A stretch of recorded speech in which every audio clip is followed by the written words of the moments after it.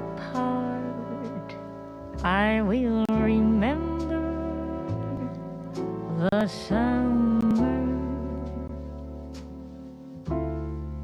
Remember when everything was bright and new.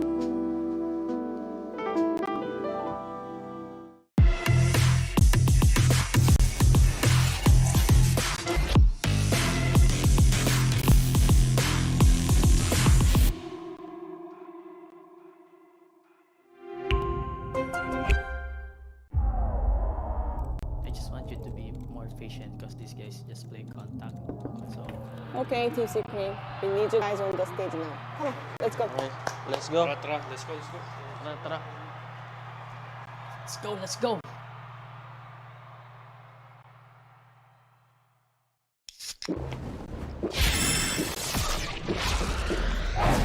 Red Bull gives you wings.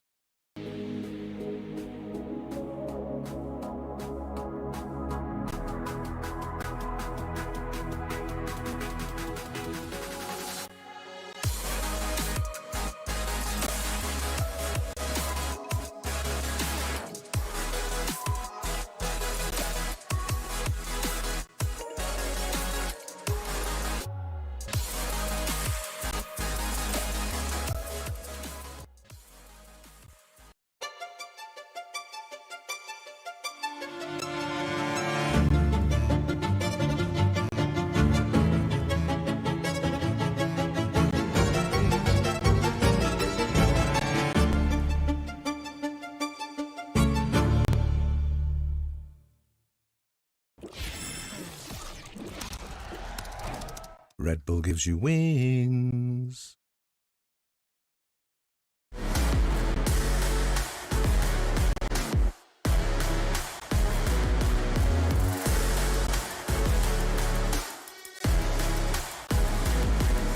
No, I'm not really stressed. I just have a headache. I mean, it's okay, Alex, to say you're stressed. I'm stressed as man. This crosshair, I used it when I was younger, bro. Now I'm a bit old, so I don't know if you're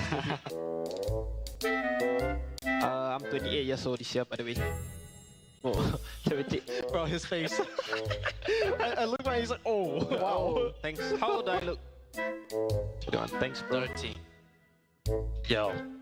Toxic, this one. How old does Zess look? 20. 45?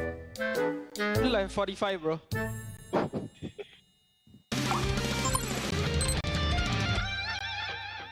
야, 텐션 좀 올려줘봐라. 어떻게 해줄까? 어?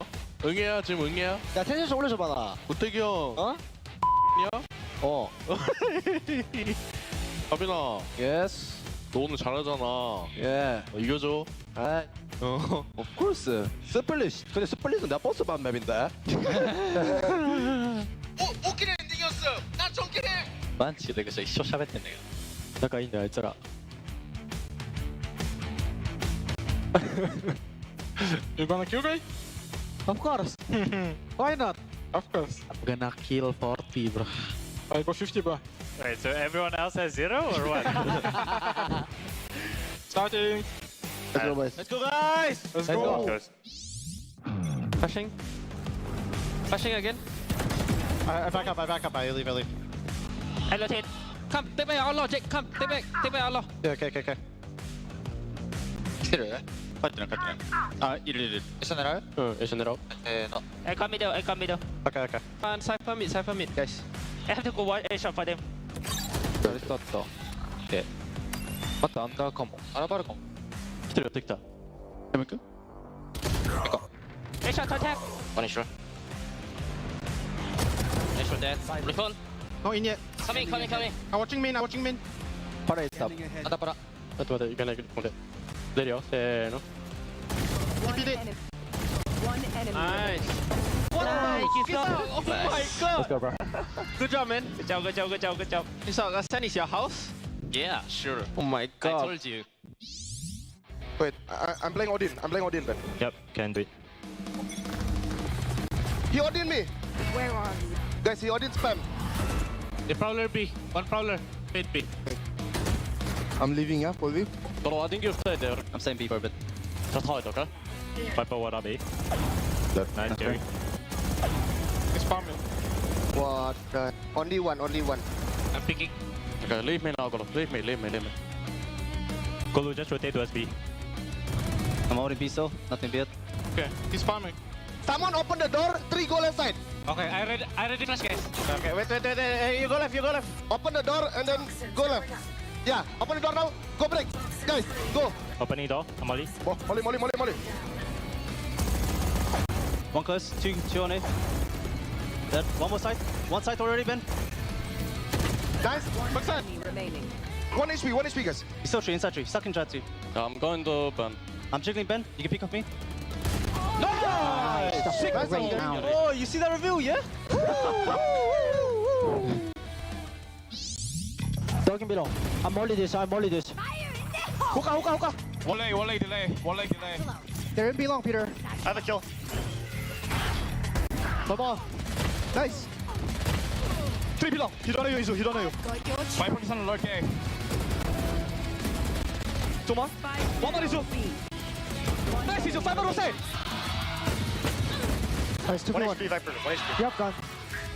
They can't come long. I have a contain. He's gonna leave. I'm running. 1 sec.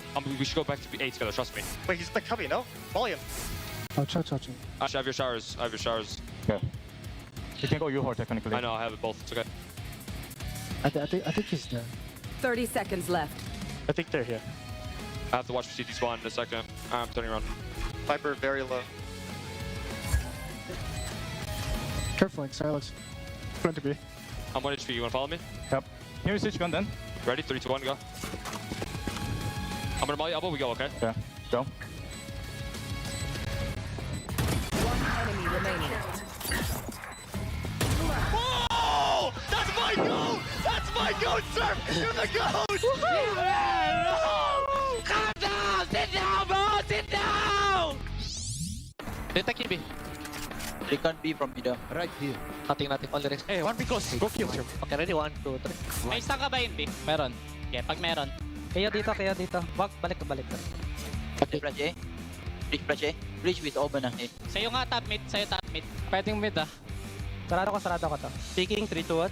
Yeah, let's go mid 2. Leave me alone in it. Look left side on may paleta pa. Yeah. Go now. Cypher mark. Let's go. Coming. Right here. Mag-i-split ata. Mag-i-split. Top mid. May stun ako, Bash.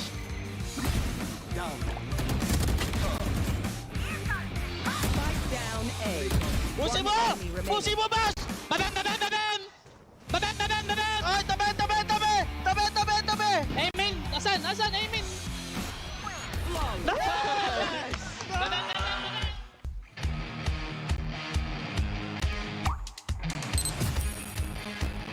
意味ないいない。キルジョイ A かなキルジョイタレって A にある。もういける。俺 B に目足りないよ。ちょい。一緒見てる。あ、エメ降りた。エメ一人降りた。エメンさんと、見てる。パラコンマいってる。ゴー。いた。も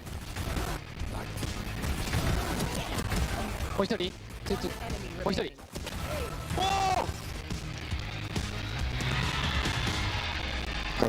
何なんかパラ、は全員俺のことを見せたって。でかい。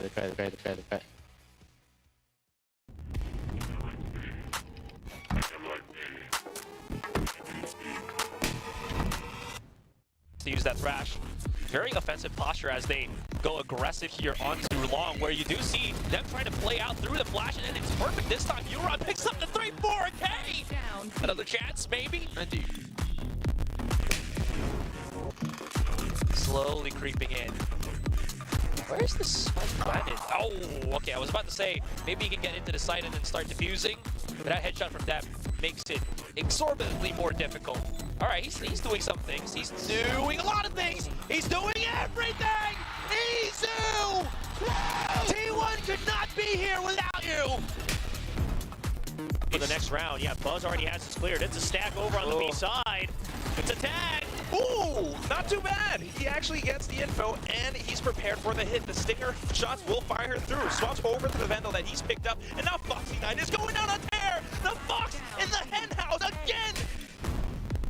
They've marked B main. That's Elmimore gone. Lakia's ready for watching the the back as well. That's Sparrow down. Both Jemkin and Estrella are in, and they're stuck Jemkin able to fire back and blocking off lanes for the time being, though. Then Munchkin comes through, still running out of time. Oh, the shot, Jemkin!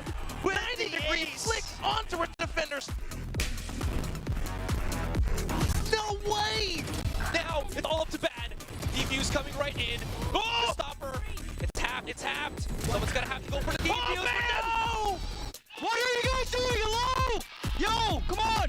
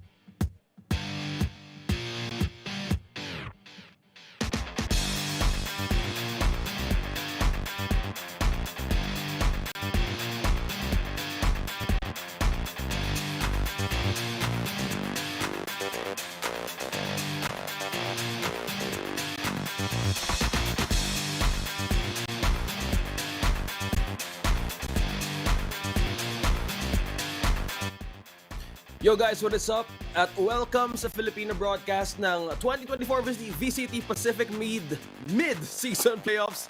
Day number 6, I'm si Vil at si Rockhart.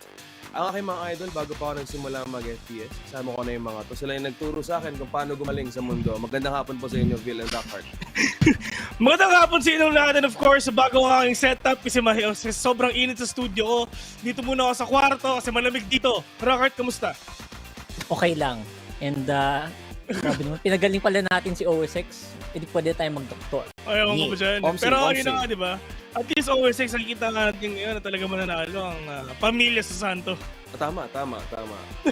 Masakit man suotin yung t-shirt mo, Vil, pero maganda rin yung pinost mo nung isang araw eh. Totoo ba yung na... Sumasayaw? Oh, actually nakita ko magpan-trophy ko, isa yun Gusto ko yun makita live. Pero may tanong lang ako dun kasi since you're wearing the t-shirt, ano yung tinatawag na team secret buff ba? I know pangat man siya sabihin, pero you've been posting it sa Sokmed mo. Bakit ba? Kasi parang ganito yan, di ba? Lahat ng mga nakatalo sa Team Secret, yun yung nakakuha nga ng matinding trophy, kumbaga. Tandaan mo, natalo ng Ascend ang TS nung 2021 Champions Berlin. Actually, hindi pa TS yun brand pa yun And sila yung naging 2021 World Champions. Nung tawag dito, yung Genji, sila yung nakatalo sa TS, di ba? Anong nangyari? Naging Pacific Cup champion and nag-qualify din sa Masters Mid. Dumating pa tayo sa punto na naglaban nga sila ng Sentinels, di ba? Ano pa? Zeta Division. Tinalo sila nung 2023 VCT Pacific LCQ. Tapos, sila pa yung nag-qualify nung Los Angeles. Kumbaga, stepping stone tayo ng mga sobrang lakas. Pero syempre, as a Pinoy, hindi tayo dapat maging stepping stone lang. Dapat tayo yung pupunta sa taas tulad ng ginagawa ng mga iba natin tropa dito.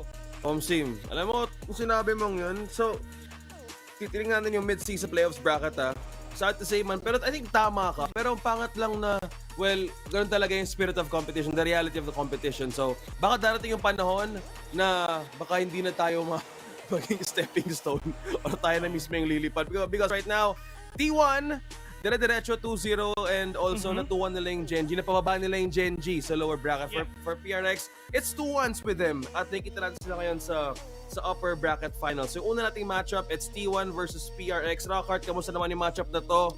Because pinadala yung dalawang malulupit sa baba. Well, so far, if you'll remember, Paper Rex, ang unang 13-0 team dito, una silang naka 13-0 as in chill na chill. Suabe. And they brought that heat laban sa DRX, which is why napababa nila yung DRX sa lower bracket semifinals.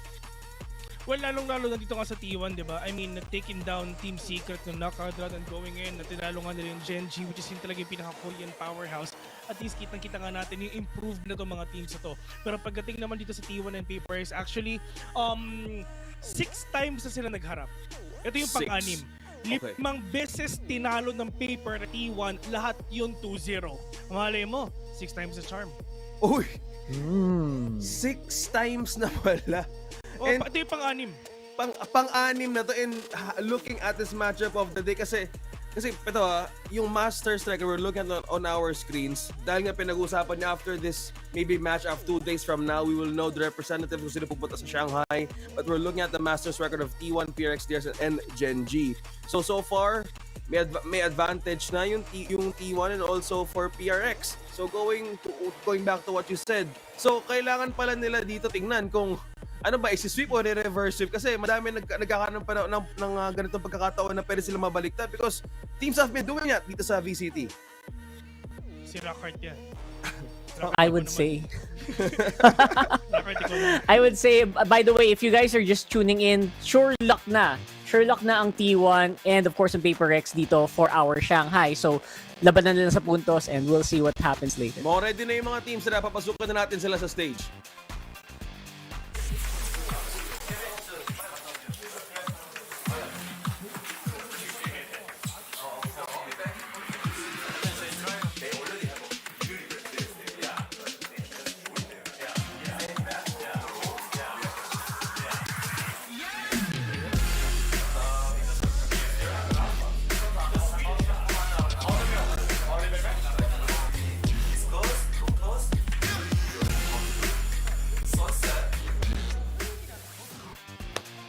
Napakaganda naman ng mga gear na yan. I've been a fan of this team na, well, it was a 5v5 back then. And, yeah, go ahead. Kung napansin mo actually nakausap ko si Dubstep dito. If ever sa lahat ng players ng T1, kung napapansin mo, si Saya player, meron siya isa tungtungan. Oo. Kasi nakataas yung kamay niya. Kasi ever since kasi nung bata siya, ganun siya maglaro. Dinala niya na ngayon tumanda na siya. na ganun pa rin nga talaga sila maglaro. Pero at least, yung T1 dito ngayon, talagang dumating na tayo sa mga times nga na last year, medyo hindi talaga sila nakaka-advance. Pero right now, matindi yung mga pinapakita nila. Qualifying nga sa lahat ng mga international tournaments natin, all the way nga papuntang China. And kahit anong mangyari ngayon, Xcret, talagang sobrang proud talaga ng mga parents sa'yo. Kasi balita ko rin, si Xcret na yung new IGL ng T1. In terms of him being IGL, matindi na yung improvement na pinapakita rin dito ng team na to. And on the other side, it's Paper Rex naman who are looking really hot. As in, nadami nang lumalabas na memes ngayon na something doesn't miss. So, ganun na siya kalupit. And I think Paper Rex right now is the team to really watch out for. Hindi pa rin sila tumitigil. W pa rin. May mga rounds na W pa rin. Hindi ko alam ba't yan yung titignan nila right now. Ang ganda naman ng picture dun ni Davai. Pero yeah, Coach Alex has been looking a lot more chill in the previous games. Yung mga coach cam natin. So I really like what I'm seeing from this team. Yeah. Pero sa totoo lang, I mean sa lahat nga ng members nga dito ng Papers, this is the strongest iteration so far. I mean, itong 4 players nga ng Papers, they've been together ever since 2021 nung wala pang salitang VCT. Talaga sila na talaga yung magkakasama.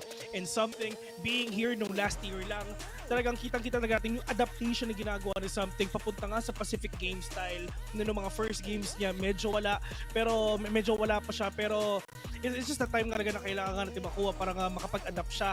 And with him adapting to all the capabilities na ginagawa ng lahat ng teams niya, talagang lahat ng players niya, talagang sobrang isa na talaga sa pinaka-scary so far na talaga makakatapat nga ng T1 to the fact na 5 beses na nang tinalo nga itong team na to, lahat 2-0. Grabe ko kanina sinabi mo 6, ito naman 5 for Paper Rex. Kasi sabi mo magkakasama sila ng 2021. Kung di ako nagkakamali, this was the there was a time noong 2023, this was somewhere between May, na tinalo din nila yung DRX on a 3-2 reverse sweep. So, is this an ongoing rivalry between them na pwedeng binabanted din ng mga tao? Tama ba, Vil? Well, mahirap din kasi in terms of rivalry kasi kung sobrang lakas talaga ng Paper Rex, lahat talaga tatalunin nila. Pwede kong rivalry kung palit-palitan silang panalo, panalo, hindi eh. Lahat sila puro talagang hard stamp yung ginagawa ng Paper Rex eh. Well, at the end of the day, yung T1 naman, yung last 2 games nila is na overtime niya yung Paper Rex. So malay mo, makabawi na sila ngayon na hindi na overtime yung mangyayari. Kung hindi, map win na. At match point pag-uusapan, Season's 3rd Susanto Derby, X-Curate. Let's go Shanghai together. Bro, how did you make it? O, diba? Ito yung kamustahan, pre. Paano mo ginawa? Pero magkakasama sila sa Shanghai. Rakart. Ito pa pala yung ano, no? Oh. Ito pa pala yung hindi natin napapansin na actually, may mga nagtatrack na siguro nito for sure, yung standings itong dalawang to. It's gonna be another decider here. Pag na 3-0 pa si Big Bro, sino ba yung Big Bro dito? Si X-Ray yung Big Bro dito, di ba? Pag na 3-0 pa yan, mag-uusap na tayo, mag-meeting na tayo sa bahay. Pero for sure, obviously, Forsaken, medyo mahirap talagang kalaban yung mga yan kasi like every single person on that team feels like they can really pull off yung mga literal 2-man, 3-man clashes. Everyone seems to be just ready to take these duels so easily kahit na controller position ka pa. So I really think that Paper X has a really, really good spot here. And Forsaken obviously has a lot to show against his sibling. I think he has si been Osnub no? Si Forsaken si Osnub nga dito. Pero doon nga ginawa nga sinasabi nga ng mga panel natin at mga iba't ibang tao nga rin talaga na yung improvement na pinapakita dito ni Xcret. Not just that, si Izu as well. Yung Izu, yung mga big brain plays na ginagawa niya, they wouldn't be here without Izu. They wouldn't be here without Saya Player. Si Saya Player, sa totoo lang, meron mga tao na nagsasabi na, okay, Saya Player is overrated, blah, blah. Pero for me, Saya Player is a beast na talaga. So, pag lahat talaga na katapat niya, talaga nakakatakot na pag siya yung makikita mo muna. And they complement each other. And looking at the highlights of T1 and PRX, ito yung time na nagkakatalan. So you said they had 2 overtimes in their last 2 match. And kasi sabi mo, if adaptation and games for PX, for T1 naman, ganun sila kabilis mag-adapt because we've seen teams na napapako sa 9, sa 8, sa even sa 10, nahihirapan sila makabawi. So from this, we're looking at a great matchup. So magkakatanong lang kung anong advantage ni T1 against PRX. You've mentioned about Forsaken, so for T1, so sino pa ba kailangan nila bantayan? Because you've mentioned about players who's also growing, who's also doing all the work. So is this a map advantage as well? Kung paano sila magkakaroon ng pagkakataon dito to take against PRX? In terms Yeah, of... you know what? Ay, sorry. Sorry, go ahead. Sorry, go na. Mas pogi ka sa akin. Oh, sige. Sige, thank you.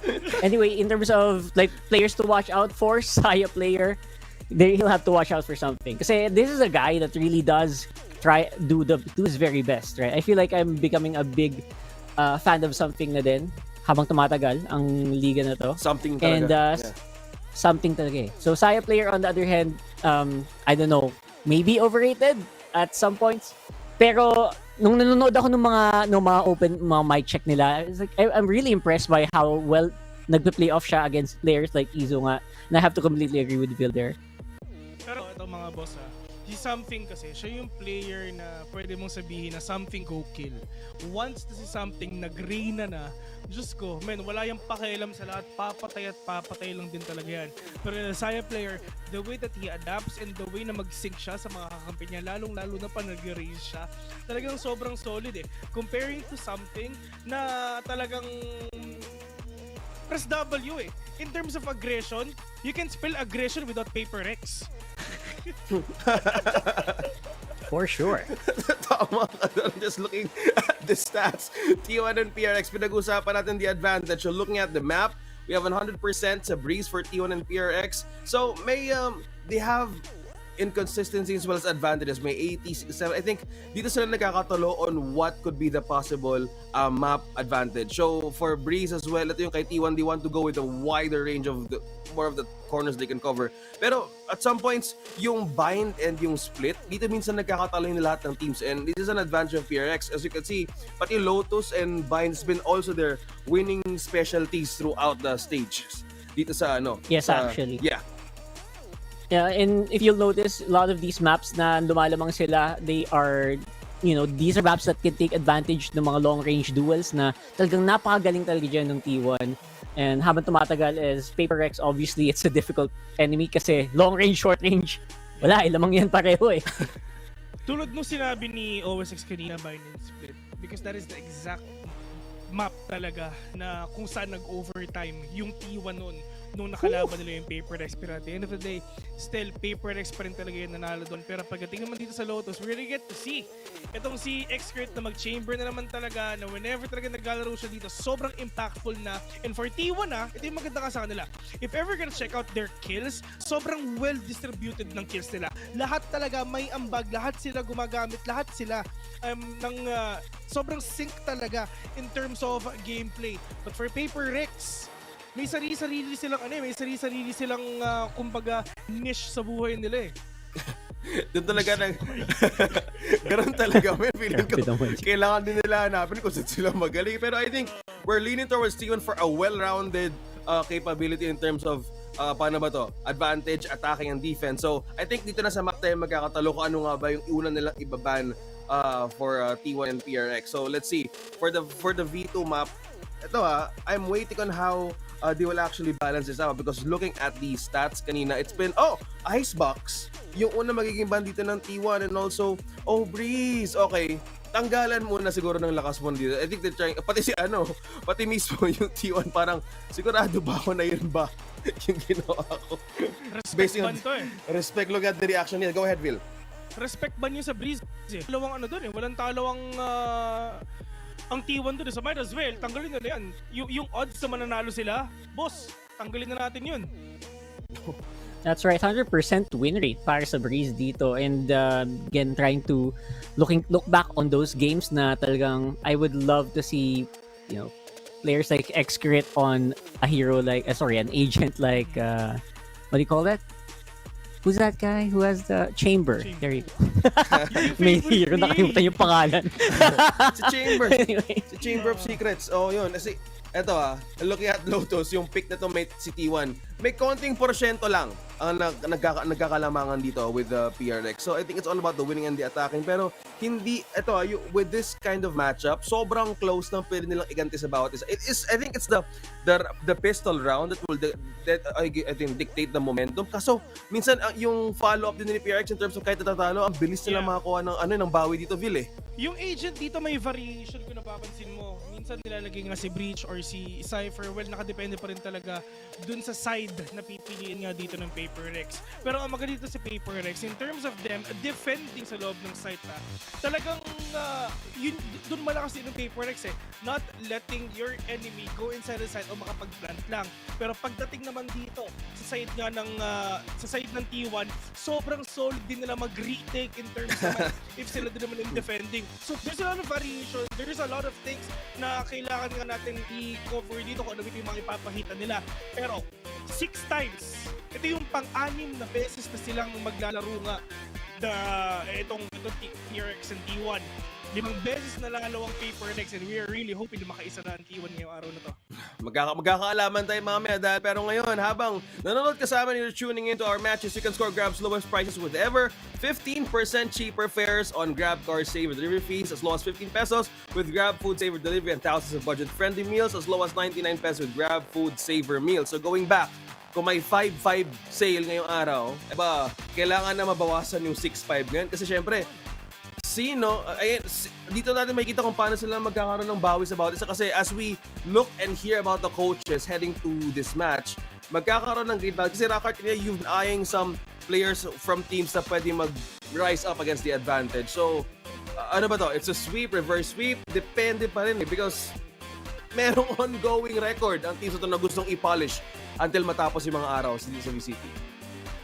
Yeah, for sure. Not sure if there's gonna be a sweep here today. Historically, I think lahat halos ng rounds ng games right now here in the playoffs is 2-1. Yeah. So hindi na ako nag-expect ng sweep at all. Depending on the side that they pick, I think sino ba nag-pick nila? Let me double check here. I think T1 is on PRX is on attacker. So expect mo na for sure makakapasok yan ng side paulit-ulit.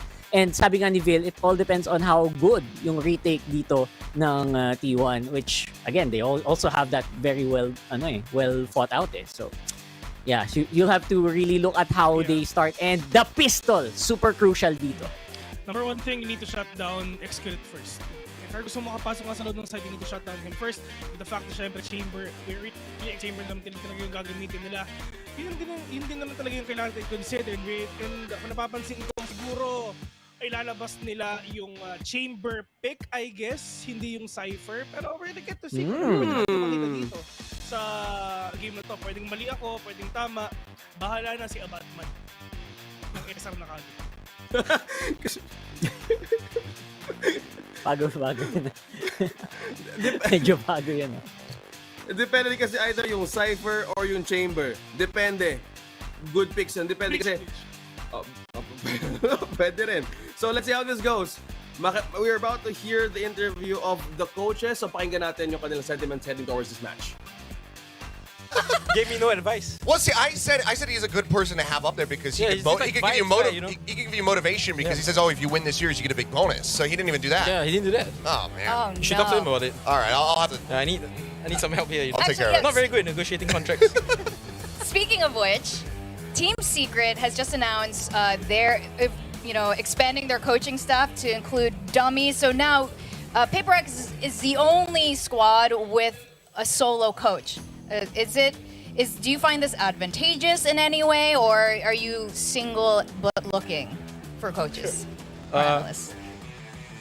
I don't think I find it advantageous. I think PaperX, it's a VALORANT org, so everyone plays VALORANT. If I need to bounce ideas of anyone, I don't need to have an assistant coach. I just go to the CEO, even though he was not that much help. But, no, but Nick has given us he's pretty good at VALORANT. Sound advice before. Yeah, plat 2, maybe? No, he's like Diamond. Nah, plat 3, maybe. You are not getting a bonus at this rate, man. Can you say something nice about Nick? Brutally honest. Yeah, I mean, I don't really need assistant coach right now. I think the fact that like I have people experienced like Harley, DSN, you know, these guys have been around for a long time in different scenes, and I can draw experience from them in different ways. Also, my whole team functions as like a, you know, they all chip in in regards to creating strats or like talking about the game. So we all learn from each other. So right now it's okay, but I mean, I don't know what will happen in the future. Maybe, who knows? Maybe one day. Speaking about brutal honesty, we see a lot of your honest takes during the coach camp. So I want to show you a clip here. I don't know if you know this, but you look really angry at your coach desk. I have to ask you, which...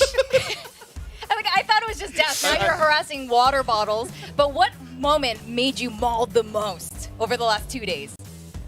I mean, I don't exactly remember when that happened because it happens You're a in lot. the moment, yeah. But one of them I know is when Zing, for some reason, he decided that he wanted to push his wall. You know, he was on his wall and he got off, and we cleared A main, so they had to be middle, right, or B, and JJ just goes like pushing B this round on eco.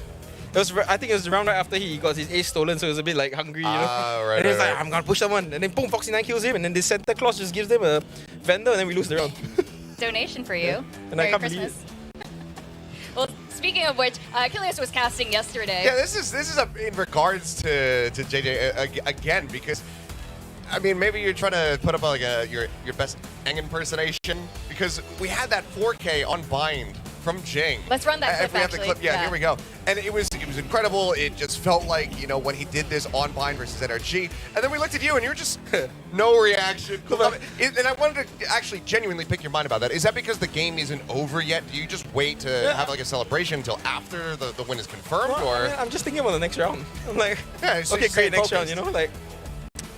No next time round. for I'm kind of nervous, you know. Like I'm really like, okay, good.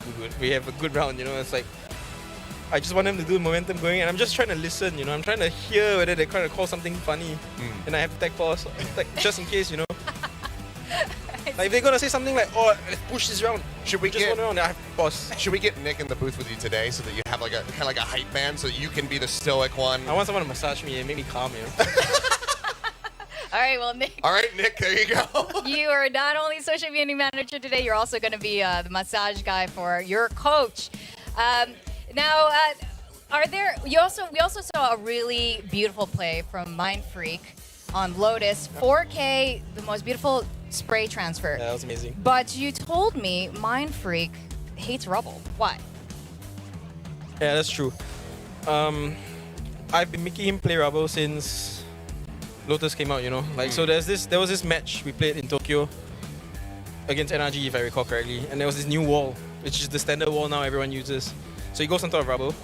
And you know how you throw that one-way smoke and you think they're not walking through that one-way smoke. So this wall comes up, Aaron's there on Rubble, he's watching it, and it drops, and there's 4 NRG players there staring at him, and he's alone and he dies. And then we keep telling him, like, Aaron, you have to play Rubble, you know, you have to play Rubble, because it's the most important spot in the game. You control Rubble, you peek, you kill the guy. And he's telling me, Alex, I cannot play Rubble. Then like last week he blew up. You know, he's like, I'm not playing here. You know, I'm not effing playing here. I refuse to play Rubble anymore. I'm not playing. Then we tried to like JJ was like, no, I'm gonna help you. Like then he complains. He goes like, JJ, you always run away to see so you can throw your nade, and then there's nobody helping me. And I say, come help me. And then by the time you guys arrive, I'm dead. You know, so he's been complaining for like, and then yesterday he just decides to TP on Rubble. I'm so proud of him. He found the moment. So that wasn't even like a forcing. You didn't just say like, I don't care how you feel about Rubble, you're playing there no matter what, and kind of like lock him in that cage. I've locked him in for like a year and a half. Okay. And he's freaking out. And then he put himself back in the cage, so now he's getting Stockholm syndrome. Exactly. It's his house. He likes it. You know, it's a bit masochist. I suppose so. So moving away from the masochist, like as a treat, what would be like his favorite spot to hold if that's okay to Well, he likes to play in tree, you know, he likes to play anywhere that there's a nice one-way smoke that if you run through, you die, you know. So the trees is a nice spot, but he's waiting there with his smoke, you know. But when you tell him to go off this spot, you know, just go a little bit further, his face is black, you know. Oh, dear. Well, Mind Freak is anyway. That was an amazing Sperry's transfer, I believe. Yeah, you were casting that moment. It was so good. Now, the last 4 weeks, what are some of the themes that you want to carry forward and replicate to help secure the Stage 1 finals? What have you done right that you just want to keep doing? I think like generally last year we tried to start slow and ramp it up, you know, and just be very accepting of mistakes. I think we did the same thing now, you know, like try to use the early part of the season to learn about the game, you know, learn about the current meta, try to understand like where we are at and how we can do anything, you know, and try and prepare stuff that we can show later in the season. So I think we've reached the stage where, you know, time to show our stuff, try to get to the grand finals, and then once this ends, you know, do it again for Shanghai, and then rinse and repeat for Split 2, you know, start slow again and slowly move up. All right. Well, do we have a mini game? yeah, for Alex. Oh. Production has a mini game for you. Okay, so you're gonna basically hold up. Oh, am I holding the wrong ones? Sorry, it's this one. Oh. All right, so you have all the teams here. I'm gonna ask you some questions and just hold up which one you know that you think. Okay, so the first question is, what was the most frustrating match? Oh my God, he's holding a team secret one. I barely asked the question. What was the most frustrating match? Was it Secret, Talent, or DRX? Wait, this is for playoffs or for the whole season? I think for this Season. Oh, Yeah. Secret, man. Yeah, that you picked up the right one right away. Do you want any remarks about that, or is it pretty self-explanatory? Yeah, I'm never letting the uncle play Sova again. I'll just tell you now. Jesse You back. already know what's gonna happen. He's never playing Sova against us. All right, today, you know, match 2 is going to be DRX or Genji. Who do you think is going to win today? What's your prediction? I think DRX is gonna win. All right. Simply because I think Marco is the GOAT. Oh. And he's gonna show up today. Okay, I think a lot of us can agree with that. Okay, we want your honest answer. Do you think T1 or Genji was the better opponent? I think we match up better against T1, and I think you know, there's the whole brother rivalry thing going. That's Talent. Yep. T1, I'll find it. I mean, they look so similar. They do. Yeah, they do look really similar. A little bit inverted. Yeah. But T1, Yeah, okay. I think we match up slightly better against T1. Okay. All right. Okay.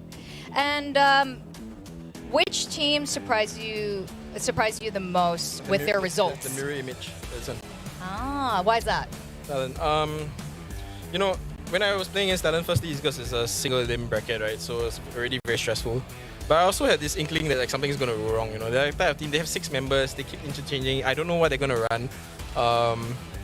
You know, they play a different style, you know, very, very control-based. They like to run around the map. They like to go into the B-bomb side, disappear, come back to the C-bomb side, disappear, go back to the A-bomb side, you know. So I find that very difficult to play against.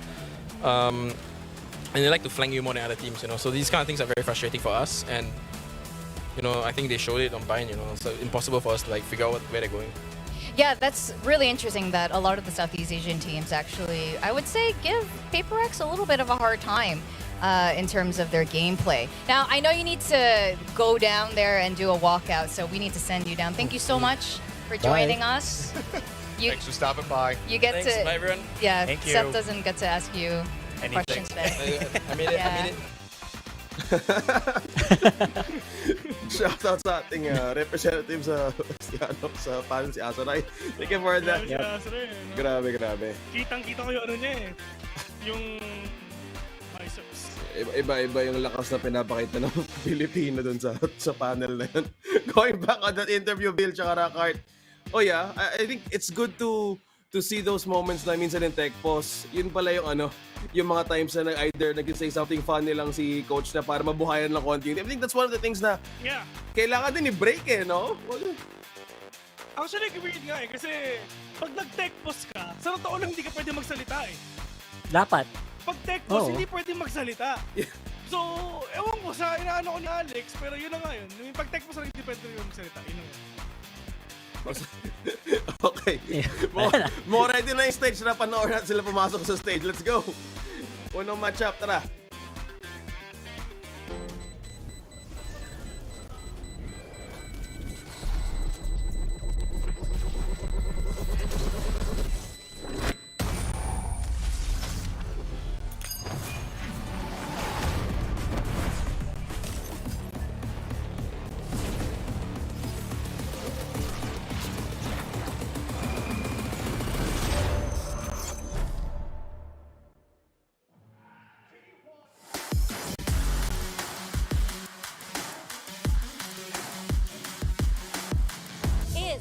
is the T1 that everybody has been waiting for. 저희가 일반 시즌에서 너무 못했었어 가지고 그거를 이제 다 이겨내고 상하이에 진출했으니까 너무 행복합니다. 다들 긍정적인 선수긴 하지만 특히나 카르페 선수가 작년처럼 되게 긍정적인 콜 그리고 팀이 부진할 때 되게 일어나라는 콜 그런 게 되게 많이 도움이 됐던 것 같습니다. PaperX punch their ticket to Masters Shanghai. I'm really happy that we managed to win. With this match against DRX, Forsaken called a lot and it really helped us because we won many crucial rounds based on his calling. He played a really big part of this win. For Masters Madrid, I wasn't there, but now I'm really happy that I'm able to play in Masters Shanghai. 어떻게 보면 저희랑 조금 비슷한 바이브를 가진 부분이 있거든요. 약간 공격적이고 상황 변수에 좀 대처가 능하다. 그런 부분이 되게 정말 견제가 많이 될 것 같고요. 마인드 프릭이 요새 정말 클러치를 잘해요. Swing out, but Mind Freak! 클러치의 진짜 신이라고 할 정도로 잘하는 것 같은데 요새는 마인드 프릭 선수가 좀 경계가 됩니다. T1 has really shown a lot of improvement and they're slowly getting their form, so I definitely think that they are tough competitors, but we're gonna prepare and overcome them. 마스터즈 가는 게 목표가 아니라 정말 챔피언스에서 우승하고 싶은 게 목표일 만큼 어디까지 갈 수 있을지 팬들 여러분들도 응원하면서 지켜봐 주시면 좋겠습니다. I will try my best against T1 to win this match and hopefully win the entire championship.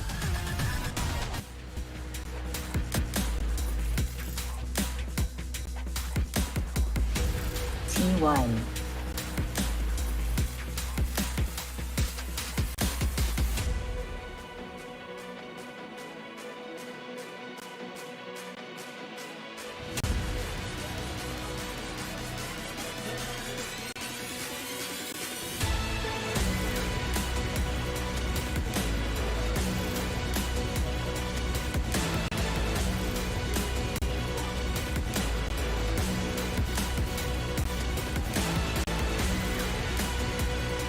Paper Rex.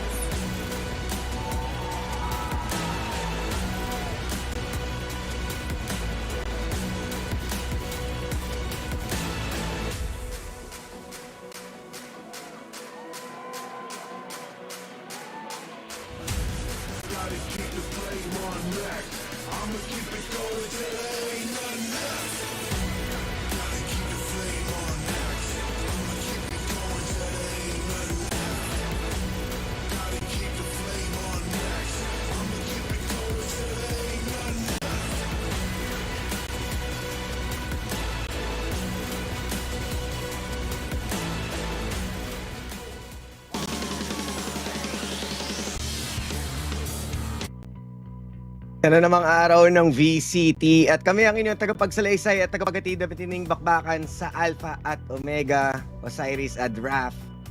Laban na.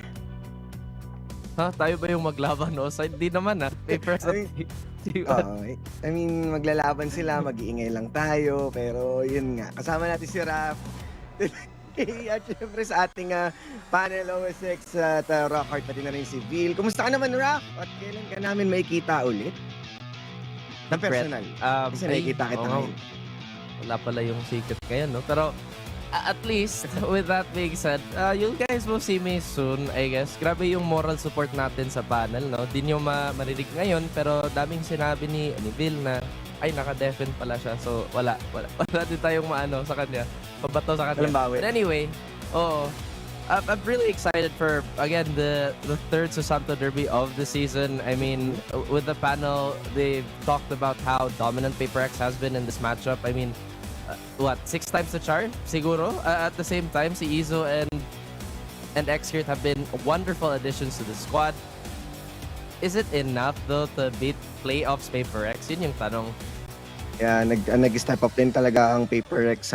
Nabanggit nga nila na they had their issues previously nung natalo sila ng Team Secret, and it feels like they are an unstoppable force ngayon, giving it 13-0 against Talon. Although much understandable, Talon has also their issues pa, and nag-bounce back naman si Talon from there on. Pero syempre, PaperX, even from yesterday, looking pretty solid, and undefeated sila sa run nila. That is true. I mean, like Paper X being the true kryptonite of so many of our teams here, it's just normal for us to see how dominant they can be. Pero minsan din kung matalo yung Paper X, ang sakit din para sa mga Paper X fans kasi yun nga, medyo sanay na tayo sa dominance. At the same time, I'm really curious how they're gonna anti-strat if they're gonna run into that chamber kasi nakita talaga natin if yung team at least playing against Xcure's chamber, kung walang flash, ang hirap talaga. That pick is so greedy with map control and it just works out for T1. Yeah, and nakita rin naman natin yung performance ng Paper Rex on taking etong Lotus, especially taking control sa mound on something solely, and you have the rubble control na dinadala nga dito ni Mind Freak and Jing. So, countering that chamber would still be definitely out there, but if you're feeling confident, syempre kailangan natin ilabas lahat ngayon as T1 and the Santo Brothers on your screen right now. Nagsisimula na ang head-to-head natin in a bit. Parang mas trip ko yung hairstyle ni Xcuret Sorry Mr. Forsaken, pero I think talo ka sa hairstyle department. Okay lang, may skincare naman siya. Oo nga no, like 'di ba ang dami ng times na tinanong siya about yung skincare niya. Tas it's better than honestly like 99% of the world, but at the same time going back to the agent comps, 'di ba pinag-usapan natin yung paano i-handle yung operator ng chamber ni Xcuret, and now we have Paper X. Di talaga nagkulang ng flash. Kung hindi lang flash, may paranoia pa at may bot. Yeah, and sila din yung attacker kind of fitting din talaga na ilabas nga nila tong breach, and the breach that offers a lot on terms of long range utilities na pwede niyang ilagay from site to site. Control nila yung tatlong site by Forsaken just staying around B or even on waterfalls. Ang dami nilang option just to shut down the aggression ng T1 once na mapunta tayo sa second half. But then again, for now, Paper Rex, alam natin gaano sila ka-explosive when they want to take a certain site, and with all of those utilities, pwede silang maging ahead dito ngayon. At the same time, no, since wala silang sentinel on 3-site map, medyo mahirap siguro mag-lockdown ng any portion of the map, in all honesty, from flanks and whatnot. But at the same time, yung active control nila sa, again, everything they have is gonna be something that T1 has to deal with eventually. Tingin ko nga yung mahirapan ng sa matchup na to, I think it's gonna be Carpe. Again, Fade really good at brawling. Kaso, against this really oppressive double initiator lineup, I feel like he's not gonna have the greatest game. Well, kailangan nila rin yung C's to just slow down itong members ng Paper Rex. So Carpe doesn't have much of a choice, not unless pwede siyang mag-gecko to add utilities pagdating dito sa Lotus. Pero yun nga, no, wala rin halos talagang makakapag-anchor nitong site, and Xcuret, if ever mag-take man siya ng aggressive angles, yun lang yung pinaka-way nila apart from the Fade utils to stop Paper Rex. Siguro with both the teams we have now, in terms of like play style and just agent comp, and we've talked about it, how active it's going to be kasi yun nga, yung chamber, di naman talaga siya passive pick. You still have to find so much value with the headhunter, and that means you have to take a lot of fights. And sometimes it doesn't translate well. I mean, alam naman natin lahat na chambers will naturally take a lot of risk. Kahit may teleport siya, sometimes you just lose the fight. Yeah. And with the perfect team, or sabihin natin currently nasa momentum na Paper Rex, alam natin in terms of solid communication, not unless merong counterplay talaga si T1 to protect or play around these chambers ni Xcuret. And Xcuret has been consistent, no? Kada lumalabas ito sa Lotus, kayang-kaya naman nila maipagsabayan. But then again, we are talking about one of the top 1 teams or consistently showing even on international itong Paper Rex. Kaya masusubok, kumbaga ito na yung peak performance sa pwedeng ilagay ng T1 to entirely cement themselves in terms of improvement. Kasi nakita natin na they are somehow slow, pero itong playoff mode nila sobrang laking bagay. Ang hirap din siguro mag-maintain ng ganyang klaseng performance. Lalo na medyo bago din yung core ng T1. I mean, Izo, as you mentioned, Xcuret has been playing so well. Especially considering this is Xcuret's first stint with this team, and you have to shoulder the load of playing a super difficult agent that's high risk by nature. Tapos ikaw pa yung nag-hard call para sa group mo. Yeah. Siyempre, grabe yung pressure on his shoulders, diba?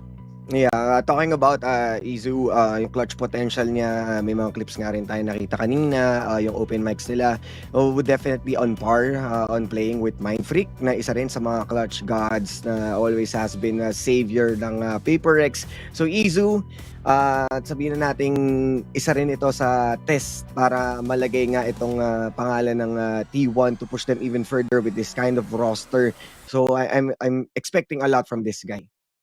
Absolutely. Ako, medyo na-surprise ako na ganito pala ka-deep yung run ng T1. I mean, again, it's not a team that I had my eyes on for most of the regular season. Tapos, eto, they've probably pulled off a lot of upsets, and the way that they've been getting better throughout the entire thing is just really, really impressive. Again, all things considered. Yeah, and I believe sila yung natalo sa detonation. So, Yun lang. Parang, okay. I believe sila yun eh, yung nagbigay ng unang points ng detonation. So, this is a really good bounce back after nga nila matalo, consistently proving who they are. At nasabi nga rin ni Justin Villaseran na naka-defend naman kaya wala tayong problema sa full name. Entirely ano sila, the team secret buff. So kung syempre kung alam mo naman na first round pa lang, alam mong lalabanan mo ng team secret, they did their homework, and then on the next round nakalaban nga nila Genji, also pushing them even further. So ano mo yun, palaki ng palaki yung chances and improvement talaga nila. So there's no big of a question that T1 is really in contention against Paper Rex, but how long can they withstand itong aggression ng Paper Rex? Tingin ko nga, like, no matter how this goes, it's gonna go 2-1. I mean, historically naman with our playoffs, we haven't seen a clean sweep just yet. And if Paper Rex or T1 would go for that first one, or rather be the first team to have a sweep in the playoffs, then that's going to be such a statement. At the same time, yun nga eh, like yung heights ng T1, it's been really high. Yung lows nila, I guess medyo questionable. But to add to that point, that I think this has been such a competitive season, like all throughout. Yung DFM nag-improve, T1 nag-improve. Actually, lahat ng team nag-improve eh. Yeah, may ano siya eh, may pagka cat and mouse na sobrang umaangat na yung ating standards. But then again, yung mga super teams natin, they keep on leveling up din. Although Genji, medyo after nitong mga recent performances nila, after nila matalo sa RRQ, then natalo sila bigla ngayon sa T1, means the chip on the armor of the supposedly the Immortals nga na nakita nga natin from their previous run na umabot nga ng finals sa Madrid, hindi nga lang naging enough to push them dito sa ating upper bracket. So nasa lower naman sila, pwede pa sila may paglaban, kaso kalaban naman nila yung na-dethrone nga from previous na DRX, the top 1 Korean team, ang mga kalaban ng Genji. So Korean battle ang makikita natin na mamaya. Malaking question mark din if Genji will push even further sa kanilang momentum, or ito na ba talaga hanggang dito muna yung kaya nilang i-offer. Yun nga eh, parang ang malas naman ng Genji na yung slump nila dito pa nagpakita. Like, imagine, sige, second tayo sa Masters, tapos you play a prolonged league like Pacific League, and now suddenly at the very tail end dun kayo nag-slow down, tapos nag-butterfly effect pa. Now you have to play DRX, a team that's very familiar with you. So, yun, parang okay. That's hard. Like, yun na yung pinaka-opening mo to win and be chill about it. Na antayin na lang yung next one for the second series from yesterday. And nag-fall pa sila. Pero shoutouts guys sa ating watch party. Dyan sa May Kawayan, Bulacan, pumunta kayo. Mas marami pa tayong watch party na i-implement. Mag-ready na kayo sa Seoul, Pansol, Laguna. Hindi, joke lang. Laguna, yung isa, at saka Pampanga. Pero wala pa tayong specific details dyan. Pero mag-abang-abang na kayo. For now, pupunta muna tayo sa short break. Pagbalik natin, bakbakan na muli ng Paper Rex at T1.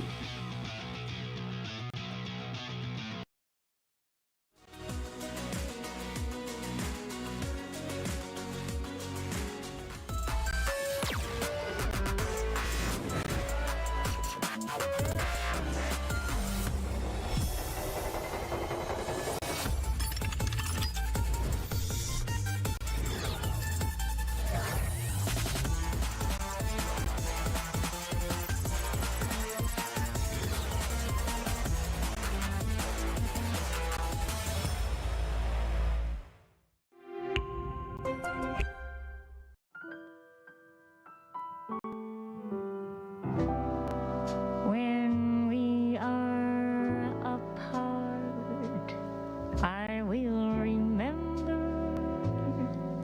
the summer. Remember when everything was bright and new.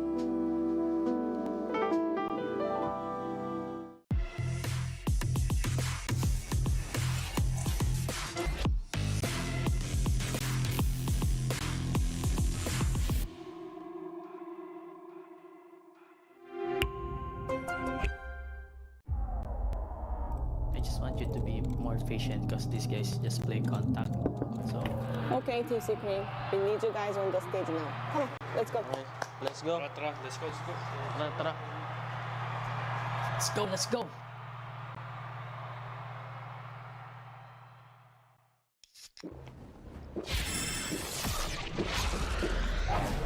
Red Bull gives you wings.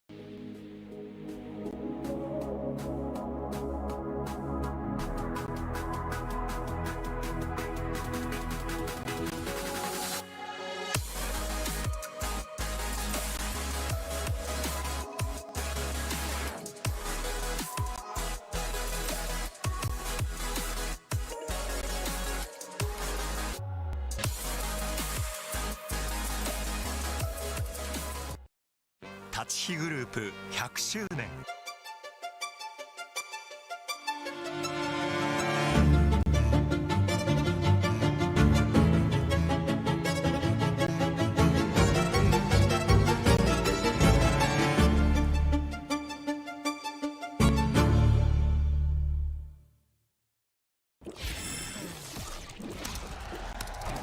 Red Bull gives you wings.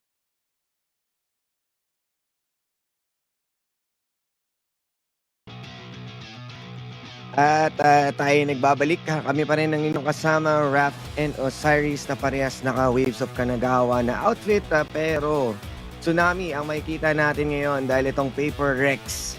With their momentum, what we witnessed from yesterday, although merong one map win ang DRX, napaka-convincing pa rin ng kanilang playstyle, synergy, and everything. So T1 might be in trial by fire. May tubig pero trial by fire. I mean, pwede naman, di ba? At the same Avatar time... na road to Avatar. Oo. Kulang na lang siguro air at whatever yung kulang pa. And now, wait guys. I think we have a special guest here. Guys, stop. Okay, My dogs are biting me. They're, napapansin. At the same time, going back to the topic, right?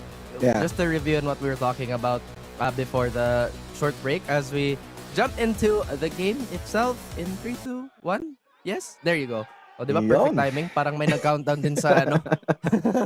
Salamat, Direk. Ay, sa wakas. Makikita na natin sila maglaban. It will be a long day for us, mga kaibigan. Kaya kung ako sa inyo, umorder na kayo ng inyong mga food via Grab. At shoutout sa ating watch party sa May Kawayan, Bulacan once again. Habang nagsisimula pa lang, pwede na kayong bumisita. I-witness nyo ang ating bakbakan for today. And ito yung mga teams na meron na or sure na yung ticket nila papuntang Shanghai. At mag-start tayo dito sa C. Of course, Paper X. Alam mo naman na gusto nila ng control, immediate control. A lot of utility here. X get the first to fight again. Jing gets the trade.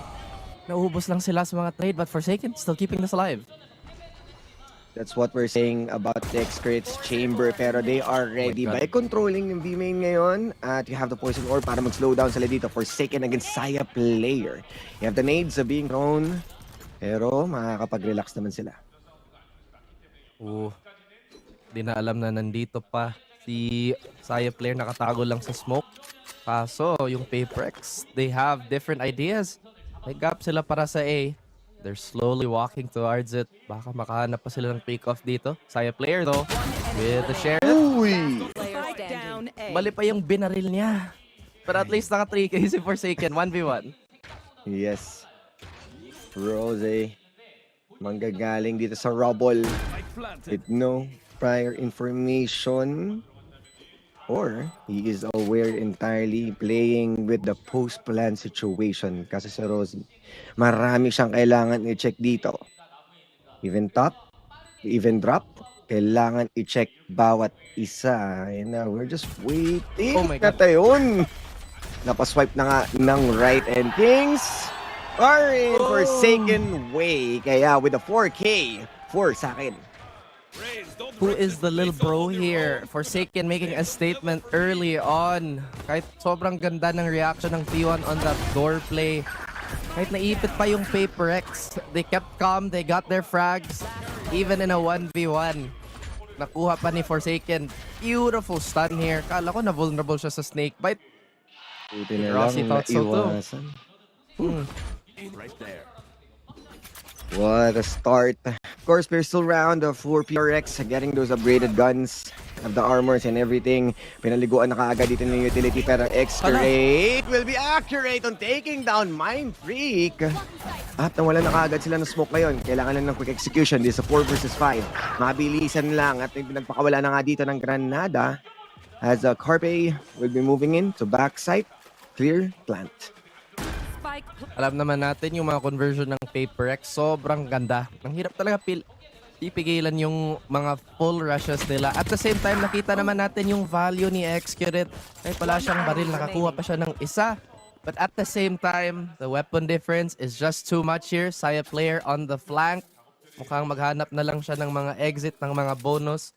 At the same time, walang nagpakita sa Paper X. Disiplina ng Paper X, and they are playing on a body-body system ngayon as Jing and Something trying to make things happen. Hunting itong nag-iisang member, pero Forsaken ang makakita dito.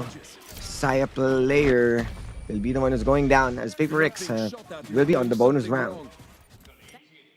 Paper X, and ito so far, nakita natin, sila siguro yung highest win rate on the third round pagkatapos ng anti-eco. I mean, I think we've seen that, what? How many maps have they played in the playoffs? Mga 6, diba? Thus, most of their conversions, again, after anti-eco has been really, really high. Kaso T1 might just be one of their more competent enemies in terms of mechanics. Kayang-kaya talaga nila makipaglaban sa Paper X. So they can't rely on that too much. Ooh. Naka-escape pa si Excuret. Kaso 3-stack ang makakaharap nila dito sa C. Although yung spike naman lurking around B. So there's a possibility. Pero itong mount, ilalaban nila ng tuluyan. But the fault line, 8 falls anyone ngayon. As bodies going down mula dito sa mount. And a 2 versus 2 ng ganun-ganun na lang, Raf. Numbers game definitely on the side of T1 here. They're trying to give chase to Paper X. But again, positional advantage on the side of Paper X here. 2v2. Wala namang utility din si Excuret at saka si Carpe dito. Isang C's lang. Medyo malayo pa din yung cooldown ng Hunt. Going for the same post plant here, Osay. Oh. JC Davay. Kaso Carpe, sisilip kaya siya. May kita yung barrel ng baril niya. At Carpe won't survive. Excuret 50 HP, and you also have nakabantay lang yung dog, hindi man lang tumakbo, pero fault line, and this might be it for Excuret dahil nakaabang na dito sila Forsaken, and bonus has been won by PRX. Nakakatakot to, and yun na yung heart na pinapakita ni Forsaken. Grabe, no? I mean, how is Paper X so consistent at dominating these bonus rounds? Baka kampante din yung T1. Feel nila na kahit siguro naka-guardian lang si Something, ayan nilang labanan. At the same time, that utility layering by Paper X has been super, super consistent all throughout the league here. And now T1, nag-free upgrade pa yung Paper X. Sila na naman mag-eco ulit.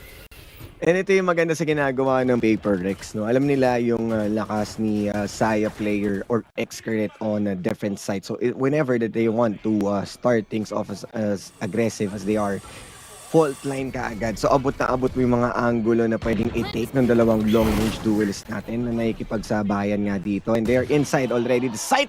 Kaso hindi, nag-corner check itong si Something, and nothing ang makukuha niya ngayon habang si Davay na lang ang maglilinis ng dalawa. Excuret makakuha naman siya ng much needed kill. And the Vandal, isang kill or orb away on having this through the force. Kaso tatlo ang nakatingin sa kanya.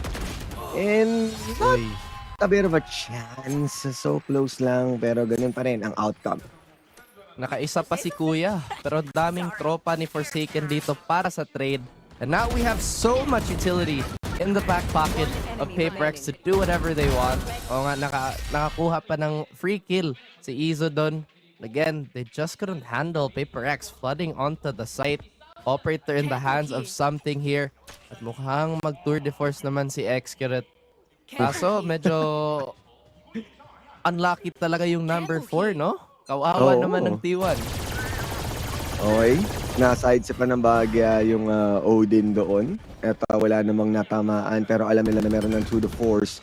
Kasi something into deep na rin. Ay, yun lang, hindi tumama. Although aware na sila sa positioning nila ngayon. At ito na nga yung magandang paggamit ng utility, pero showstopper. Makakuha na nga doon si Jing. And here comes the kill coming in as Izu will take down the Vi. May Viper wall sila to slow down a bit. Right there. Grabe yung response din ng T1. Medyo delayed in terms of utility. Naka-double controller sila. Pero look at Izo. Oh no, PaperX have no idea. Beautiful flank here. Baka Ay, nagkatabi sila. pa siya ng isa. Kaso yun nga, si Rossi. Uh-oh. Pero ito na lang. Napag-usapan natin to kanina, Raf. Izu.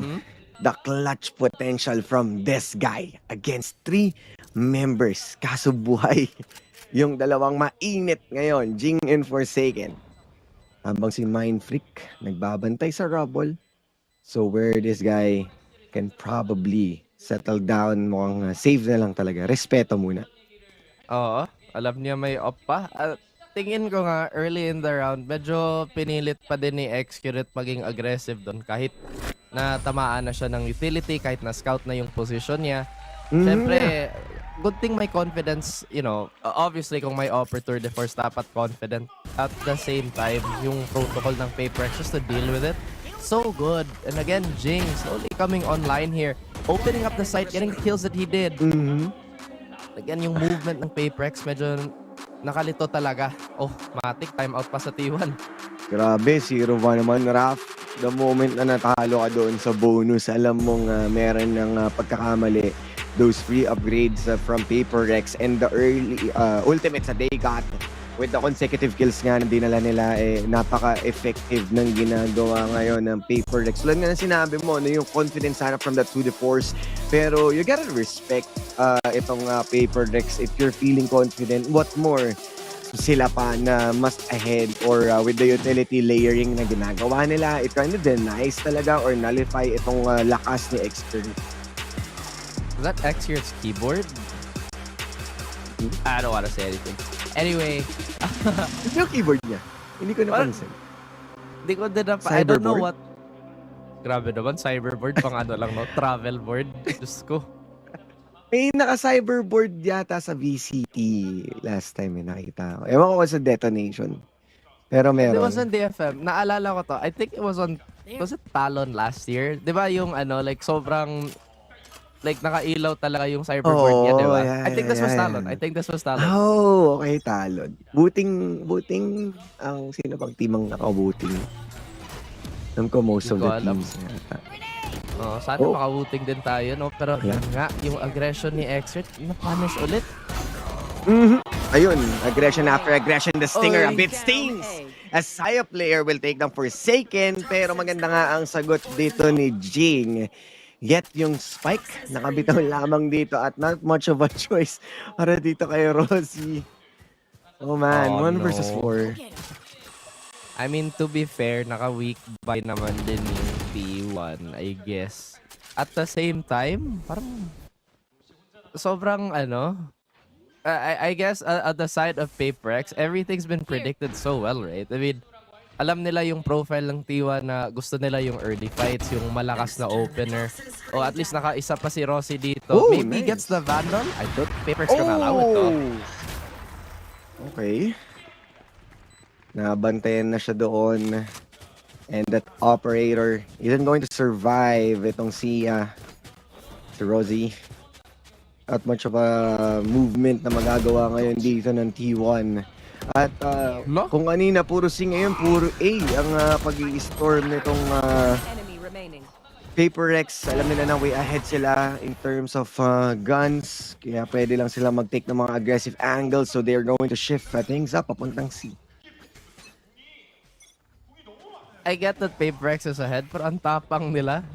They fought in a one-way and they still won. It's like, like if it's just a random normal cover, honestly, kahit siguro against any team, nakakatilt yan.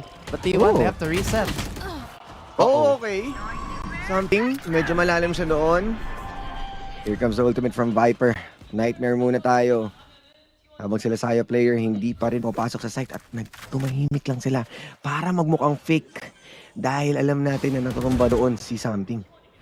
Ito din, nakita natin yung plant spot ng Paperex. Super common, pero teams have not been able to get that successful retake against them. Siguro dahil sa early picks ng site, medyo nag-overextend naman si Something. Baka tapos na yung heat check ng Paperex dito, Osay. Oo. And na-confirm na nga na meron pa rin tao with that Prowler. They are prowling around. And Showstopper, hindi tatama. Pero makakapagpunta mo naman dito sila. Excret at tuloy-tuloy pa rin ang trades natin. Up until Izu going down. May falls pala.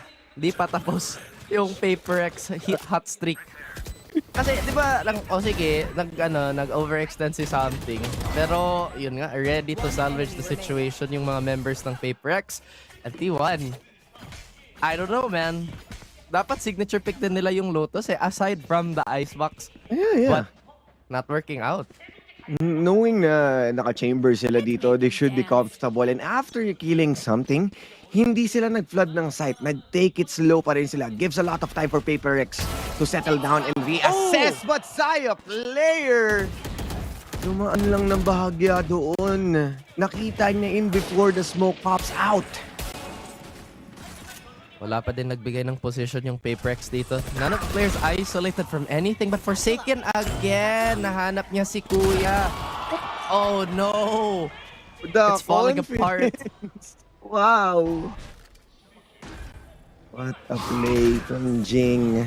Mind flick. Oh, shadowed step out. Kaso dalawa yung mga kalaban dito sa rubble. Pero meron naman nandoon si Jing para protektahan ng kanyang tropa. As Rosie will also go down. Izu with the one tap against Forsaken. And alam na nila, location confirmed. Then the jumping lason with that shorty to just complete this round. Grabe, ano to? 13-0 ang ma-witness natin, Raf. Imposible dalawang 13-0 mangyari kalaban ng Paperex. In a single playoff. In a single playoff. It's silly. At the same time, parang siguro it's so easy to say that bakit lumaban pa din yung T1 para sa Rubble kahit talo sila sa mga engagements. Honestly, at this point, like, siguro yun yung pinaka-face value ng Chamber. Kailangan talaga aggressive but at the same time, ang laki ng investment ginawa nila dito para lang sa Rubble control. At the same time, look how open the rest of the map is. Denying yung Chamber again and again, not striking fears sa Paperex to slow down. Yes, meron tayong Viper Spit dito, Rosie.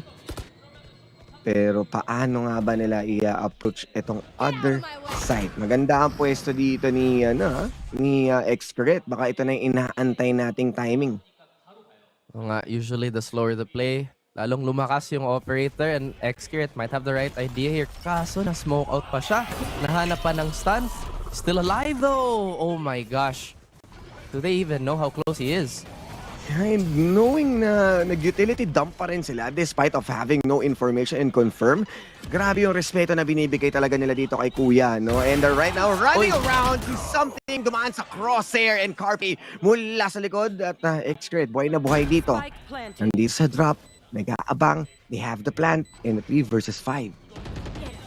Numbers on the side of T1. Syempre, mahanap pa din nila si Davai, at least with the bot. Nakita yung shoulder, but still Excret getting the frag off camera. Jing all alone. No, 13-0. At least. Baka 13-1 pa, no? Nabati ni Raf. Ewan. I don't think 13-1 to. At least nakita naman ng T1 na if we drag out the round just a little bit, then at least may oras pa makabuelo si Xcrit, or at least I guess ma-measure niya kung saan ba yun nakapwesto yung Paperex. And again, accordingly, we'll adjust. Not of a serious matter naman coming in from Paperex. They still have a lot of rounds to lose, but the economy is heavily swinging sa Paperex. A much needed timeout for T1 na wag sila mag-overheat. Maganda na yung nagisimula nila. But tama yung sinabi mo, Raf, no? Yung the slower the pace, mas nagkakaroon ng window yung T1. And nakita natin how consistent Paperex using their utility dump on certain site and then storming in front of it. Biglang, nag-slow down na heavily punish sila. Grabe yung shock factor ng yung Paperex talaga. Parang siguro alam naman ng mga teams na ganito yung gusto gawin ng Paperex. And we've been seeing a lot of anti-strats being thrown at Paperex, different ways to deal with it. At the same time, Paperex just runs it down. Like, I understand teams are trying new things, but most of them just really have not been working against Paperex.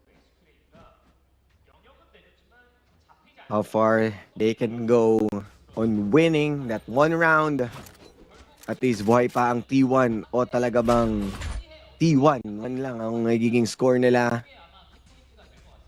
Good space or a good timeout perhaps, kaso gives also time for Paperex to reassemble Xcrit at push lang with a single operator picks of waterfalls as falling body ngayon ni Xcrit. And the space na kinuha ngayon ni Jing taking down Saya player also. Ganun-ganun lang na parang nag-snap lang si Thanos. Ngayon, naubos lahat ng defenders. Kaso si Jing nakahanap pa ng ikatlo with his boombot. Doesn't even need the pick, but medyo overexcited. Rossi na 1v3, potentially stealing the round away. Forsaken though, beautiful blind. Guys. Come on guys. Okay lang, Huwag kayo high-low. mag-throw. High-low. Uy! Wala na. Kala ko tatamaan sa ulo si Mindfreak eh. Oo nga eh. Medyo playing with your food ha, Paperex. Nakita natin, nag-bunny up na lang yung dalawa eh. Pero ito, grabe yung entry ni Jing. Yung win condition talaga ng T1, no? Find a way to slow it down. At the same time, it's like on paper, I guess, yeah, fight them or throw utility to delay. But then again, you might just have to invest your Viper as the rotator, which is not ideal for this type of situation. Dahil pat yung ginagawa ng Paperex dito, commit sila, hindi sila nagdadalawang isip. That's how confident they are. Kaya mahirap din na magkaiwa-iwalay pa tong mga to. Audio cues lang, paingay-ingay lang muna sila dito at sa sobrang respeto nga nila, nagkaikutan kaagad, nag-rotate, pero si Xcurate kung saan-saan tumitingin. Prowler, may kita natin si Mindfreak ngayon and breaking minds one after another. At ang susunod nga ba, tutumba naman na may kita natin dito, might be something, pero si Saya player ang siyang mababaliktad. Naghahanap pa lang sila dito. 5 miyembro, sugod bahay kang. Imagine if ma-spray down to lahat ni Rossi, no? Guys, 2 site na nakuha nyo. Please, plant na lang. Oh, ni Rossi! Okay. So close. Last round. Okay. I mean, to be fair, ha? Di naman siguro problema mag-hunt yung Paperex kasi nakaipon na sila ng maayos ng credits. At the same time, guys, please. Stop playing with your food. Nakakatakot yung ginagawa nila. Tumawa na lang sila. There. I guess yun din talaga, yung dinadala ng Paperex dito, yung ini-enjoy nila even though nasa highest competitive of play sila. Oo nga, pero siguro sobrang lungkot ng T1 ngayon. Usually, they're the team that does the mechanical bullying, but again, it's Paperex, man. Naka-Odin pa si Davay, oh. Parang hindi siya na-contento. Lamang tayo, mag-Odin na lang din tayo para lalo pa silang guluhin at kumuha ng mga wall bang. And what's good about Paperex na kahit ganun sila kagulo, may mga ganun silang klaseng idea, Alex already is there na pwede niyang hatakin pabalik na guys. Seryoso muna tayo as the lurk from Forsaken. And mananalipay ngayon ni Iso, kailangan niya makatakas dito. And from the shadows is going to escape. Kaso, binomba lang siya, ganun-ganun lang at makakadala pa dito si Jing, pero si Stomping nasa loob as Carpe makakuha na nga ng kill. Saya player as the backup, showstopper with the Odin, hindi magko-connect dito but Mind Creek dito nagsashine ng sobra yung Paper Rex. May backup lagi, Raf. I'm trying to think if statement pick ba to sa T1 or sacrificial pick na lang para makuha nila yung gusto nila na map. Kasi mukhang mabigat yung pakiramdam nila ha. Parang guys, paano to? It's hard, man. Considering na this is a map pick ng T1. Oo nga eh. Paper X lang. Another day in the office. Oh my gosh. If Paper X win all their maps like this, it's gonna be a really quiet ride home. Kung magkasama ba si X-Crit at si Forsaken, like sobrang lungkot ng T1 fans. So kitang-kita sa mga jersey nila. Na halos nag-cheer, sobrang demoralized na sila. Actually, go next na lang yung pinaka possibility nila dito. Kailangan nila mag-reset. I mean, 1 to 11, that's too far. Kaya to. Do you believe? Oo. Hope yung differential lang dito, isang 1. 11 yung Paper X, T1, 1. Oh, T1 with the 1, medyo 11 pa rin naman. Kasi walang 1 yung Paper Rex eh. So medyo match. Kaso official scoring, wala talaga. Paano to, no? Like, again, nahirapan sila kasi yung Viper medyo naging low value. Kasi dapat yung molly niya is supposed to destroy the fast take. But Rossi is always in such an awkward spot na yung maging first contact naman si X-Hurt, which is, again, tama lang. But at the same time, if the molly was there, if the poison orb, if the nade, if the utility that needs to be there would be present, then I guess it would have been a different story. Pero yun yung what if eh. Paper X, they've been so good at shuffling this offense so much. There. Dahan-dahan yung movement dito ng T1. Nagparamdam sila sa C. In too deep naman dito si X-Crit. So medyo they are feeling confident na hindi nilaban yung rubble control ng PRX. But Forsaken, he is the first one here. Pwede mag-3 itong mga taga T1. Isang silip mo lang. Tatlo ang nag-aabang ng Saya player with the headshot. Pero naka-ready naman dito si Davai with the trade. But he's going to die sa kamay ni Carpe. Pero Mind Freak might be present naman dito ngayon. And even the rotation na magagaling is something at kung saan-saan ka kasi nag-check. And once again, breaking minds na naman siya dito with more headshots from Carpe. Saya player on top. Nakaready din si Jing. Swinging onto the smoke. Hindi siya makakuha ng tamang hula with that 50-50 kung saan nakapwesto sila Carpe. Super high and low. Ngayon, and hi, hello, goodbye as something will go down.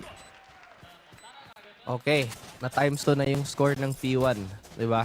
Okay, at least hindi T1, T12 na. T12. When one Kaya with pa. the 1 and a 2. Ito din yung problema sa composition ng Paper X. Wala silang passive info gather. So if mag-shift walk lang yung T1, then potentially they could steal so much space on the map. At the same time, Paper X have so much to work with here. X-Hurt going for that aggressive Vandal buy. They know they need the rounds and they need it fast. Otherwise, makabawi pa siguro yung Paper X dito. Ooh. Ito yung inaantay natin sa Paper Rex, yung aggression na nilalagay na nila. Pero they are respecting T1 and yung mga contact plays nila dito is paying off currently. But they have a good read. Na nakita nga dito ni something na meron ng tao, yung Marshall, pinapakawalan niya dito in the Prowler. But then again, Saya player with a fast frag at makapasok na rin. Kontrolado nila itong C habang ibang members ng PRX still moving around. Paper X again, a little confused on what to do here. They need everybody to be present to make this retake even possible. Medyo low na si Rossi at si Saya player din. These shares are gonna do so much damage. Nakascan si Carpe kaso wala siyang mahanap. Throws the C's just to delay. Mukhang Di na maging problema yung flanks for T1. Napakasakit dito pero alam nila na merong nasa taas ng boxes na linis naman nila ng tuluyan with last 2 members ngayon and the time is ticking para dito sa Spike. Nagpapakawala lang naman, fishing around dito sa Marshall. Pero they are running low. Alam naman natin na alanganin na ang pwesto at ang oras. Playing for main pero pwede sila makakuha dito ng damage, eco na lang and exits. 3 members being left out dito sa T1 playing on that bonus. Keep fighting. Rest is over. Nakuha pa yung Vandal. So again, T1 getting the most out of that round. If not for losing members, it's such a great job for delaying PaperX. And now PaperX on that full buy here. Wow! Operator agad si Mr. Kuya Susanto. And again, they really want to dictate the pace here. They know that if PaperX cannot set up that retake, then this defense is gonna be so hard. So, medyo nakulangan ng control yung PaperX nga. Tries to go for an aggressive play. But look how patient T1 is. Nag-pay off yung ganyang ka-slow eh. Sila nagdidictate ng tempo as the attacker. So, overthinking ang ginagawa ngayon ng PaperX. They are trying to check. And yun nga, Raf, yung kawalan ng Sentinel dito sa side nila. They need their due diligence on checking every angle, every position. And with that shot na nakita natin from the Vi, mag-rotate dito si Jing at alam natin na merong operator onto that crosshair pero hindi ipuputok randomly at ayun na nga, nasaktuan na. Sakto rin na pagpasok nila ng timings dito sa 3 and everyone is already in the site. The Vi checking under, baka meron pang tao pero Saya player andito sa ilalim niya at sinubukan niya makalagpas. Isu ang makakuha ng kill. That's 2 members na nakatutok sa kanya and walang chance para makasurvive. But onto the rubble, makakuha naman is something yung operator. Forsaken, naglilinis na siya dito unti-unti pero hindi pa rin yun magiging sapat. 3 members ng T1 against 2 PaperX. Again, no more utility in the side of PaperX here. Had to invest so much just to clean up most of the map. But mukhang maging stray kill pa ulit si Rossi. Wala siyang lineup, wala na siyang molly. Naging 2v1! Sayang! Oh no! Match point! But yeah, yun nga eh. I think that's just the whole question, right? I mean, alam mo na nag-invest ng daming utility yung PaperX just to move around the map here. Again, just this stray position by T1. It's getting punished so hard. Ito na ang timeout ni Coates. And they, tulad yung sinabi mo, the punish, no? Hindi, medyo naging messy yung post-plant nila. Feels like they are everywhere. Maganda na sana yung nasa rubble nga itong si X-Create but a very good paranoia. Kaya na-blind siya. Something making things work in his way. Na isa-isa sila doon. Nag-audition itong T1. And this is a huge back foot para sa T1. Losing that operator, double-edge yun eh. Supposedly, if makuha man nila yun, they are feeling confident na ma-carry out na yung momentum dire-diretso on bouncing back. Pero ngayon, dahil sa drop na yun, mahirap. Oo nga. Isa talaga yung nerves basta late playoff run. At saka, di pa ganun ka-experience yung core ng T1 eh. Again, that's just the biggest difference, right? On paper naman, well, not PaperX, but on paper, T1 can do really well. Okay. Oo, individually, diba? Kasi yun nga, X-Carrot, as experienced as he is, Carpe, Izo, Saya Player, and Rossi have been stars in their own right, but as a core, dami pa nilang kulang eh. More learnings pag natatalo ng mga teams. Pero they are really proud how far they've been dito sa ating playoffs. And even qualifying sa Shanghai. Uy! Medyo bahagya lang. At kapitik pa nga make that a 2-time chance para kay something. Nag-mintis yung una pero kumulit si X-Crit. The confidence. Pero parang ego pick yung nangyari. Andaya naman din. Parang di pa nila na-confirm. Ano ba yun? Dash out si something. Forsaken, hello? Ah, tilt round to eh. Oh no.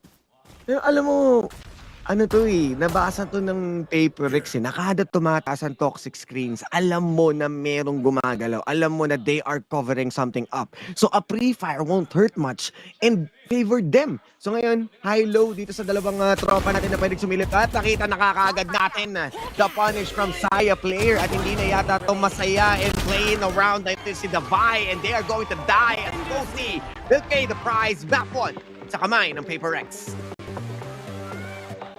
I don't know what to say. I thought this would be a bit more competitive considering na my specialist talaga yung T1 in the form of X-Crit on the chamber. Di naman siya that common in our stage but again, oo nga, parang baka yung copium talaga dito, yun yung sacrificial pick ng T1 para the rest of the series, may ano na sila, may na-scout na sila sa side ng PaperX. At the same time, Hindi ko alam kung paano to, Raph, kasi map pick natin next is Sunset, a very complicated map and nasa kamay ng PaperX. Pero i-breakdown yan ng panel OSX, VIL, and Rockhart. Take it away! Maraming salamat, casters, and that was a quick punish from T1. May konting pagbabawi on the last rounds, but it was fully aggressive PRX. 12 to 3, man. Like, we can't sugarcoat so much, but ano nangyari sa T1? Ito dun pa lang sa umpisa nga na ginawa dito ni Forsaken with 4K already, starting off the game. And na talaga napapansin nga natin yung Dockstone playstyle dito ng PaperX. Talaga nililito nila ang T1 kung ano ba talaga yung gagawin nila. How in control PaperX was. Look at the first kills. PaperX didn't have that many. T1 had a ton, 10 first kills. Only 3 rounds won. They could not get advantage of it to convert that into a win. 8 rounds para makabawi. Yeah, it just and feels that like was from whenever PaperX would try to pick know. up a site, right? Where did you kill, get and that like, confidence, go right? way. Yung confidence ng T1, I think, ng PaperX is something that really boggles my mind.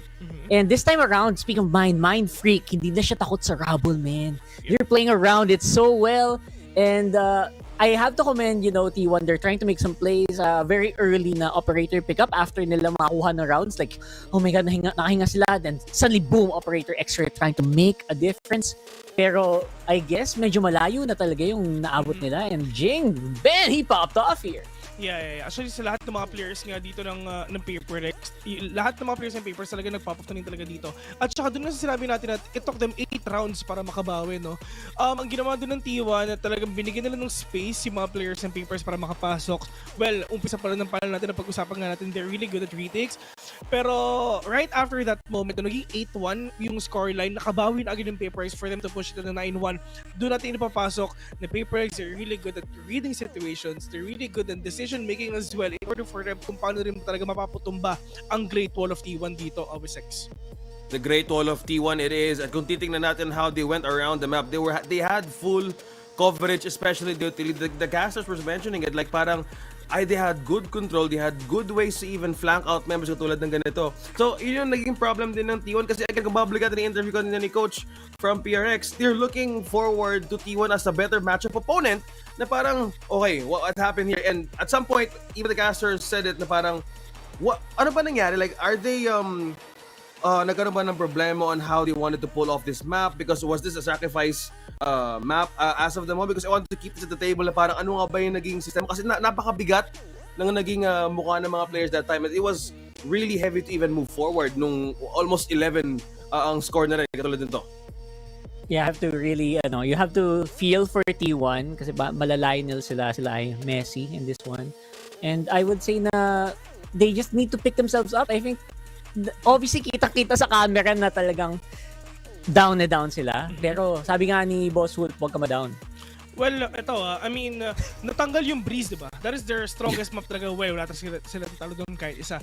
The next thing is, ano ba yung pinaka-comfy mo na map right after breeze? Siyempre, dyan papasok ang Lotus. They're gonna pick this, you're gonna pick it. Kasi nga, siyempre, alam mo malakas ka dito. Pero at the end of the day, it's just, siyempre, PaperX pa rin talaga yung kalaban mo. Sa side ng PaperX, you really want to break the mental of T1. Alam mo yung kanina, 1v5, sobrang confident na ng PaperX, na napapinsuin na rin talaga siya na kahit mag-isa na lang si Rossi kanina on a 1v5, PaperX, they can still plant. Pwede silang mag-safe play, pero no.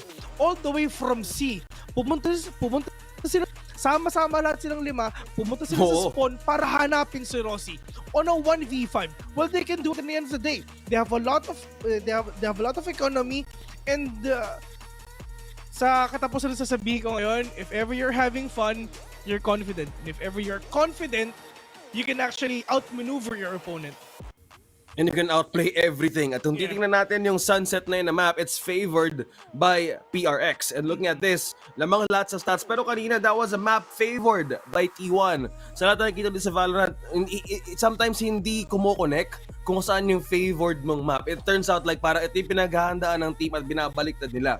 But for PRX, looking at the standings, ito ba yung parang ine-expect nila na mas mag-dominate? Again, they're really confident on how they went in that game number 1. So momentum na to ng PRX. Kung if ever hindi man sila magkaroon ng pagkakataon even to pull off against T1, doon pwede ma-force it into a game number 2 for a map decider for this one, Rockhart. Yeah, I completely agree. Especially if you think about the compositions, ganap na favor din ng PaperX dito, which does include that Raze and of course, the Sage. I wonder if Jing is gonna play Sage dito, and obviously Cypher's not really yung cup of tea dito ng T1. Ng PaperX. And that will only enable yung gaming nila, W gaming nila, where they can basically just steamroll T1. Who did? Mukha naman, di ba? Mukha naman medyo broken slightly yung mental dito ng T1. And dito na papasok yung efficiency ng coaching staff nila. Hopefully, stonks yung coaching staff nila dito. Actually, si Davai yung nag-siege dito tapos si Jing yung nag-raise dito sa mapa na to. So, Asok pa sila dito.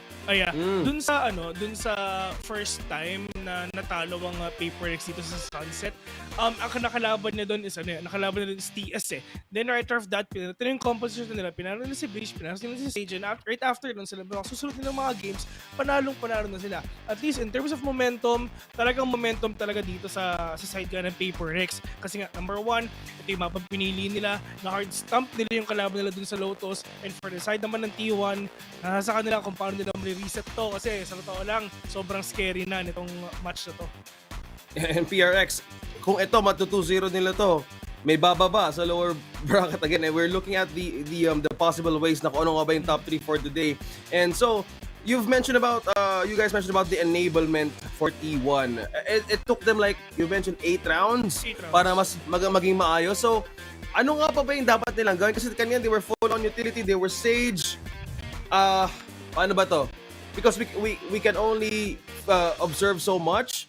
Pero ano ba nga may dapat gawin? But now, habang pinag-iisipan pa namin kung paano makabawi ang T1, mag-isip ka na ngayon kung ano kakainin mo mamaya with Grab. Score the lowest price ever with 50% cheaper fares on Grab Saver delivery fees as low as 15 pesos. With Grab Food Saver delivery and thousands of budget-friendly meals as low as 99 pesos with Grab Food Saver meals. So going back, T1, ano nga dapat na ayusin? What's the number 1 thing na dapat ayusin for this one?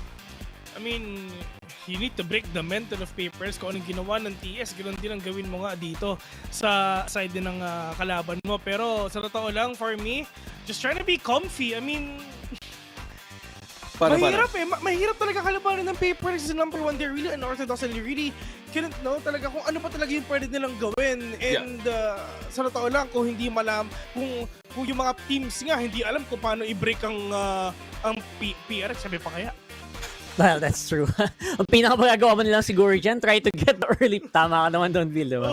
Try to get it. Kami nga basta. So, right now, obviously, get the early pistols. That's something na some teams have had success with against PaperX. But kita mo naman, talagang minsan nakakasindak din talaga silang kalaban even on those equal rounds. Oo.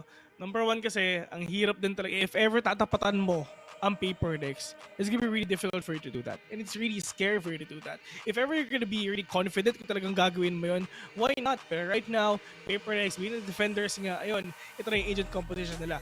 In terms of them being attackers later on, maganda rin to. You have that Sage as well. You have the survivability. And for the side ng T1 dito in PaperX, Rockhart, anong last thoughts mo? I think I will bank so much on Xcurate, bank on them having a good defender side and maybe take it from there. Pero yeah, hindi sobrang reliable, pero that's the best you can do. And hopefully maganda din yung mga blinds dito, mga pop flash dito, Rossi, and maybe get some points from there. Okay, so we're hoping for the best for T1. Yun ang pinaka-main question. Sabi nga ni Vil, kung kaya nila i-break yung mindset dito ng PaperX and to force this to game number 3, yun ang gawin mo. And as Varakad said, if they can utilize more of these compositions, pwede magamit. So you talked about the Sage kanina. Well, it's showing up for PaperX. So this is more of the coverage pwede gawin na paulit-ulit how they rotate around this map. So depende na lang kung momentum nga ba ang magdidikta ng laban na to for PaperX. Because as we go on, in a few seconds from now, casters, ipakita na yung laban for game number 2. Thank you, OSX and Vil at Rockhart. Nakita na natin yung ating mga agent composition, Raf. And we have a double gecko but a KO sa kamay ni Rosie. At nakita natin yesterday how this guy is good on assisting itong kanyang teammate. So might be a key for them to win even a single map. Absolutely. And the thing about X-Curate Cypher here, at least the last time we saw it on Sunset, he was just so good at shuffling his presence. And okay, so at the same time, sorry, naka secret language pala ako kay Vin. Yep. Oo. Salamat sa suporta, tropa. Anywho, as I mentioned, X-Curate, he's been really good at shuffling his presence on this map, and di naman siguro siya obliged to be that aggressive. Syempre, Cypher is meant to stay alive for as long as he can. No more one-dimensional aggression from this agent. But now it's actually T1 dictating the pace against PaperX. This has been the same nung approach kanila sa Lotus sa medyo mabagal. Pero ito na si Wingman clapping back and they are clapping bodies one after another dahil nga si Forsaken will take her Rosie down and end up to the last 2 members na lang. Even Carpe dito sa tiles, makakuha man siya ng isang kill with 71 HP at natalikuran niya doon si Jing. Nagkatalikuran sila, nagkapakiramdaman and the Doombot gagamitin na rin. And going out. Ganun lang. Oo nga, simple lang. Patayin mo lahat ng nakita mo. Oo. Good heads-up play there by PaperX, just taking so much elbow control early on. I mean, this isn't super common as an opener for a lot of the teams. But, again, the call to just play really close. Tingin ko nga, if Rossi was prepared to flash or nakamoli ng close angle, baka maiba pa yung round. But again, really unexpected play there. I knew it. Nearly gets a 4K ulit pa si Forsaken, no? Oh. Grabe, no, yung sixth sense na naman kicking in. I knew it. So he is confident kung saan manggagaling itong mga to. This has been thrown para malaman kung meron tao. Davai and Mindfreak ngayon makakuha sila ng kill. And these 2 members lang against the Pistola. E tila maglilistulang death box na itong B main dahil linis na linis. Uy. Nakapasok si X-Curate. Walang info din yung PaperX dito. Kaso nakatingin si Mindfreak. No HP. Uy! Ha? Davai, hello? Yoru clone. Oh, alam mo ko na tumatakbo lang siya bigla ng dire-diretso doon. And wow, 2-0 again. Same start na makikita natin. Same as from Lotus. At big shoutouts nga sa ating watch party dyan sa Mekawayan, Bulacan, guys. Huwag na kayong magpahuli sa ating bakbakan ngayon at manood na kayo sa ating watch party. Puntahan nyo na dahil minsan lamang to. Meron pa tayong future watch parties. Maganda na ang mga taga Laguna at Pampanga. So hello guys. You know, we have a lot planned pa. And now it does look like PaperX is gonna slow the pace down. They've been aggressive for the last few rounds on this defense. And again, they've been so good at converting this bonus that T1 is quite aware of it. Kaso mukhang gun round na lang to eh. 3 Vandal plus a Guardian on the side of PaperX. Super confident upgrades.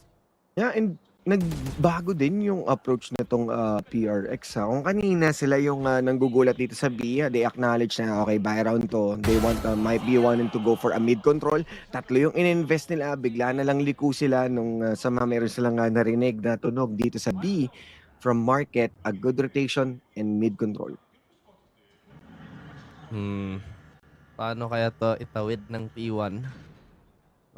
Nawala na yung senti nila. And now their flank is a bit more open. But PaperX, gusto lang nila siguro i-press yung passive threat dito. Market, still not available for them. Kung ma-flash sila dito, just go. Forsaken, doesn't E available still. Doesn't get the first pick. Oh dear. Naunahan siya doon. A site will be in control. Alam ni something, merong smoke, so medyo mabablock siya dito. Pwede siya makasilip at makaisa ka agad. Daisy has been thrown, makakablind siya ng isa. But the spike is in the hands of T1. Naiplant na rin nila dito. The rotation, tulad na sinabi ni Raf kanina guys, wala na si X-Crit. So yung flank dito, pwede nang ma-open. Kaya si Mindfreak all the way downtown. Ngayon, tatamaan ng paranoia. And that's gonna be another kill ni something. And that's the 4K from this guy. They might be playing with their full dahil hindi naman nila nauubos ni Rosie. Nagpaisa-isa ang miyembro ng Paper Rex and Mindfreak. Kailangan niyang tiisin to. Masyadong masakit yung fragment. Tamang silip lang si Rosie. Alam na niya kung saan manggagaling dito. Spring sa No way. It's gonna be Rosie on that 4K and a clutch. Guys, nangyari to in Lotus. Nakatatlo pa si Rosie sa wide swing nyo. Bakit inulit? Oo nga, inulit pa ng PaperX yung grid. At the same time, like, sige. Oh my God. Again, just seeing that shot again, it's crazy. Rosie's just so under control. At the same time, to reference our lovely panel, Will said so himself that you gotta break the mental of PaperX kasi when they are feeling the game, they're just gonna do so much silly strats that are just so annoying when they work. And mabilisan lang doon kahit walang mobility. Basta pwedeng pumitik, pipitikin ngayon. Means something. At tila pipikit rin sila dahil merong smoke. Wala sila gaano makikita but the vibe might be in too deep pa. Pwede niyang i-check to. Remember, this guy got Stinger. Kaya pwede siya sa mga close range sa bakbakan, sisilipin. At ang unang pumasok, mawawala na nga. Ginamitan pa nila dito ng Thrasher. Shifting position, meron siyang wall. Hindi siya aakyat doon pero they are breaking walls after another in the Great Wall. PRX muna mang mawawala. As T1 still staying on to the main. Pero Izu running low. And ito na sa cage pa nga. Fighting on the smoke and the smoke criminal. He strikes again. Carpe with the 4D pero still Jing with the kill. Makakuha pa rin sila ng another round despite of them settling on those stingers. Oh my goodness. PaperX again showing how clean they can be.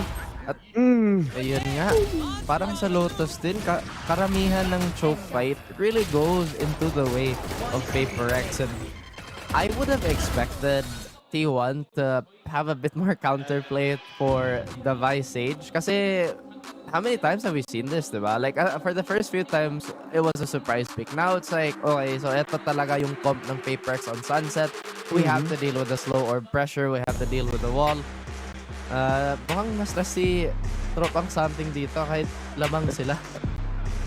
Mukhang naalog, no? Nayanig nung nangyari nga yung 4K dito ni Rosie. And alam naman natin yung possibility na kayang gawin nitong T1 na pag nakabangon sila, kayang-kaya pa rin nila may pagsabayan. But there's a good signs of life knowing that there's a map pick ng PaperX na nagagawa nila may pagsabayan ain't far enough para dito sa susunod nilang score. 3-1. Well, this is still not as bad as last map. You know, like talking about the score. At least nakaisa na yung T1 and mukhang may signs of life pa sila dito. Again, just the last round, not as competitive as you would want. At the same time, okay, T1, echoing again. I think off the top of my head, yung efficiency ng T1 on ecos is not as high as some other teams, but you still have to respect the ability to aim. Pero yun nga, parang inulit nila yung action, yung play dito sa B main. Different setup by PaperX, at least position-wise. Looks like they're ready for it still. Yeah, orb forming din muna ang ginagawa nila with this kind of situation. Pinaka pwede nilang ma-rely on would be a good hit ng showstopper. So after taking the B, they can entirely rotate to A for another orb with the last 2 points para makuha yung ultimate niya dito. Might offer a kill. They are controlling mid. Nasa tiles sa dito si X-Crit. Sarado ang pinto ng market. Kaya meron silang espasyo to move into B. Actually, sisirain nila at bubuksan na nila ng tuluyan. You have the paranoia para ma-deny sila dito. Slow orb kay Davai. Kaso, ma-deny ng bahagya dahil merong granada. I don't know what bahagya means. But I'm trying to look it up. At the same time, na-deny yung huy, at least honest ako Pero mukhang walang pake yung PaperX 30 dito seconds kahit nakita na nila yung wingman, Saya player. Last player Can land standing. one. Okay, he does. Imposible Oh! ma-position yung PaperX dito, no? Uy. Okay. That is hindi na ulit nila pinaglaruan. No charges left. Triple kill. At bahagya is sabihin natin parang or slight. No, yung okay. chinek ko rin sa Google. Bahagya. Parang Bahagya. panandalian. Grabe. Today I learned. Wow. T1 still I mean, hindi man sila nakapag-convert out of that timeout. Alam naman natin na they are running on eco and they got somehow 2 kills mula doon sa kill ni Saya player. And with that 2 kills nga pala, na-open yung kanyang showstopper din. Where is this gonna lead though? I mean, T1 took so long to build up this economy of ultis, but parang di pa nila makombo ng maayos. If nakakuha sila ng isa, syempre si Xrut meron din siyang neural theft. Playing super close to the team this time. Realize niya na palagi siyang napapunish sa mga lurk niya. At the same time, PaperX going for the hard flank here. Okay, ang daming nakatingin doon sa alam nila yung panggagalingan na DZ, tinamaan, na blind si something, pero ito si Forsaken. Dalawa sila na naka-ready. Meron pa yung mga utility na naka-ready kasi hindi nga nila mapupulot dito yung trash. Pero mula sa likod, sila Divine naman ang pipwesto. You have the wall kasi yung one way, nandiyan ang gugulo. Here comes a slow orb. Tatamaan na yung dalawang member ngayon ng PRX. Kaya wala sila kailangan isipin on that side. Pwede na sila lahat lumingon dito. At the jump coming in from Jing. Siya ay lilinisin na din. Pero si Mindfreak hindi magpapatalo basta-basta in the neural theft. And popping heads one after another. X-Crit. Nandito lang sa loob. Kailangan niya mahanap. Nagkakaikutan na sila dito. Ring around the Rosie. As Mindfreak will win the gunfights, but a 4-2. T1 ain't done. So close by PaperX, but beautiful delay here on the side of T1. Again, if nakalimutan ko ma-mention kanina, at least they bought space with the KO ult and the showstopper here. Beautiful shots by Mindfreak, kaso naubusan pa sila ng oras. You saw the confidence in that swing also. He just went for the widest swing in the world. And T1, once again, finding a weakness in the armor of PaperX. Will expose. Yung ginawa niya doon, pero nakasagot naman sila. Boombot, denied. You have the nade, tatamaan dito. Palitan lang yung ating mga teams ngayon. Showstopper ni Jing. At alam naman niya, dalawa makuha. X-Threat and doon, pero Forsaken. Ain't gonna be in vain yung kanya pagkamatay dito. Rosie with a 42 HP. Kakalabitin pa na mo. Ang headshot na nakita natin mula doon. Something will pay the price. Pero nakikita natin si Mindfreak mula sa likod. And even the spike has been compromised. 5-2. Continuously a back and forth para sa dalawang kupunan. Grabe talaga yung opener, yung mismong pinaka-importanting part sa matchup na eto, kahit nabulag pa si Jing, he still gets to despite all that utility being thrown in his face. At the same time, sa side ng T1, it's so hard to peek into Rossi. It's been proven time and time again. Kaso, bilis din ng flank ng PaperX. T1 just couldn't handle all that pressure. And parang sila pa yung attacking sa ginawa nila. Sa mga aggressive na take lagi dito na PRX. Actually, kanina pa, di ba, yung pag-push pa lang ni something on that operator. Alam na natin kaagad na they are feeling confident pero X-Curate into deep siya dito. At i-check kaso si Rosie, hindi na na-check ni Davao nasa Gedli. At hindi na in-expect na merong nakabantay. Dahil nga yung audio cues mula doon. Pero si Mindfreak, hindi rin din yata niya mati-check nandito sa kanan sa main. Mapaputukin siya dito ni Saya player. Yung upgraded Vandal. Ang may kita natin, dalawang member ang kakaharapin dito. Hindi ginamit pa nga yung blind. Nagpatalon-talon pa. Pero sila ang tutumba. T1 nagsisimula ng ma-E1 as the PaperX creating the gap. Grabe talaga yung priority ng PaperX, di ba? Minsan when you have a really big lead like this, you kinda tend to save your ults on eco rounds. But gustong-gusto ng PaperX ang insurance just to keep things moving forward. Again, despite the fact that T1 was on such a weak buy, PaperX just really had to double down.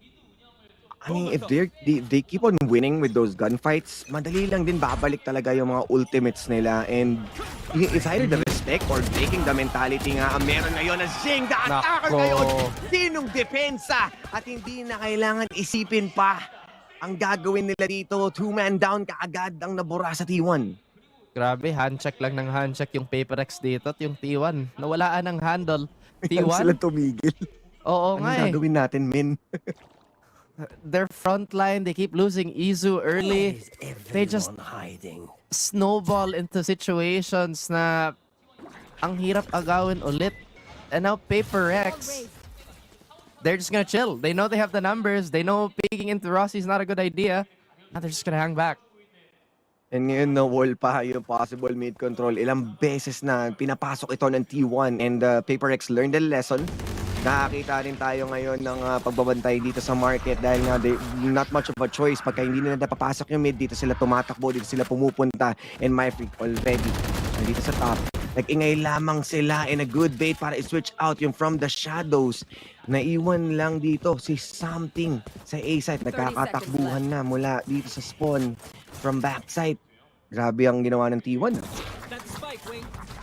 O nga, at least nakaikot pa sila. They do get Jing out of the way, which is one of the bigger problems. They still managed to get the plant, so marami na silang takeaways from this round. They could still possibly win it. Yung utility ng PaperX medyo mahina at this moment, but they do get Jing back, and it's a full 5v3. The time is winding down.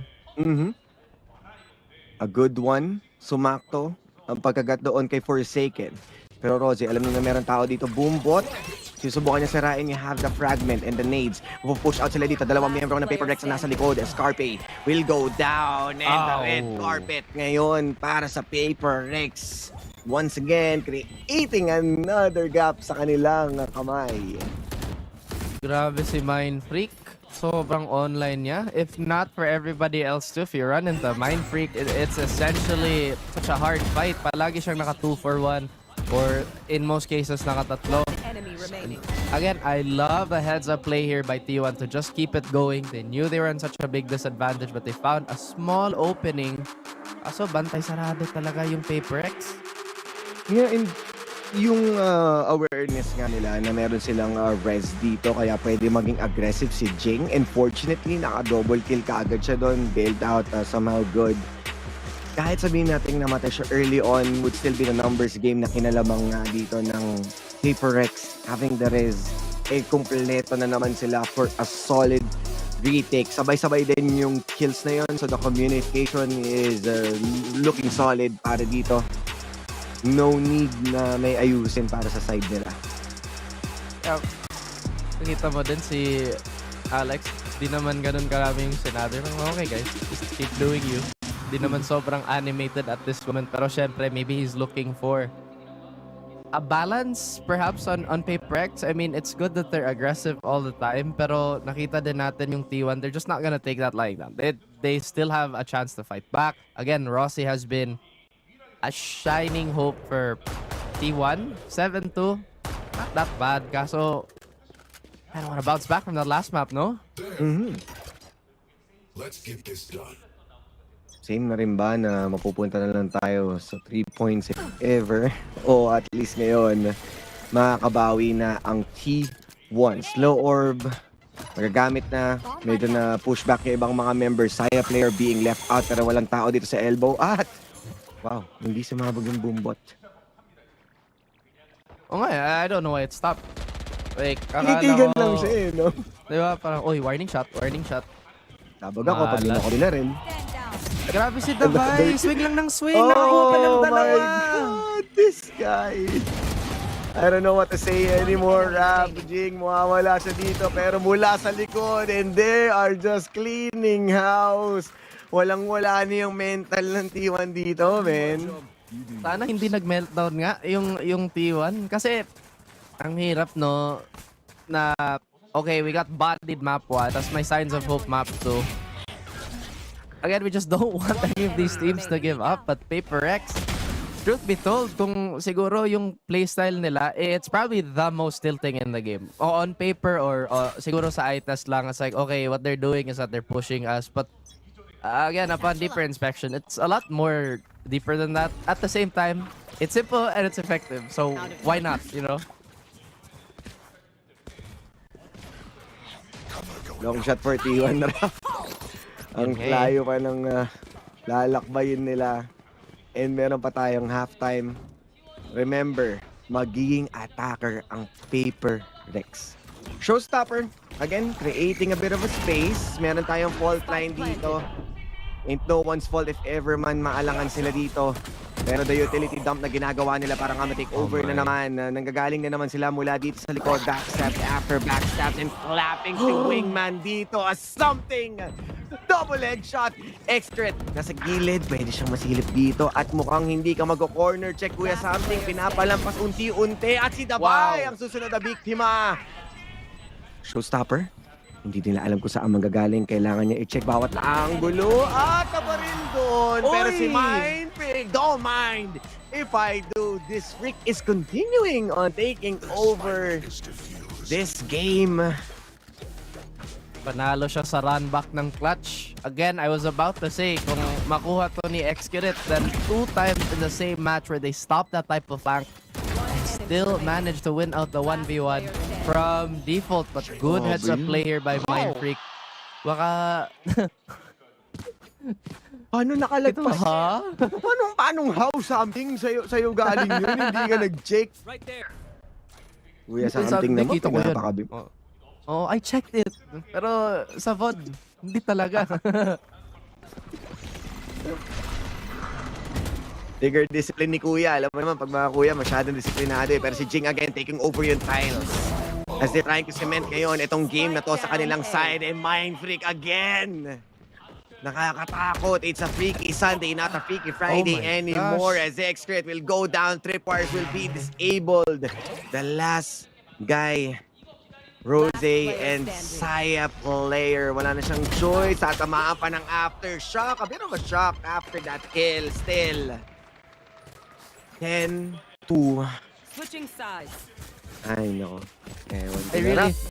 Ewan ko din eh. Kasi kung napansin natin yung siguro pivotal point sa map is the tiles control of Paper X, and every time they take that away from T1, it's just a problem.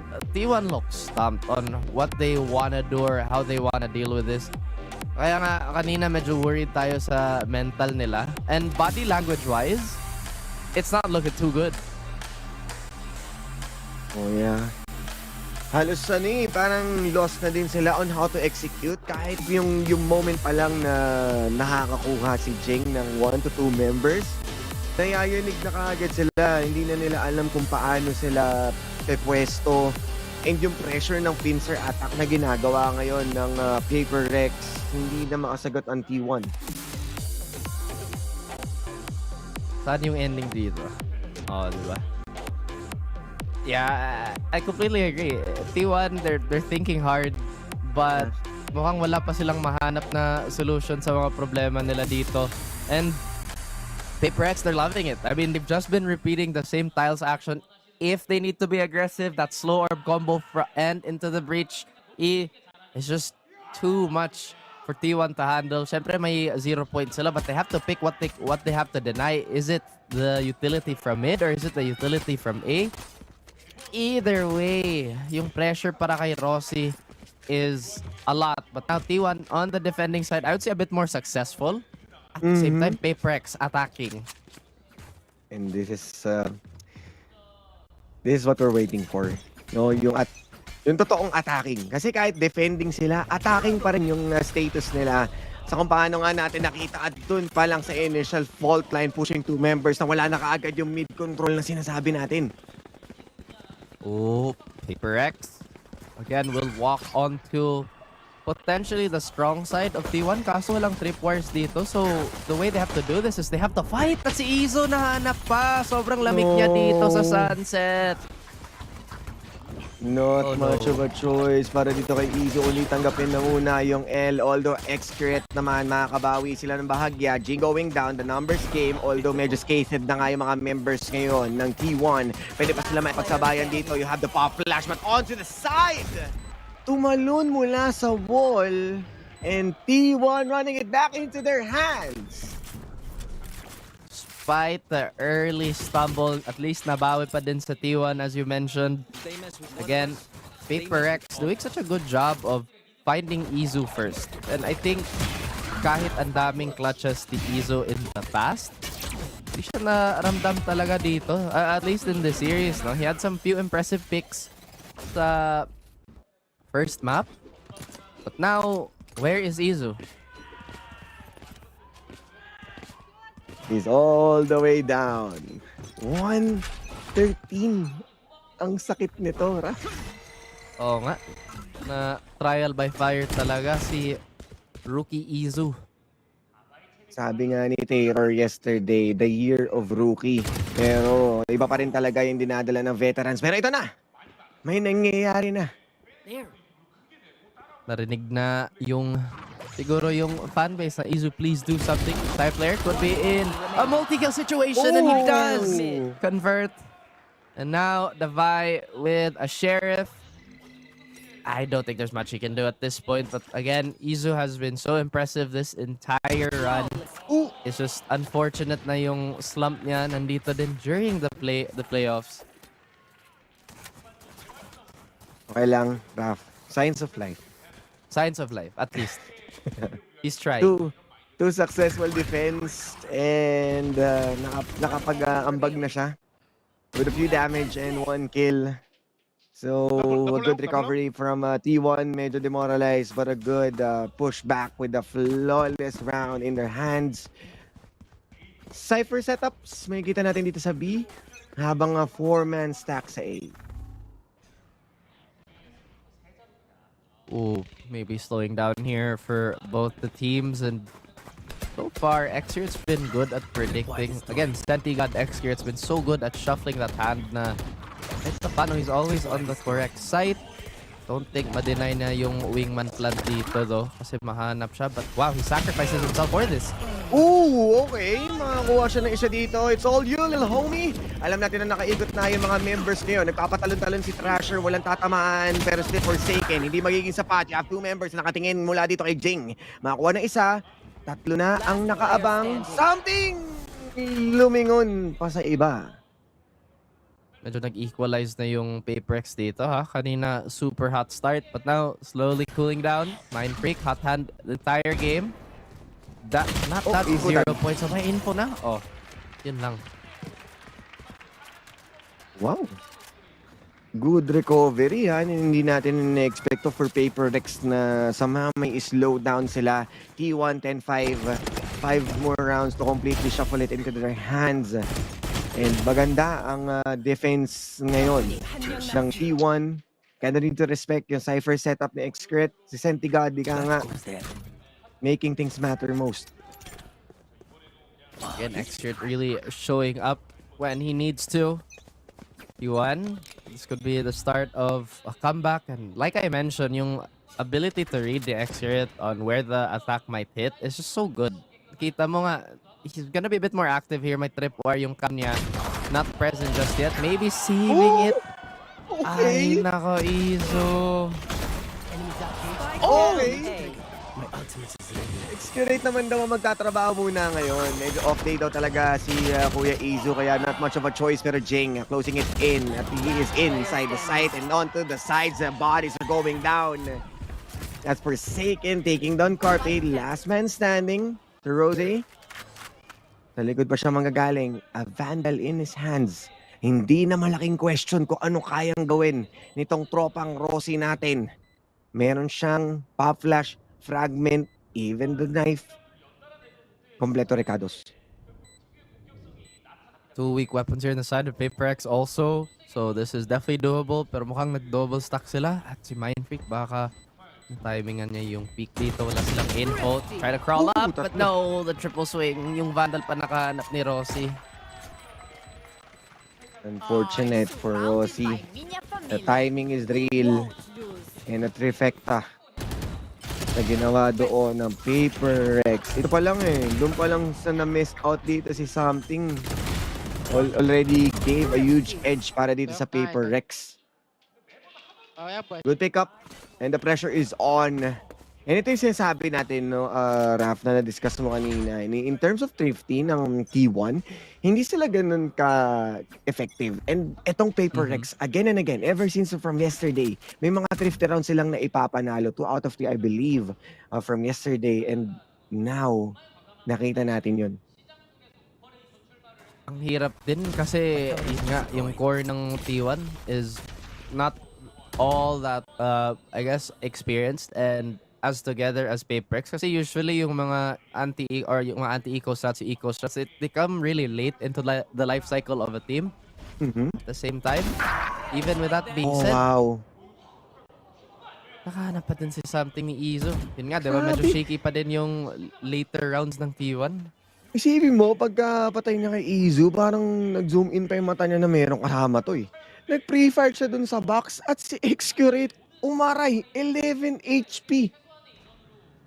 Oh.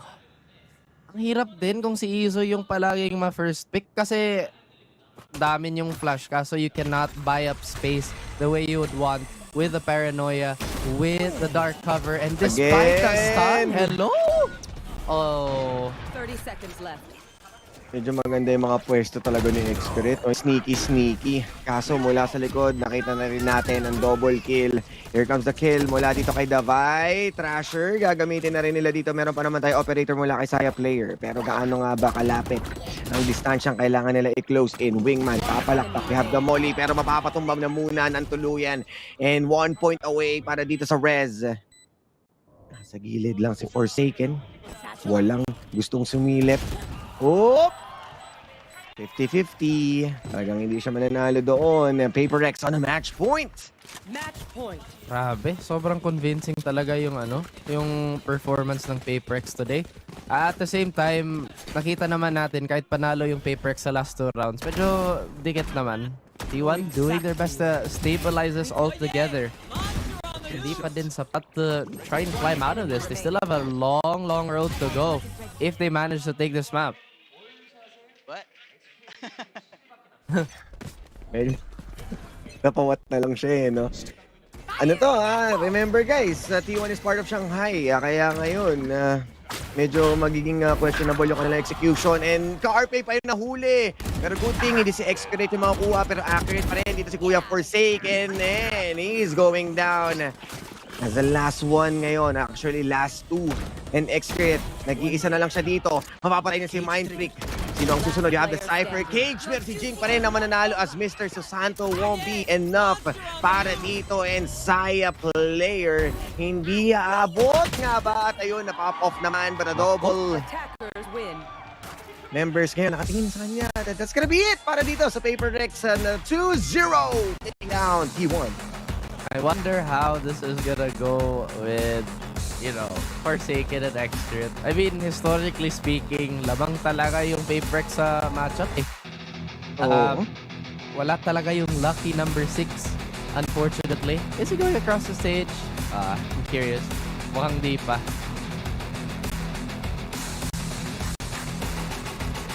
Unfortunate for T1. Ito. Ano to statement to Raf kasi Shanghai sila eh. Kung hindi nila makalaban ng maayos tong Paperex, what more sa international stage? Yun nga, yung compatibility with other teams is still definitely in question. But at the same time, really good try for T1. At the same time, yun yung first 2-0 ng playoffs natin, no? Unfortunately for T1, sila pa yung nabiktima. Yeah, and T1 still a long way to go, no? And mukhang hindi yata sila nag-pray kay Faker God this time around. Kasi gumana nung last time. Ngayon, against Paperex, hindi talaga naging effective. And they still have a lot of things to fix. Pero at dami rin kailangan i-breakdown ng ating panel. OSX, Vil, and Rockhart, take it away. Maraming salamat, Raph and Osiris. That was okay. Kakailanganin natin ng shades at ganitong look dahil na 2-0 ang T1. Expected na magti-3 games pero wala pong nangyaring 3 games. Yeah, kung ano lang nangyari nung past 5 games. dito sa T1 and Paper, it's just the same all over again. I mean, napag-usapan na natin yan, umpisa pa lang ng panel. Nasabi nga natin na malakas yung Paper X if defending the site, not letting the players nga, not letting their opponents to go in na makapag-plant din talaga. At yun yung pinakita nila. They have the confidence na labanan yung T1 at umpisa pa lang, men, na-break na agad yung mental nga dito na T1. I mean, nakakita natin dito 4K something, tapos nakabawi nga si Rossi with 4K clutch as well. Really thought na doon na tayo magbabago. Pero hindi eh. Talagang, men, gusto kong i-sugarcoat pero durog na durog ang T1 kanina. Yeah, kahit na mas dikit naman yung score dito compared to the previous map. I think na durog factor talaga. Aside from obviously broken mental, and I think confidence na pinapakita dito ng Paper Rex is I think talagang yung instinct nila, yung mechanics nila really was apparent. We even saw Jing, I think showstopper siya, nakakita siya ng showstopper kahit bulag na siya. Paper Rex really dominated each and every single one of their opponents here in this map. Yeah, Mind Freak was totally online throughout that sequences, and sa nakita natin just by looking at the map with the sunset, sabi mo nga, it was a defensive way of approaching this match against T1. Si PRX, yung confidence na nagsimula talaga sa defense. And kanina, parang ang hirap makakuha ng T1 ng points. It was the same story from game number 1. And I agree with you guys, ang hirap tingnan yung fact na parang, ano ba talaga yung pinaka naging mali? Because again, they are representatives. We can't question ano ba nangyayari sa kanila at that moment now because baka meron nga bang ibang nangyayari. Because right now, coming up on top, it was PRX completely dominating this match. Binaba nila yung T1 sa lower bracket. Pero importante, at least yung T1, makakapasok pa rin sila. Diba? Yun yung pinaka-importante doon. Pero ang tanong ng nakararami mga tol, paano natalo ang Gen G sa T1 kung ganun yung pinapakita nila sa Paper Rex? Well, at least, doon nga, diba? I mean, syempre, in terms of teams pa rin naman talaga, kung sinasabi natin na sobrang unorthodox nga talaga ng mga players ng Paper Rex na is really hard for you to determine on how can you beat this team. Well, except TS kasi syempre malakas yun, natalo na yung Paper X 2-0 eh. Omsim. Mas omsim pero yan. Pero at the end of the day, yung Paper X na naman talagang wala, sila pa rin talaga ang hari ng Pacific sa side ko. Gen G, Paper X pa rin. And habang tumatagal, I think this is less on what they did wrong, less on what T1 did wrong, and more of what PRX did right. And sobrang gusto ko yung hinighlight din ni Raf kanina na like Paper Rex, they were not afraid to secure yung mga rounds na kahit na ikot ng kalaban nila. Talagang babatuhan ka nila ng mga ults nila. Like they're not afraid to use these just to make sure they have these rounds. And siguro yung mga small things na yun, nag-add up lang na napapaganda talaga yung laro nila. And it really does show even in the mid rounds. Yep, at dahil dyan, secured ang kanilang Grand Finals, waiting na. Nakapwesto na ng magandang upuan doon sa Grand Finals on TPRX because right now, as we head on to the next match, Gen G versus DRX ang maglalaban-laban. At baka mamaya, sabi mo nga, Vil, T1 nagpababa sa Gen G sa lower bracket. Ang tanong, magkikita ba sila ulit para sa isang revenge? So, kung sabihin to, man, feeling ko 3 games to. Ito na yun. Ito na yung 3 games. Ito na yung 3 games. Tagal tong game na to. Siguro. Dito magagaling kasi... Okay, go ahead. Ba't napunta sa amin to? Yun lang yung sasabihin. 3 games, Raka! 3 games mga top to, Korean teams to, boy! Oh my God. Yun lang. Well, it's fun to see. Again, we were expecting a more competitive series back then because again, iba din lang yung ihip ng hangin for today. Maybe it's not the day for T1 at maybe there's still a way to bounce back on the lower bracket. Depends. Baka mamaya gusto nila munang gumapang muna sa baba bago umakyat. Depende pa rin yan on how they wanted to pull this off because again, it was the question na with the performance or how they went through the upper bracket semifinals, binaba nila yung Gen G, kahit ulitin namin to, paano? So, kung 3 games, mas magiging maganda yung laban ngayon for the upcoming series. So, looking at this, 5-13, similar, pero yung post-plant, mas pabor. 14 first kills. 14 first kills, men. Utang na loob. Ano ba? Walang nagawa yung attacker sa first half eh. 2-10 yun eh. Yeah. I mean, Diyos ko. Yeah, it was definitely clean. And I would say na a lot of these came down to mechanics na talaga eh. Yung confidence na lang talaga ng Paper X dito eh, dalang-dala nila. Your confidence lang galing sa map number 1 into this Yeah, and that's apparent when you're taking duels na sometimes hindi super efficient. And again, Xcrit forced to basically hold back minsan kasi he has to be the one who actually has survived longest para ma-maximize mo yung utility naman ng pagiging Cypher mo. Kasi pag namatay ka, wala yung traps mo. So that's the most basic na rationale for that. But yeah, he was still top fragging there obviously, pero hindi pa rin sapat yun talaga, man. I feel like Paper Rex just steamrolled him. And I think this Paper Rex are making a statement that I think more teams should play Sage on this map, right? I think more teams definitely would benefit from learning the Sage, where to place it more aggressively, more efficiently, and yeah. Yeah, that's true. Well, nakadepende pa rin naman talaga yan din sa position na gusto mong gamitin, di ba? Well, viable pa rin naman talaga ang Cypher, lalong-lalo na pag defenders ka, and the number one thing na hindi talaga dapat mangyari so is mamatay ka muna. Well, I mean, may KO, for you to maximize KO, syempre kailangan mo rin talaga ng null command in order for you na talagang steamroll nga papasok sa loob ng isang site. Pero at least, like what you said, Sage, I mean, yes, the number one thing, you have the wall, you have the sustain na talaga na pwede mong gamitin dito, the rest and the heal. At para masustain nyo ang laban at mga kasama natin sa watch party, nandito yung Grab. Score the lowest prices ever with 15% cheaper with fares on Grab Saver. Delivery fees as low as 15 pesos with Grab Food Saver delivery and thousands of budget-friendly meals as low as 99 pesos with Grab Food Saver meals. Na nag-order na ako, by the way, dahil sabi na nga ni Vil at ni Rockhart, magti-3 games tayo ngayong gabi dahil kung babalikan natin yung laban, magkasama din tayo sa last time na laban ni Genji.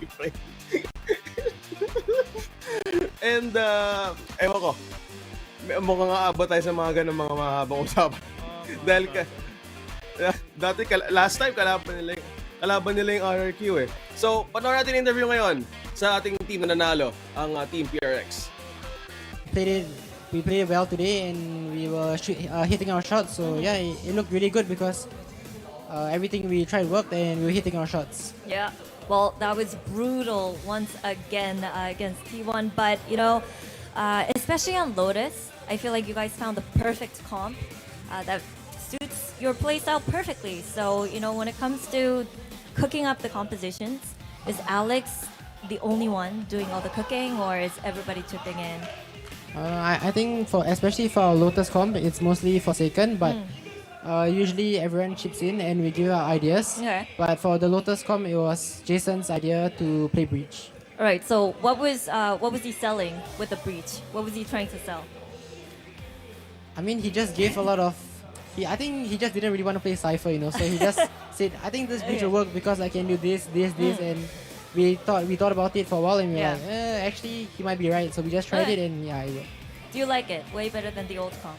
I mean, it doesn't really matter to me. As long as everyone is comfortable, I think it's good for us. Okay, now speaking of feeling comfortable, you had a little bit of a transition period coming back to Paper X and playing on stage. I know that a lot of the teammates on Paper X, they try to give you more support in-game and you know outside the server as well, but was there anything special that you were doing on your own personally to make sure that you get back into your prime form? I think it's mainly just playing the game a lot still, watching like VODs because the meta has changed a lot since I last played.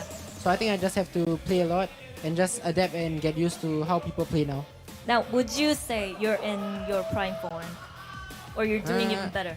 I think I'm slowly reaching there. I think I can still be better. All right. Can always be better. You can always be better. I'm scared as to see like how good you're gonna get and how better you're gonna get. Like I feel like there's no limit. But that's for another day. Now, next up would be the grand finals. Time for Paper X to take back the Pacific Champions title. So how confident are you guys feeling? I'm quite confident in ourselves, so yeah, I mean hopefully we just play our own game and we hit shots that day, and yeah, if we do that, I'm confident that we can win. All right, now congratulations once again and thank you for the interview. Best of luck in the grand finals. Thank you. Now that was Jing with the post-match interview. I'm gonna toss it off to a short break, but don't go anywhere because we have Genji taking on DRX. Two teams fighting to punch the last ticket to Masters Shanghai. So we'll see you soon.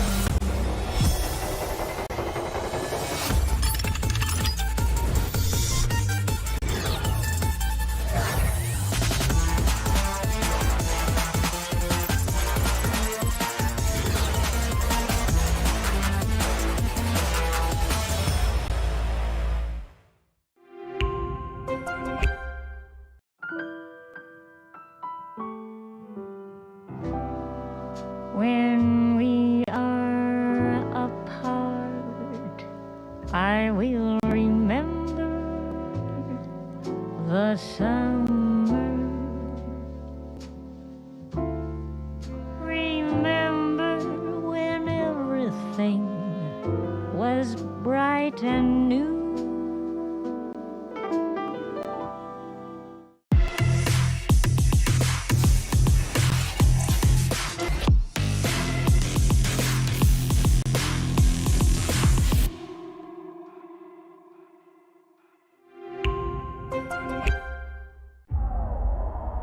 I just want you to be more patient because these guys just play contact.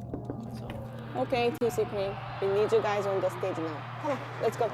Let's go. Let's go, let's go. Tara. let's go.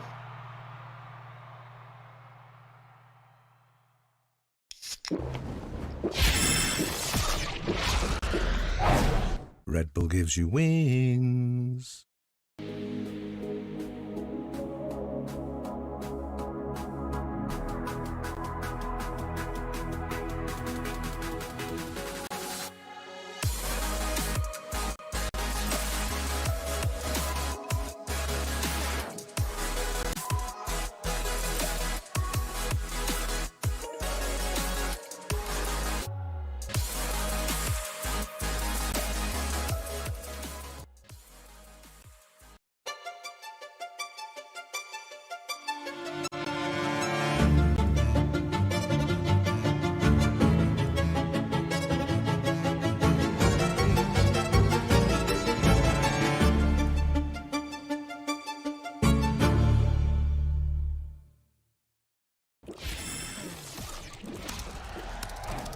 Red Bull gives you wings.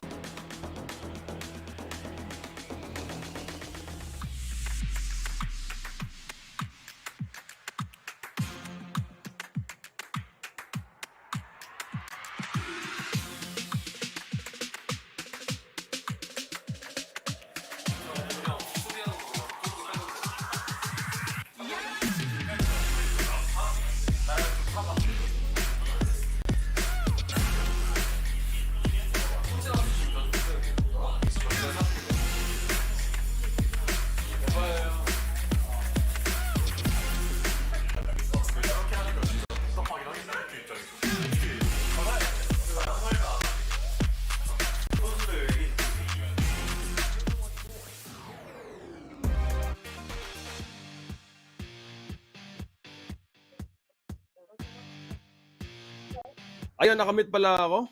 Nadamay na rin ako. Hindi tayo naka-unmute mga idols. Hello! Good evening at nagbabalik ulit na Filipino broadcast ng VCT. So, ganun dapat. Kung na-mute, high energy dapat yung balik. Shoutout po sa ating mga nanonood ngayon sa Filipino broadcast. Sama ko si Raf at si Osiris. Guys, kamusta naman yung costume? Mukhang may energy pa kayo naiiwan from that series.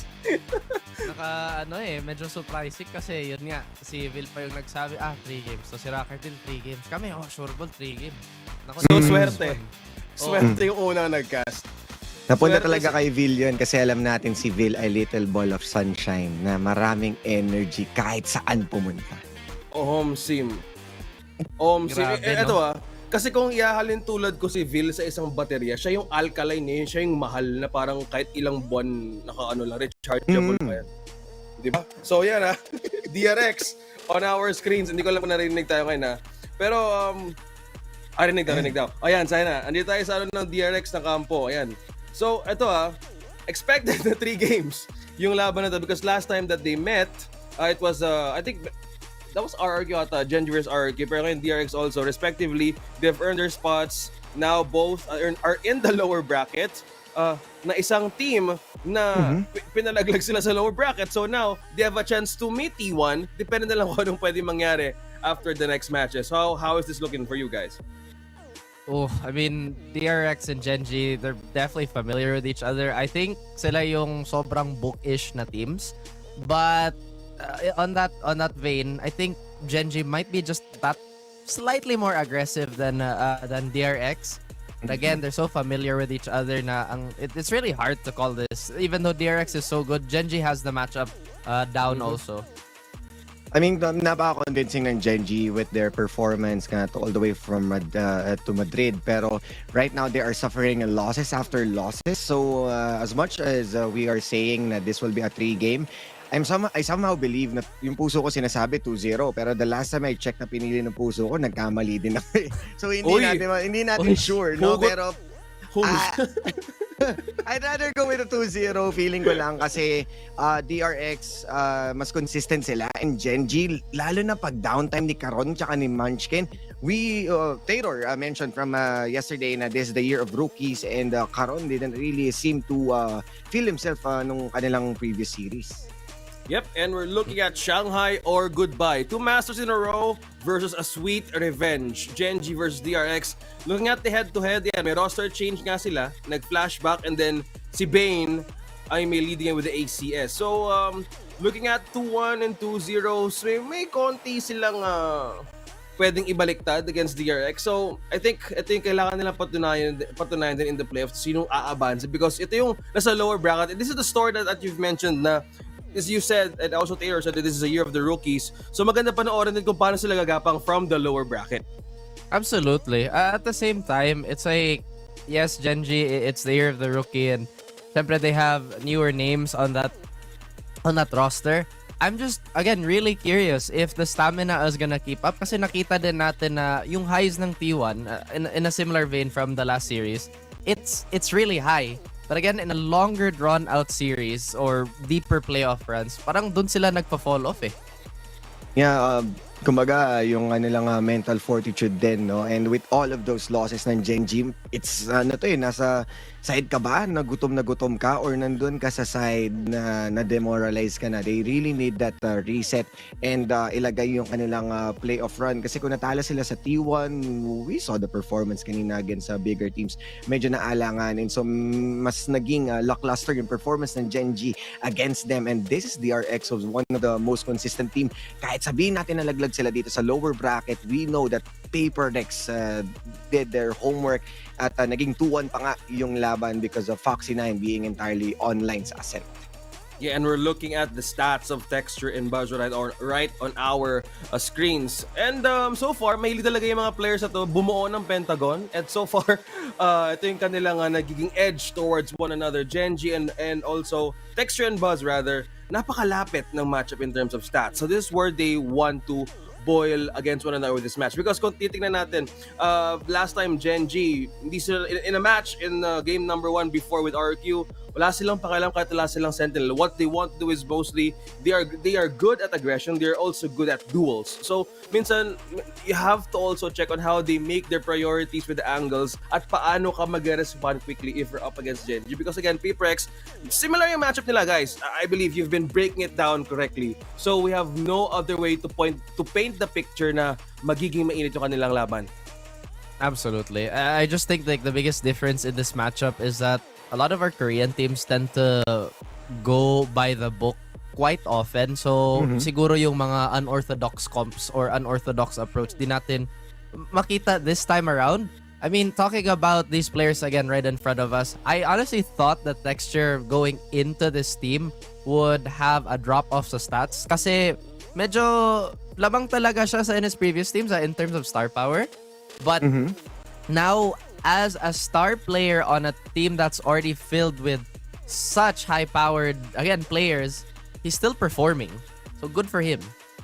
And itong dalawang nakita nga natin sa head-to-head, Buzz, may mga shining moments din siya. Texture, once na makuha niya yung momentum, once na hawakan niya yung operator. And I think that's the power coming in from PaperX. So, nasabi ni Raf, yung mga unorthodox kasi or outside the box. Kaya yung mga textbook play, medyo naaalog dito. And nakita rin natin yung sa T1 kanina. PaperX is really good on bringing out different approach towards the game, different variation as an attacker, kung ano yung atakihin nila. And shutting down operator plays. Nakita natin na na-shutdown nila si Excret and ngayon si Texture, once na ma-demoralize sila dito, pwedeng i-take over yon ng DRX. But then again, once na makuha niya yung comfort na yon, yung momentum na yon, it would be swinging onto the side of Gen G.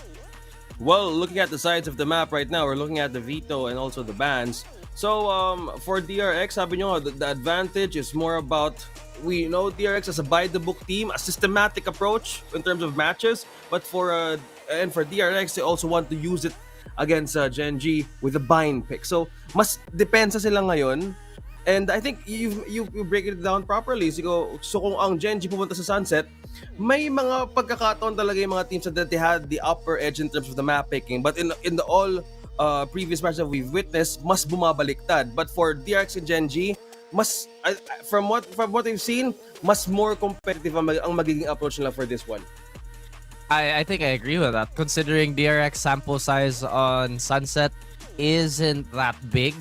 At the same time, I feel like this is a map veto that's honestly unsurprising. I mean, the map here that's probably the biggest huff for me is Bind because both these teams really good at it. I think ito yung siguro first overtime map natin.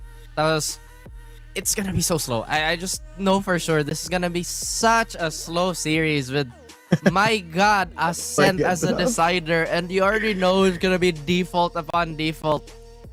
I mean, sinabi mo na slow, andun ka rin sa bottom mo na 2-1, mukhang gusto mong pag-overtime in Civil at saka si Rockhart. Pero shoutout sa ating watch party dyan sa May Kawayan, Bulacan. So pumunta na nga kayo. Pero going back sa ating map veto nga, no, I was really expecting an early pick ng Ascent and the decider would be a Bind or even yung Breeze. Pero yun nga, no, mas confident sila dito. Bind, agree with Raf, magiging slow pace to with all of those teleporters. You can play mind games and alam natin Korean textbook plays na they love playing on contacts and just play on the mind games. Speaking of mind games, ito you've mentioned about the Bind. Gen G in most cases, madami na tayo nakita matchup na hindi man pabor sa kanila yung mapa but they know how to actually execute it in their own way. Looking at the stats, in DRX has 75% in winning. Mas may defensive side din naman ang Gen G. But how is this looking? But you've mentioned about this map na pwede maging slow-paced nga, pero competitive din. Expected on how the results went from all of the playoff stages na ginawa nila. I think so far yung only clear weakness ng Gen G at the moment is that it's a double-edged sword. The way they play, it's so trade-heavy that on paper, it's like, sige, we'll always get the 1-for-1, maybe even a 2-for-1. But my tendency din sila na they tend to chase after the trade even though you don't have to. Like, they're not playing the objective necessarily. They're hyper-focusing on, oy, sige, let's try to wrestle the numbers advantage away from the opposing team. And I think baka nasa scout na to ng DRX. Yeah, aware sila sa possibilities na pwede nga silang ma-surprise. Texture, alam natin na meron siya laging ka-body-body system na if ever man makakuha siya ng operator, nilulure nila na habulin or mag-tunnel vision yung mga taong yon papunta sa kanya, and other team members would go for the trade such as Munchkin. Yeah, if the teams would go for a trade, pero ako, kung ikaw nanonood ngayon, I would rather go for the objective, which is si Grab. Score Grab's lowest prices with 15% cheaper fares on Grab's Car Saver. Delivery fees as low as 15 pesos with Grab Food Saver Delivery, and thousands of budget-friendly meals as low as 99 pesos with Grab Food Saver meals. So we can break down as much as we can from the matches na ginawa ni Genji and ni DRX. So both of two teams na can also do systematic, do textbook, and also you've mentioned you Raf mentioned also may mga times talaga na they often tend to mas no-overwhelms on getting those kills, and sometimes the objective nakakalimutan din ni Genji. So yun yung mga moments na minsan napapako sila in a way, pero ang bilis nila mag-adapt at at the same time nababago nila lahat at some point. Pero for DRX naman, they have the same characteristic. Kaya kanina kung pagbabasihan natin ng Pentagon, it's so close. But ito, you mentioned about Munchkin again, Osiris. Sinong inaabangan mo dito, Raf, to also shine with this one? I think Karen definitely is still, the man of the hour for Genji. He's definitely one of the more, I guess, colorful personalities, lalo na yung first appearance na in Masters. I still won't forget that small interview. At the same time, Foxy9 is a player to look out for on the side of DRX here, because I think he's really changed as a player as time passes. Siya yung medyo wildcard dati, now he's proven to be effective even in a more stable role. Yeah, isa siya sa mga sentinel ngayon na nag-work well. Yung lurks niya from yesterday's game, sobrang bayad na bayad, and yun yung magiging added pressure pagdating dito sa Genji. Kailangan nila may pagsabayan sa pwedeng gawin ng DRX. So habang pinag-uusapan namin ang pwede maging mangyari sa match ito, let's watch this video before we go on to our players sa kanilang meeting. 준비했던 걸 제대로 못했던 것 같고 저희의 색깔대로 못 가져간 것 같다고 느끼고요. 아직 역시 부족한 부분이 많다고 생각하고, 그래도 이제 기회가 한 번 더 남았으니 그 부분을 잘 저희가 노력해서 이번 경기 이겨보도록 해야 할 것 같습니다. 페이퍼렉스와의 경기에서 아쉽게 패배했는데 상당히 중요한 자리를 두고 원하던 방향대로 흘러가지 못했어가지고 상대가 원하는 그림으로 흘러가게 쉽게 내비뒀던 것 같은데, 다음 경기에서는 그러지 않도록 저희가 잘 보듬어 오겠습니다.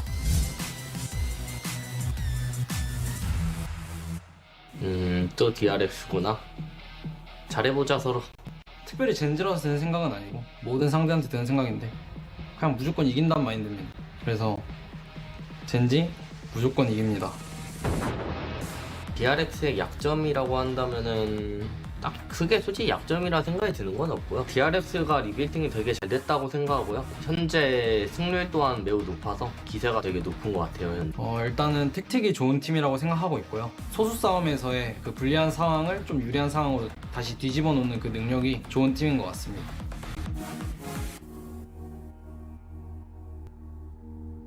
DRX 선수 중에서는 스택스 선수 많은 인연이 있었다 보니까 이기고 싶네요. 스택스 선수 요새 잘 쏘시는 것 같더라고요. 잘해봅시다.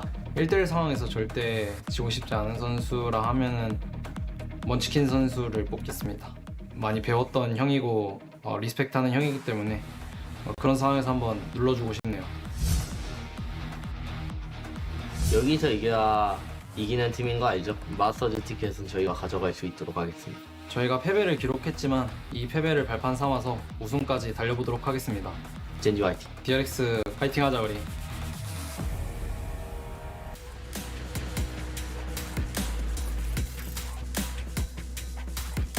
젠지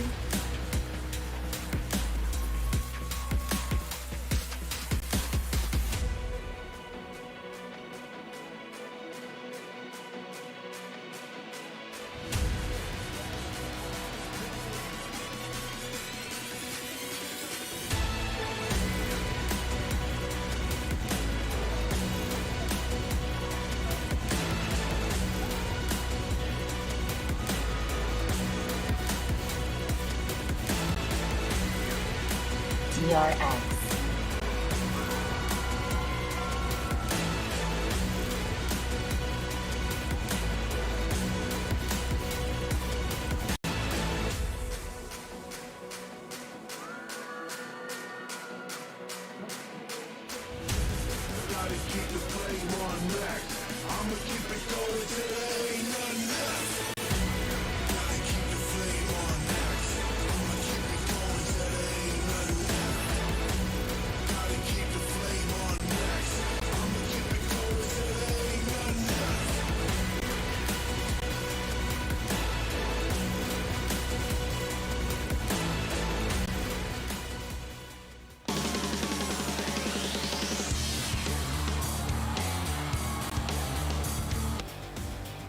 What is up? Hello nga po ba? Sigaw pa! Ito pa! What's up mga idol? Welcome nga pala sa VCT Korea na wala sila naman talaga mag-hirapan eh. Genji and DRX nga ulit talaga. Ang makikita natin ngayon ako nga pala si Vil, kasama ko si Pusong Bato, Rockhart. What's up mga kaibigan? And I would say na napakasaya naman na ito talaga ang napunta sa atin, Kuya Bill. Kasi last ko na to, lubusin ko na to. Last mo na to? Eh, solo cast mo na. Solo cast ko na lang. Magpahinga ka na lang. Hindi, legit, alam mo, ang saya na ito yung napunta sa atin kasi I think sobrang high level na VALORANT nito. Na para sila naglalaro ng chess, isa-isa yung gagalaw. Panoodin mo na lang. Yun talaga yung makikita natin dyan for sure. And itong mga teams na nga talaga to, talaga this is gonna be really difficult for us to know kung sino talaga ang angat dito sa dalawa. Well, it may be Genji, it can be DRX as well, but it's really up to their chess battle later on kung sino talaga pwede manalo dito. For me, it's gonna be a big 50-50, pero I'm gonna ask you, sa tingin mo sino manalo dito? So far, DRX ang paldo DRX dito. ka. Kasi alam ko 10-2 yung record nila, tas ang nakatalo lang 10-2 as in maps ha. So nakakuha lang sa kanilang win is T1, one map lang, pero 2-1 pa rin siya. And etong Genji. So itong Genji yung nakagalos sa score nila kumbaga. Yeah. So talagang malay mo, di ba? Well, ito kasi yung DRX, well, ito rin talagang Korean powerhouse na talaga ito eh. Ito eh. Pero pagdating dito sa Genji, they're really trying to make a name for themselves. Lalo na back then, yung talaga nakapasok pa sila, nanalo nga sila nung kick-off, nagtiba tayo sa punto nga nagpa-dread pa rin sila. And talaga we are really hoping nga talaga na this is gonna be a really tough fight pagdating dito sa dalawang teams na to. In terms of predictions, DRX din ako eh. Well, Genji, I mean, oo, sila yung top dogs nga nung Alpha Group. Pero hindi rin naman sila immortal, di ba? And lalo yes. Sa DRX as well. Radiant sila. Yung Radiant sila. O nga. Talagang iba talaga pag nasa yun na yung glory, di ba? And if ever talagang sobrang mythical creatures talaga yung mga maglalaban dito ngayon. It's gonna be really interesting nga talaga kung lalong-lalo na pagdating dito sa Viper na to. What if andito tayo sa punto na isang snake bite na lang siya pero hindi pa naman. Okay, maglala. Masyado pa maaga. Hindi pa no? Hindi pa. Itong patch na to is yung dating patch pa. So, of course, dalawa pa rin snake bite nga na makikita dito kay Munchkin and Mako. Pero, like what you've said, lubusin na natin to. Kasi ito na yung punto na dalawa pa yung snake bite ni Viper dito eh. Yes. Enjoy this guys. Kasi baka sa susunod na balik natin, wow, lamig. Wow, sana all. Sa susunod na balik natin, baka isa na lang yan. Yung lineups nyo, iba to na lang, tas tatakbo ka na. So wala nang dala-dalawa. So I wonder kung bababa pa yung pick rate ni Viper after that. Pero one thing's for sure, gana pa rin yung ginagawa ng mga ibang teams na combo ng Viper kasama yung Harbor. And yung ginagawa ng ibang teams din na kinukombo nila yung ika nga nila Zoostrat. Pero walang ganun ngayon dito. Kumbaga, gusto nilang pilitin na mag-clove kayo. Mag-harbor kayo. Oh. Ayan, pinipilit na. Ang dami niyong bago, boss, pero hindi na ginagamit. Parang, mali mo, yun din talaga yung pinapahiwatig nga sa atin. Ni Valorant. Yeah, sobrang interesting nga talaga. Pero DRX, it's really up to Buzz kung paano siya pop off dito. Ilang beses natin sila nakita nga. And 2-1 yung score nila. So, I'm not expecting na talaga 0-2. If ever 2-0, maraming salamat DRX and Genji.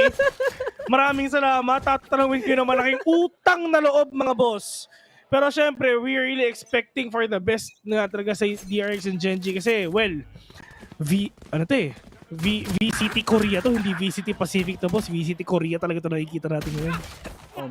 Speak of nakita, kita mo naman. May mga sagutan agad sa kabilang parte pa ng mapa dito. Mo libre yatang magkakaroon ng planta para dito sa DRX, dito sa A. Easy goes. Easy come and goes. Clear yung lamps. So, going for default. Wala silang problema at all. But Karon, look at that. Placement niya, galing na sa likod, might actually catch someone off guard, which is Bane though.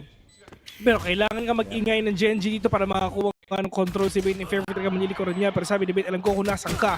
2 vs 3 already. Lucky naka-isa pa. Pero Lucky super low on HP. The guy with meter as well. Mako and Bane. Kaya pa ba nila dalawang smoker na sa side nga ng Genji. Ay, ng DRX rather. Pero in terms of post-plant, feeling ko makakayanan pa. First stop, okay. Fake lang yun. Pero Bane trying to make a name for himself. Nabukabawi pa rin siya on a 1v1 scenario nga nakita natin ngayon. Meter low in HP. Bane, talaga nililikoran natin talaga. Hinaharap-harapan talaga ang ginagawa niya. Pero last swing na ginawa niya, win a 3K, winning that match. Meteor, ginawang puno. Grabe naman. And the crowd goes wild. Ano kaya feeling na maging puno, no? Hindi ko alam eh. Yung mga iba ko man namamatay ng ganun sa sa skin na yon.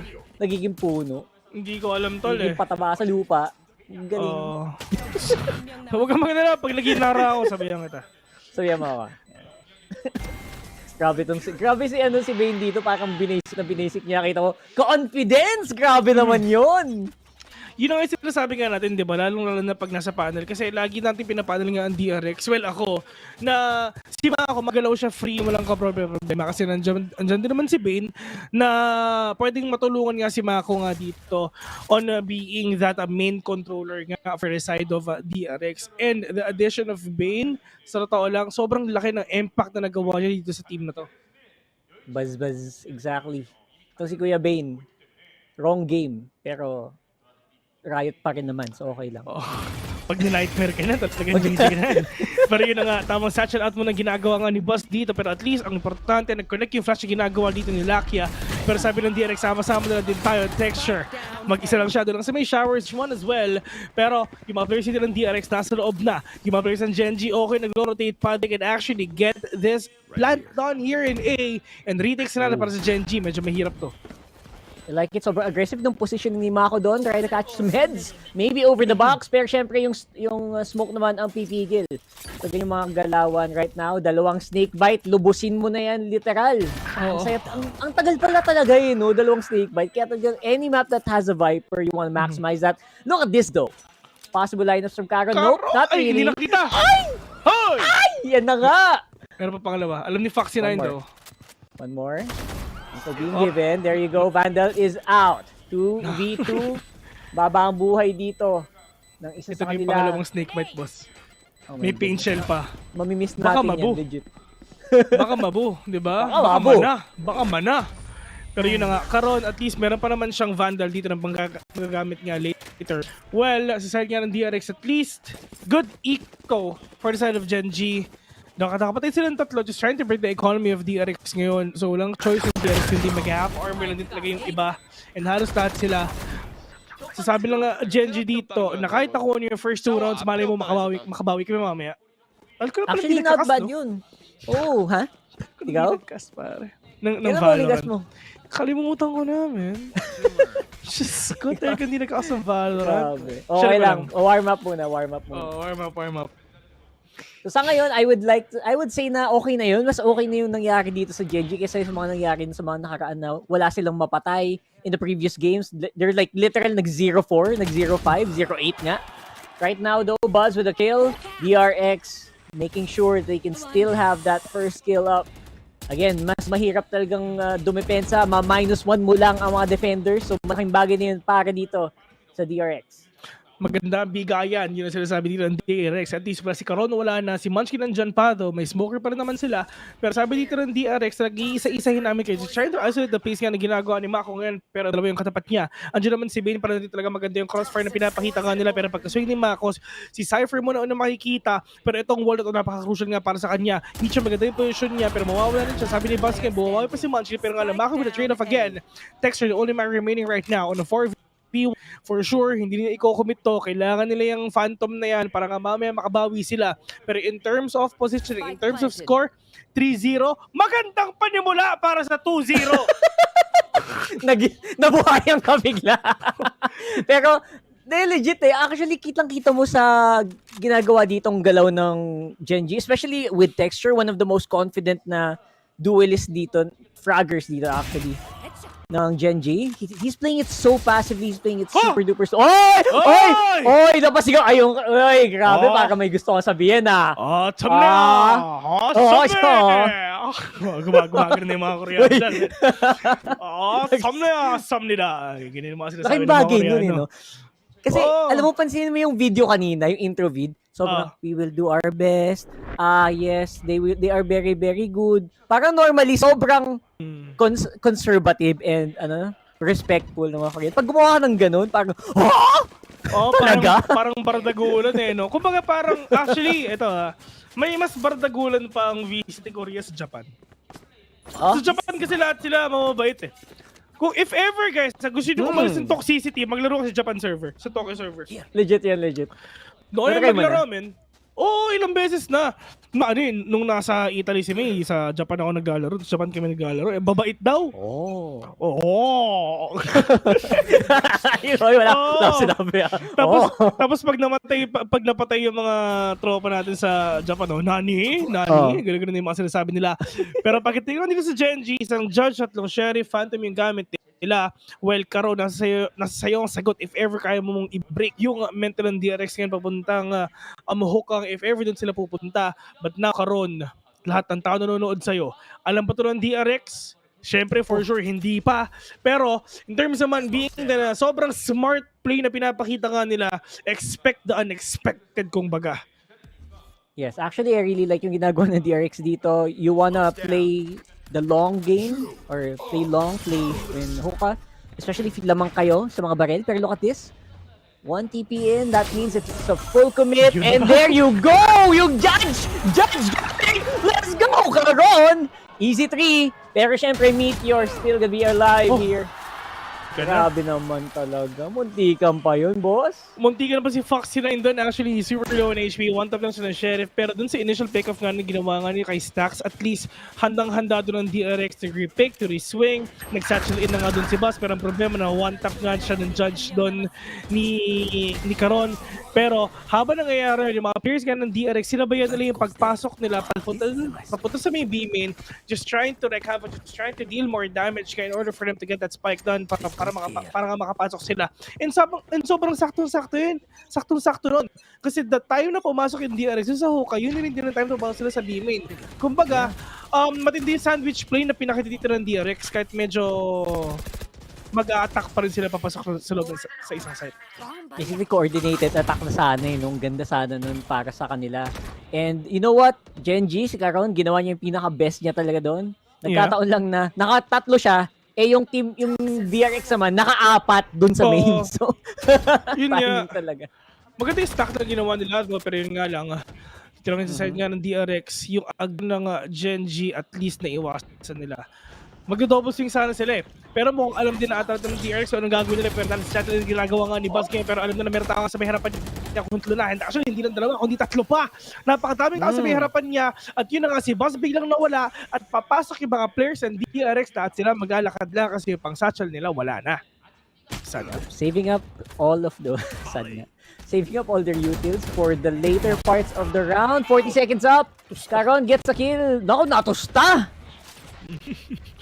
Ayan talagang deep fried fox yun talaga ating makikita. Texture will catch 1, 2 with that tripwire or cage. Cage pala yun. With that cage, lahat nakita na mga tol. Wala silang nagawa. Yun na nga.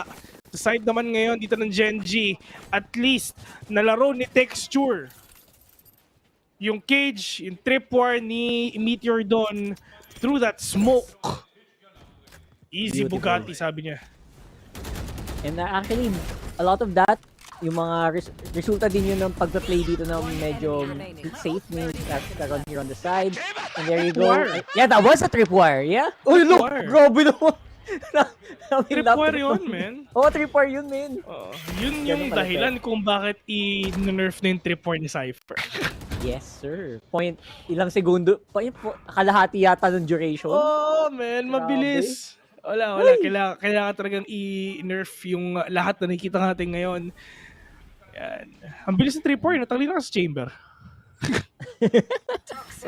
Lagi yung Nerf natin si pinupunteriya Chamber? Tara, nerf natin si Chamber. Wala tayong magawa. Si Viper, nerf natin si Chamber. Yun na nga. Pero pagdating dito sa side nga ng Genji, at least they have the score to lean on already. They have the neural theft, they have the orbital strike, and the showstopper as well, just to stop the possible aggression of DRX. But for DRX, syempre, utility play of course, Trailblazer will catch one. Pero syempre, alam niya na baka may dalawa pa dyan. Pero itong tripwire nga, dito nga papasok ng Octa, delikado nga to. Once na mag-satchel in si Buzz dyan, hay naku po. Talagang matatamaan siya kasi in terms of crossfire, that is Lakia, tsaka si Karon as well, dun lang sa may ebot. And this is actually really scary for the side of DRX, sa totoo lang. Pero yun na nga, tatamaan na nga. 30 seconds left. Magandang pasok dito. Obviously, maganda pa rin yung smoking, vision denial dito para sa Genji. That will force DRX to go for the TP. Nakasalubong naman si Munchkin going for 3, pero looks like 1 pa lang, babagsak na siya. Oy! Texture misses with the showstopper. Man, Genji is missing out on a lot of their utils here. Pero you know what? They're holding the side. 8 seconds to plant. Wala nang time para sa DRX. Wala na nga talaga yung spike na drop pa at magandang pangitain to sa side nga ng Genji. In terms of hold, sobrang solid. Ang daming smoke nga papasok nga ng B because of Karon and si Lakia. Well, at least napatay si Lakia pero yung information ka na nabigay nila, okay na. And hindi mangyayari yun kung hindi na-pop ni Meteor yung neural theft niya. Tapos nagbigay pa yun ng magandang pakitaan nga kay Munchkin na mag-stick lang dun sa may showers for him to take down everyone nga naggaling teleporter. Yun. What if no, meron ng skill si isang agent, neutral theft. So kita yung lahat ng player sa mapa pag ginamit yung neutral. Anyway. I would say na we are getting into a good midpoint for this. I think napabagal ng sobra. Yeah. Nung Genji yung atake doon ng DRX. Apparently, yun lang pala kailangan nilang gawin, man. Pigilan nila yung mga atake. Even the showstopper. Nag-showstopper na nga sila doon just to make an entry. Pero you only got 1. And because of these smokes, man, because of these cyber cages, so hard to actually make an entry possible. At saka, sa side naman ngayon ng Genji, at least it took them 4 rounds nga para makabawi dito. Pero hindi naman talaga ganun kalayo yung scorelines nila eh. So, we are really expecting a really close game pagdating dito sa DRX and Genji. And hindi naman nila makakatapat ng hindi naman nila makakatapat ng Sentinels kung hindi sila malakas sa bind din eh. So, if ever nandun ka na sa panahon na yun, syempre dapat lahat ng maps talagang malakas ka dapat para makabawi ka sa lahat ng pwedeng makalaban sa'yo. Pero dito naman sa bind, at least DRX, lalong-lalo na si Foxy9 nung isang araw. Foxy9, single-handedly, talagang denying the possible entry nga ng makakalaban nila, lalong-lalo na nasa B siya. And yun yung inaantay natin, malakas ang DRX sa attacking, what more sa defending. Oo nga. I think nilulubos na lang din pala nila yung Cypher dito, no? Pansin mo, pareho palang Sentinel naka-Cypher. Ngayon ko lang na-realize. Oh, so, right now, I would say na we haven't seen that much impact, surprisingly from, unsurprisingly rather, from Meteor and from Foxy9. Kasi syempre, again, nature of a Cypher. Kailangan ma-force ka na ikaw yung huling mabubuhay, mamatay as much as possible para ma-maximize yung utils mo. Pero, you know what? These tripwires are making it really hard for DRX to make something happen. Tapos medyo malalim pa. Ayun, diba? Isa pa. So di mo talaga masisira. In order for you to take down that, kailangan mo ng pain shell. Does he still have it? Meron pa siya, pero meron so far, they're saving it for a rainy day. Interesting nga.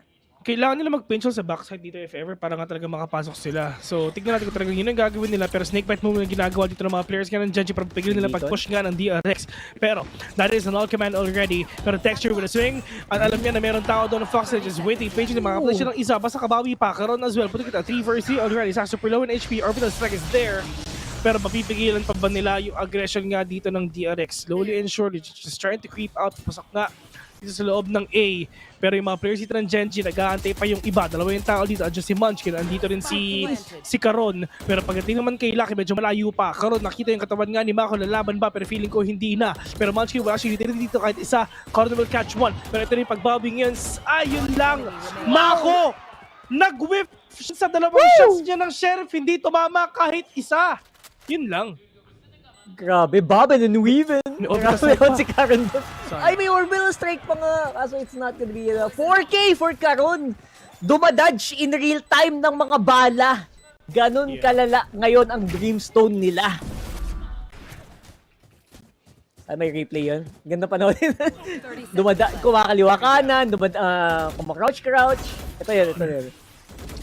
So talagang sobrang scary nga. Sino pa talaga yung pwede natin makita dito? And sino yung pwede nating makakuha nga ng kahit konting pangbawi? Kasi yung Genji talagang bawing-bawi na eh. Yung 4-0 kanina, kalimutan nyo na yun. Talagang DRX sila yung unti-unti nga nawawala ngayon. Pero dito naman ngayon sa pwesto ka na may perna sila, may vandal sila, may 3 ultimations pa sila. Malay mo makabawi na. At yun ang kalaban ng DRX. Yung pera, yung ekonomiya. Yes, exactly. Which is right now equalized. At ngayon, magkakatalo naman tayo sa mga ultimacy. Yung mga ultimates na available ngayon, pwedeng gamitin din maybe once you go for the post plant. Yun ang problema doon. Yeah. And si Foxy9, syempre kailangan niya makill muna bago magamit yung neural theft niya. So, still gonna be 50-50. Pinchel. Oh, look at that. Pinchel not gonna catch anyone right now, pero yung mga smoke and wall nga dito na, pero Meteor, look at that! The tragedy! A criminal nga sa loob ng smoke, mga tol! Will catch Bane! Buzz will fall down as well. 3 vs 4.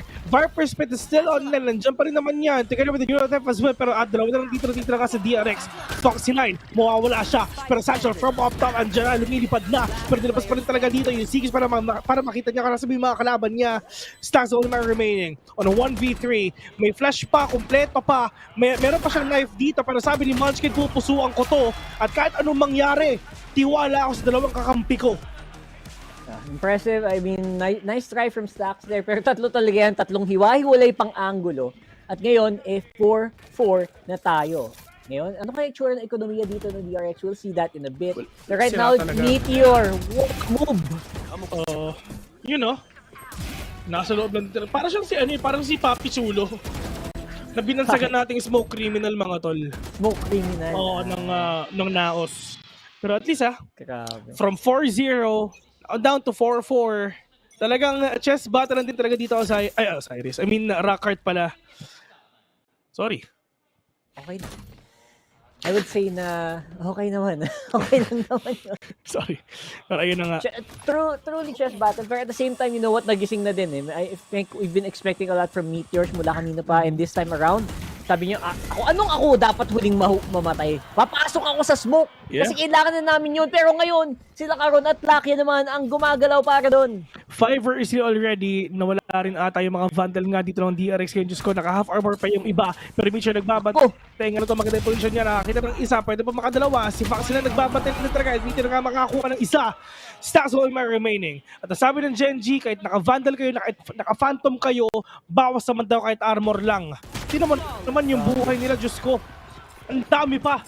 Si Meteor nga, well, kahit nga hindi siya bumili ng full armor, okay lang. Pero ang dami niyang pera, talagang bibili talaga yan. Pero yun na nga, from 4-0 down to 5-4, DRX na introan sila. Nako! Intro boys, mga tropa! Intro boys? Diyos ko, kita mo pumipiyak si na ako. Meteor dito. Kita mo, partida, galing camera pa yan. Oy! Ewan ko ba ano nangyayari sa DRX. Let's go, Genji. Tapusin nyo na. Expected. Oy, off angle to. Maganda off angle. Let's go. So ngayon, bumabagal na sila. Mako, usually siya yung pinaka-consistent sa mga games na napapanood ko with him. Pero right now, he is kind of falling behind. At the same time, the rest of the team from Texture to Lakia to Karon, lahat maganda country. Kumbaga, lahat sila well-distributed nga yung kills nga pinapakita nga natin ngayon. Pero Foxy na, let's see if ever makaka-pick off siya ng isa. Pero Munchkin, nagbabadal din talaga sa may harapan dito sa may showers already. But Texture, with the paintshell kill already, at least in terms of utility play, sobrang utility play nga sobrang utility heavy nga ng DRX. Same goes Genji as well. Pero after 4 rounds, talaga nahanto rin talaga ng Genji yung best fruiting nga para makabawi nga sila. Pero Mako is inside this Viper's Pit right now, just finding that perfect opportunity for him to take one down with that one tap na kaya pwede rin gawin. Pero basta ako ng judge mga tropa, nakapatay ng isa. Lucky and Munchkin na nandito na make that a 2v1. Foxy na only may remain. Meron siyang phantom na hawak-hawak, pero makapatay siya ng isa. Diyos ko, yung Viper's Pit ng jump up, pero feeling ko mawawala na nga.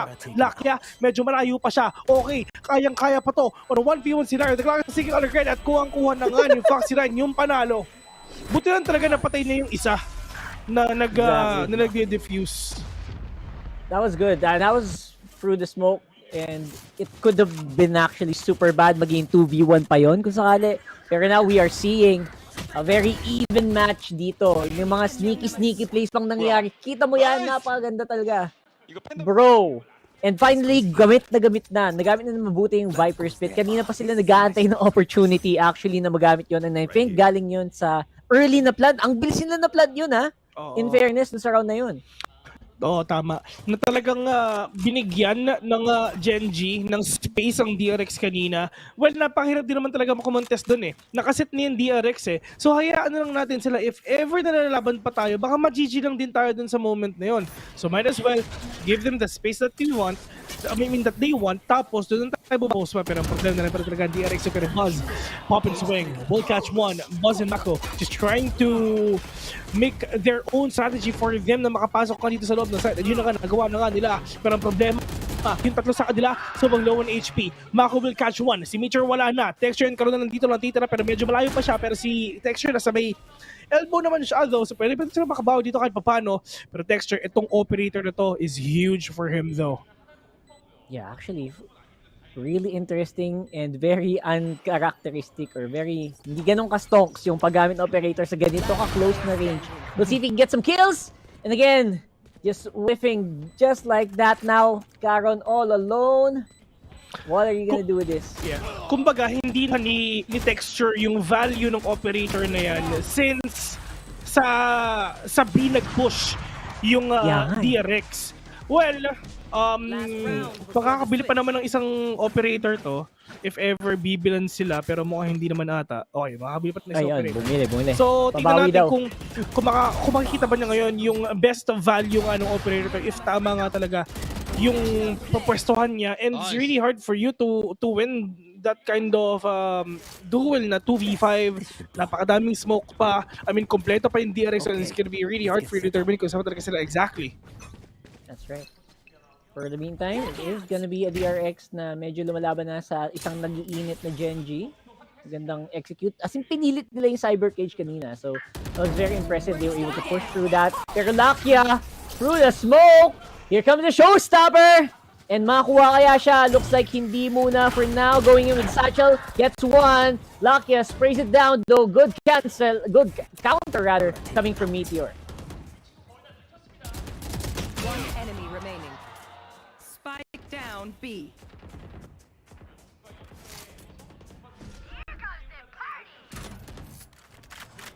I have retrieved the spike.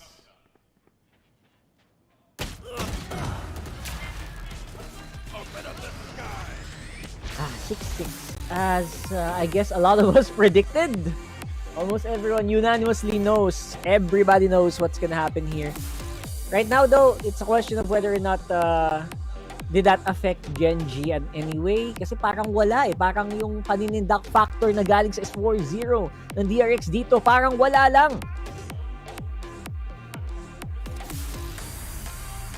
Diba? Baka VCT Korea to. Oo, hindi na bago to. Men, kasi normal na to. Na nakikita natin na ganito yung mga games. Nakikita na natin na sobrang dikit ng laban. Para tayo nagsimula. 4-0, on a 5-4, on a 5-5 to a 6-6. Men! Diyos ko, ewan ko na. Okay lang. So ngayon, dito naman, makita natin ng the best of the, at the very least, yung mga ating mga analyst dyan, no? Mga analyst na nanonood. Makita nyo yung the best of the best. Masusulit nyo. Yung mga rounds for sure dito sa second half natin, where DRX naman ngayon ang defender. Ito na. It's just gonna be the same thing na nangyari nga kanina, or probably, na talagang tatapusin talaga ng Genji to or DRX. If ever Genji ang panalo dito, Genji tayo kasi Sunset yun ang next map nila, di ba? Pero I have a feeling talaga mag-a-ascend pa tayo. Alam mo Carla, I mean Rakarta. Okay lang, parehong valid. Sobrang hinanda ako ang sarili ko sa 3 games sa game na to. So, maganda talaga yung mangyayari nga dito kasi, well, ilang beses sila nagharap, ilang beses silang talagang alam na rin yung playstyle nila isa't isa. So might as well push them to the limits. Kilala. Yung huling game nila 2-1 din, just so you guys know. And that the first loss na, nakuha ng DRX. First map loss na nakuha ng DRX laban sa Genji. So, there we go. Uy! Naku po. Okay lang. Bane, medyo maganda ang gisingan. And dahil doon, makakapag-forward na naman. Ito mga nasa long, dalawa naman nasa Hoka. They can counter this very easily. Nice cyber cage to slow down the push. May smoke pa nga si Bane, dalawa pa eh. I mean, may pain shell pa. So, ang hirap if ever talagang papasok ko dito eh. And if ever talagang lilipat ka pa, baka makita mo pa si Stax dito kasi medyo uma-advance siya. He's really trying to be aggressive right now for him to catch someone off guard. But now, Texture, nag-cut lang sila ng noise. Pero ang problema nga, may pain shield pa sa harapan nila. I mean, may trip war pa sa harapan nila at napakahirap nga talaga pasukin no? To the fact na wala kang trade kasi ang layo na nilakya. I like it kasi yung, you know what, DRX despite having a huge advantage and basically denied sila ng audio eh. Walang pinaparinig na audio masyado yung Genji dito. They're holding their angles very dutifully. As in, military style na pag-hold to. Oy! Magandang hold! Kita mo naman, nakaisa pa. Saktong-sakto. Dito, wala na. Ang ganda ng position ni Stax doon sa may parang drum doon eh. May drum ng tubig doon sa Gedli na eh. Pwede kang tumayo doon para masagod yung angulo mo na makikita mo nga yung mga taong papasok ka sa loob ng site. Ayun yung tao na yung itsura na. Pwede tayo pupunta nga doon. Pero at least yung mga players dito ng DRX, ano nang mangyari kanina na nanalo sila doon sa may first pistol rounds, first two probably.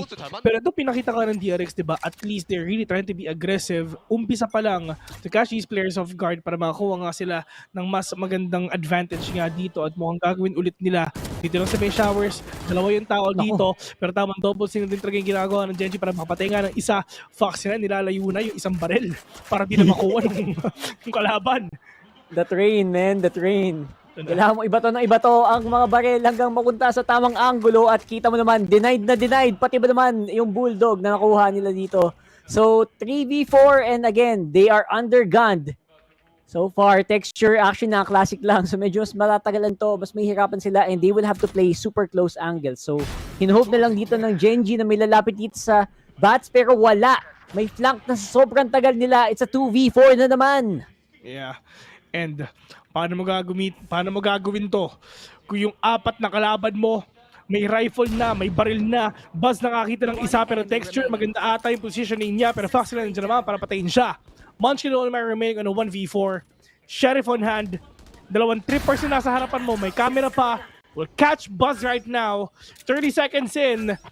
Hindi niya alam na nasa likod nga si Stax to pero matatalo naman ng isa to. Matatalo na niya to.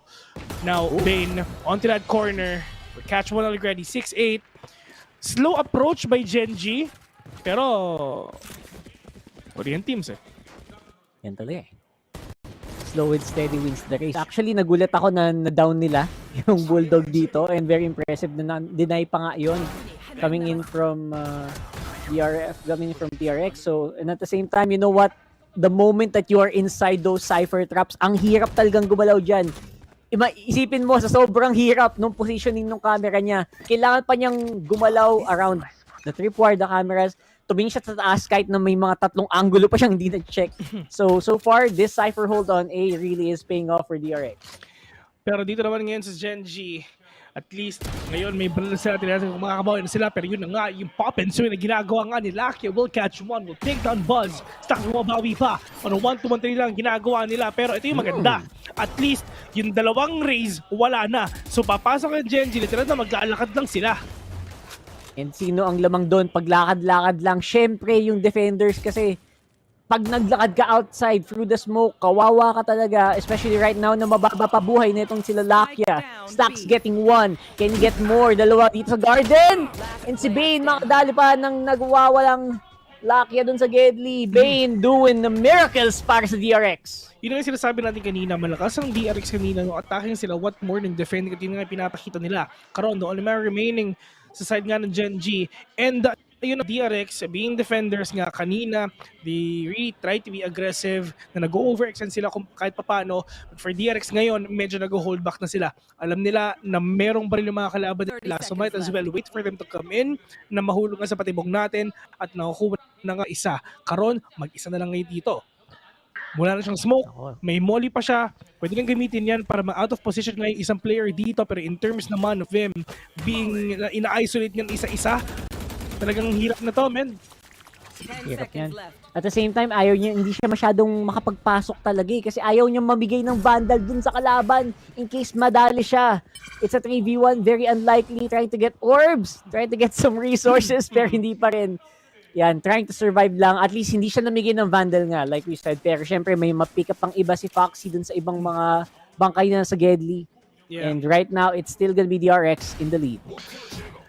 A score, 9-6, no? 9-6. 6-9 already. Nice one. Parang sa side niya ng DRX ngayon. Pero sa totoo lang, for Genji, if ever na magawa nila yung ginawa nila kanina, na it took them 4 rounds for them na makabawi, pwede sa eh. Pero, timeout muna tayo. Ang pinakaunang timeout ng game natin ngayon, nung 6-9 na. Nice. Nice. Good time. Ito, good time actually sa nga ng Genji na hindi nila ito ginawa ng 4-0. Kasi it's like, alam nila kung ano yung gagawin nila in order for them to take down DRX yung time na yun. Pero ngayon, napaisip na sila. Kailangan nila ng divine intervention. Doon sa coach nila. Kailangan nila magdasal. Kailangan nila magdasal. Coach. Isang minuto. Coach, kailangan ka na namin. Paano ba gagawin namin?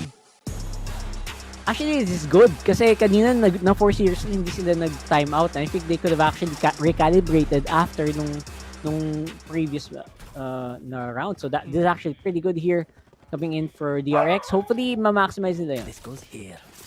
Yeah. Pero dito naman ngayon sa loob nga ng kwarto ko, shoutout nga pala kay Pico. Na dati pakas naman ako. Gusto niyo mag-cast? Oo. Isa lang, Pico. Tignan natin kung talagang magagawa niya kasi nga yung mga players dito ng Genji pabawi na 4 naka-sheriff, 1 naka-vandal. Tignan natin kung kaya pa nila. Yep, grabe naman yung ang wide naman. Firing squad dito sa Bilong. Good luck naman makapasok dyan. Pero right now, si Meteor, pasilip-silip lang. Wala namang full swing na magaganap. 4 ang makakasalubong, camera pa niya ang makakita. Ayun na nga, makakaisa pa. And there you go. That's as good as you can hope for Genji. Nakakaisa si Meteor. 4-4 onto this game right now. Si Mako wala. But Genji, paano nila ibabawi ito? Well, pwede nang kunin yung vandal nga ng mga namatay dito, pero yung mga players nga ng DRX handang-handa sila dun sa pasabog na pwede gawin ngayon ng Genji. Yung snake bite, nandiyan na. Trailblazer, wala mahit dito kahit isa, pero Foxy nandiyan sa loob. Nandiyan sa loob ng triple. But at least, si karoon ng texture, nakakabaw dito kahit papano. Just try to take DRX 1 by 1. Lucky and texture, making those big plays nga for themselves, trying to take down DRX, and that is a big thrifty that they did. Actually, laking bagay pala nun. Nakuha niya si Mako, no?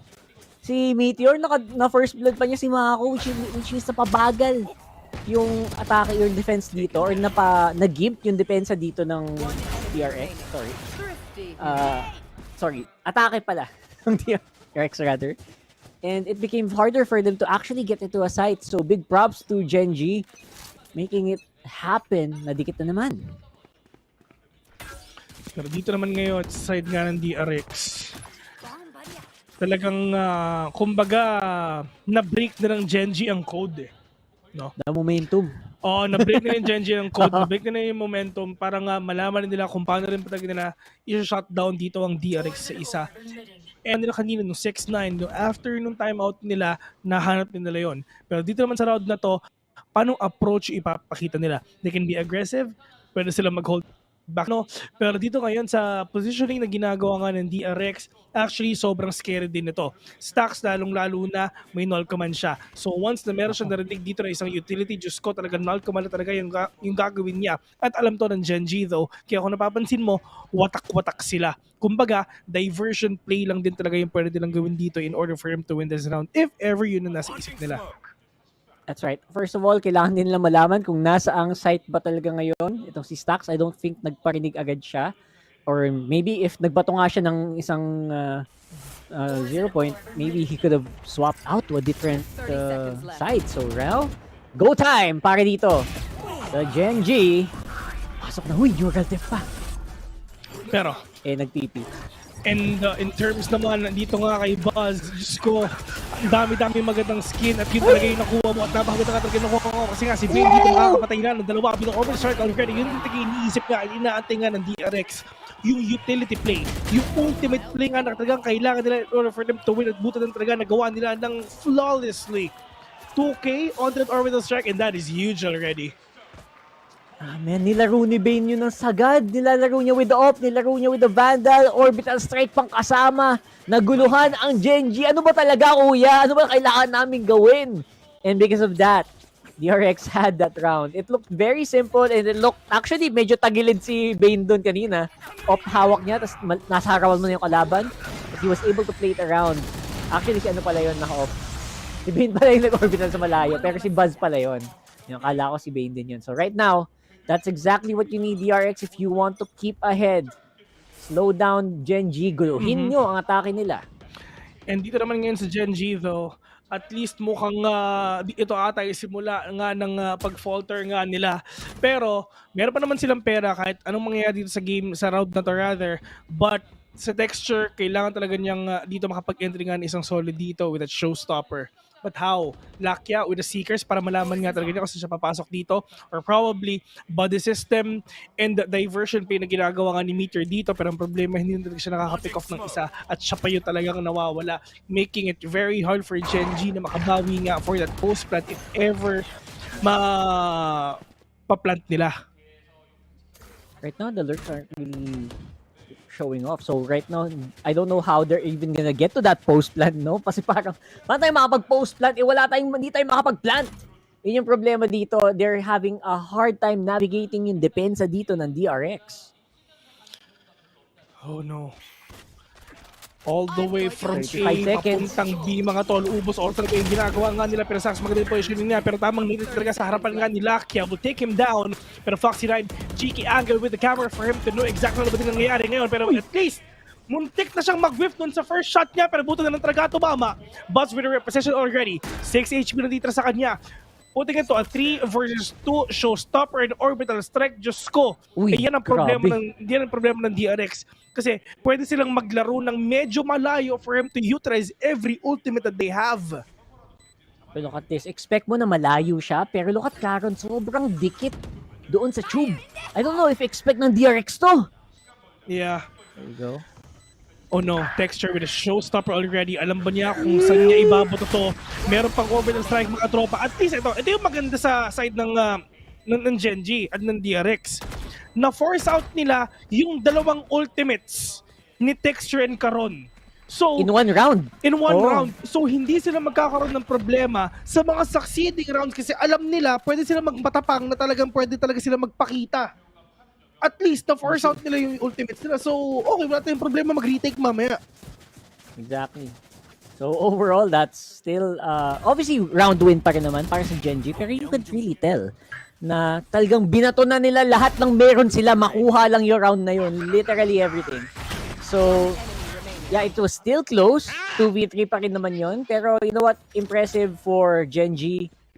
Paulit-ulit lang na gano'n siguro. Pero again, mahirap gawin yun pag medyo kulang yung utils nila. Again, they don't really have any ults. Yun na talaga yung meron kayo.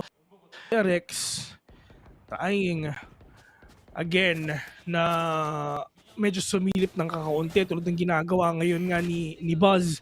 Well, bakit lang naman yung gamit niya? It's just that sound cues lang ang kailangan nila dito para nga mahuli nga nila si Buzz. Mga Korean team pa naman, sobrang audio cut-off. Deny the audio as much as possible. Walk slow. So, itong Baki play na to, sobrang 50-50 nito for sure. Yeah. Pero, first contact kay Stax, tapos si Buzz mamaya yan. Tingnan natin, just trying to make the damage nga na dito na iba to nga nila. Pero ang problema, nakita nga siya dito nung trailblazer. Pero laki dito mga kadalawa na wala si Stash at si Buzz. Pero meanwhile, look at the Bane and Foxy9. Talagang medyo sinasandwich talaga na lahat ng mga kalaban niya. Si Foxy9 biglang nawala pero ipaparating nga dito nga sa side ng DRX. Galing pa silang B main. Punta ito, 2 versus 4. Mako, classic lang ang gamit niya. Maliliko na nakataan niya. And that's the trigger. Discipline na kailangan nga nila. Classic lang makakapatay pa ng dalawa. Pero punta ito, 1v2. Bane the only man remaining. Kaya pa ba niya? Yeah, we'll see. Although, Genji lost more than they should have in that round. Ha? Parang sure na dapat sa kanila yun. 50-50 pa 1v1! With a great one! Bane pa nga! Ang lumawang! Grabe naman talaga, DRX! Sino yung nag-pistol na yun? Nakalimutan ko sino pumistol. Grabe, pakalupit. I mean, kahit talaga na classic lang yung gamit mo, kayang-kaya na kung alam mo kung saan tututok. Si Mako yun eh. Kalmado lang sila eh. Hindi sila nagpakita, hindi sila nagpaparinig eh. Sabi nila, Bane, tara, sama tayo. Umiko tayong dalawa, tignan natin kung talaga malilikuran natin sila at yun na nga. Wala silang kaya idea na si Mako at Bane nasa likod na nila. Grabe, beautiful movements. And syempre yung follow-up din ni Bane doon, laking bagay din nun. Starting off with Mako. Ano daw? Men, kung hindi mo naiintindihan yun, malamang ako rin. Pero, I mean, magulat ka na lang siguro kung naiintindihan ko yun, di ba? Pero sorry talaga, hindi. At least, si Buzz ma-operation na. Wow. Okay. So, we're getting here. DRX feeling it. They're on fire. Pero syempre, hindi pa naman tapos ang labanan. 11 pa naman yan. May mga teams na napapako sa 1-1. So, kailangan pa rin maging maingat dito ng DRX. Obviously, medyo malaki ang stakes dito. Kaya talagang, ewan ko pati yung mga ugali ng tutunay na kulay ay lumalabas na stage. Pero ito na mga tol, ang matalo dito syempre wala na, di ba? Laglag na talaga. I mean, goodbye aray na. Pero ang manalo dito mga kalaban nila yung T1 para nga sa grand final stop. Pero Buzz, mamba out lang din siya, mahahabol siya pero hindi naman ata. Reswing, kung matapong ka, Buzz, sumilip ka ulit oh. Buzz, sumilip ka ulit oh. Si Michor, sisilip din ba? Ay, naku po, yun lang. Ito na nga, talaga nagmamatapakan yung dalawa. Si Buzz, gumugusto ka. Halika, makita ka. At yun na nga, nagkapatay na nga yung dalawa. Pero in terms of snake by just go, tinamaan yung dalawa. Mako and Foxland just trying to take down these players and catch them off guard. At yun na nga, nagawa na nga nila. Karoon ng mag-isa. 5v1 mga tropa. Sabi nung apat sa DRX, bawas naman daw kahit armor lang, sabi nila. Sheesh. Ganda yung play ni Buzz doon. Actually, I think, akala ko mahuhuli na siya nung sobrang dikit niya. He was able to use maximum mechanics. Karondo going down. And again, as I was saying, sobrang minaximize ni Buzz yung mechanics niya doon sa raise. So he can get the exit. And he was able to stabilize with the rest of his team. Now, match point na para sa DRX. Oo, match point na talaga. Pero yun, no? Akala ni Meteor, nag-mamba out na si Texture, pero hindi pa no? Grabe. Napakalupit. And may nag-swimming pa nga sa lason dun dun sa A-short. Baliktad ko yung sinabi ko. Si Buzz pala. Sorry. Si Buzz. Sorry. Pinaglaban ko yung dalawang pinag-away ko yung dalawang magkakampi. Sorry. Si Buzz pala. Sorry. Sorry, Tex. Nananahimik ka pero pinaglaban ko yung dalawa ni Mitchell doon. Pero ang importante, ang DRX, one more point nilang for them to end this game number 1. So hopefully walang kaba-kaba kasi medyo uphill battle to. Iba ang nadali ng tripwire. That is actually pretty big. Sure, malalim na makakaisa nga lang do. Oo. Pero ngayon, on a 4 versus 4, Foxy9 down for the count. At okay to para nga talaga makapag-Viper split ng matindi si Munchkin dito sa loob. Meteor will catch one. But all the way from up top, all the way from heavens above, Meteor, kinakabahan nga siya, mapapatay ba siya ng pain shot at yun na nga, napatay siya, nawala siya. Stacks mo mabawi pa, all the way from behind, will catch two already. Munchkin, the only man remaining, nilabas na yung showstopper, nasaan ka ba, magpaparinig na, magpakita ka, eto na ako, sabi. Pero Munchkin, paikot-ikot lang siya. Not gonna catch someone right now dun sa showstopper, pero hindi pa na napaplant yung spike at okay na yun. Na-drop pa nakuha na. Na-drop pa nga, ayan, nakuha. Kumuha ng bandal, magbibi na lang siya. Ay hindi, Guardian lang ang nakuha niya. Guardian pa nakuha! Guardian lang! Ay, naku Grabe po. naman talaga. One tap, mali mo, makuha Pagalingan na. lang. Here we go. Narinig niya, alam niya to. Oy! And he goes down. Yun na nga. DRX get game number 1. 13-8 mga tol. Sobrang expected na sobrang dikit talaga yung laban nila. Pero sa totoo lang dun sa latter part nga na nakita nga natin dito sa DRX, sinabi na natin yan. Pagdating sa defending, malakas sila sa attacking, oo. Pero pagdating sa defending, men, talagang mas malakas ang DRX sa mapa na to. Sorry, nakapatay yung ilaw ko. Bubuksan ko. Gabi na. Blinding. Gabi na pala. Yan. So, grabe.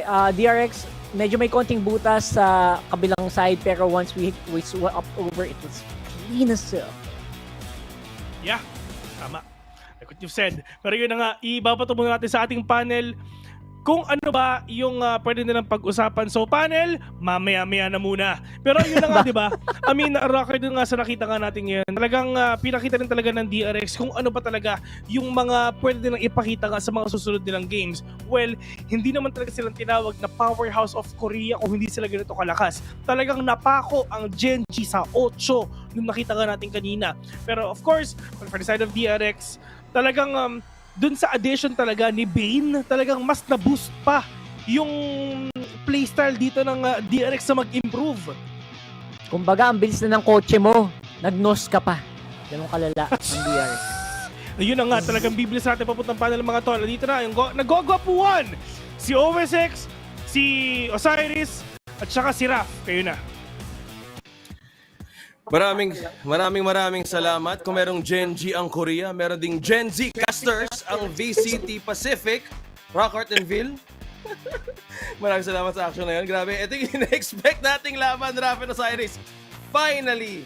Ito yung magandang dikit, man. Ito na yun. Ito yung hinihintay natin. This is the lower bracket finals na talagang maglalaglagan talaga ngayong araw. I mean, you know, di naman natin in-expect, or at least anything less from both these teams. I think the way that first half went was typical of a Korea versus Korea matchup. Hinanap talaga yung mga tendencies kung saan ba may gaps yung rotations on both sides here. But at the same time, I would really like to agree with what our caster said about Bane adding so much firepower to DRX. What he adds and really brings to the table is how active he is as a player, no matter what role he plays. Yeah, and kahit sabihin natin na Bane is online, ito rin yung isa sa hinaantay natin, Raph, si Caron. He really did his best. On first half, nakita natin na looks promising yung pinapakita ng DRX. Pero nakabawi naman itong Gen G. I was expecting for them to entirely roll talaga yung buong halftime. Pero yung pagka-flip is mukhang mas ready in terms of defense itong DRX. Alam natin na yung mga first skills nila, ang gaganda ng conversion nila out of it, removing key members. Although may mga shining moments pa rin naman ito si Gen G, but overall, DRX has been consistent no, kung paano yung kanilang mga depensa. Heavy anchor from B, Cypher setup, and then yung Viper talaga ngayon, sobrang sulit pa.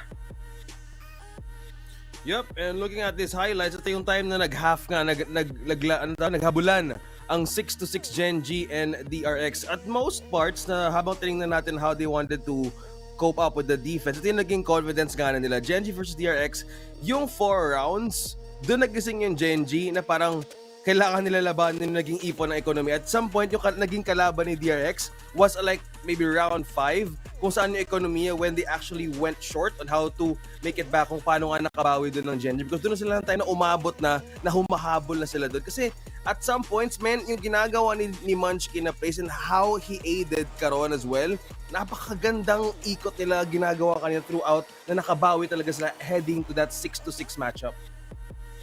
Again, speaking about Munchkin, I feel like yung kulang nilang sa attacking side is that I don't think they were using that wall to condition DRX as much. Kaya nga sobrang stable ng defense ng DRX. They just weren't goaded to be aggro anywhere else on the map.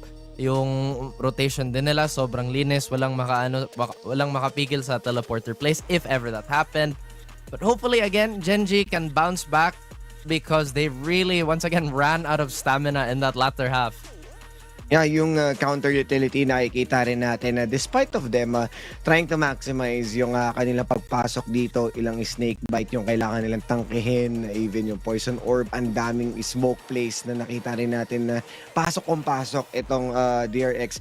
Napaka-solid ng kanilang communication up until the very last moment na yes, na-posted yung spike, pero hanggat hindi nila naririnig yung tick nung spike na yon, hindi pumasok ng teleporter yung dalawang members. So pagkarinig na yan, it's go time for them. Andun yung confidence nila and they played it very well on a disciplined type of approach. Ang ganda ng sound pala. Tick, yung pala yung sound ng Osiris, no? Yung pa, hindi ko na-expect na yun talaga yung magiging sound effect talaga. Joke lang. Pero yun ang hinihintay nating match. Finally, ito yung lower bracket na hinihintay natin na naghahabulan. So looking back on that map, yung sunset, 100% on both. At finally, pating defense 75%, and you've both mentioned, even the cast mentioned, they know how they manage to even counter with each other. Magkakatalo na lang kung may isang malobat na mouse or may matanggal na keycap. Yun lang ata yung problema dun eh. Yun lang ba? If you would agree with that, I don't know.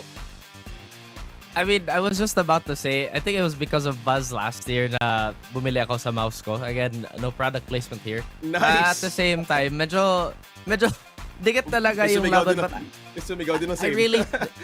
I really think DRX, what they have that Genji just does not have at the moment is just paying attention to the details of the flow of the matchup. Kasi yun nga eh, yung counterplay nila kanina, sobrang heads up na lahat.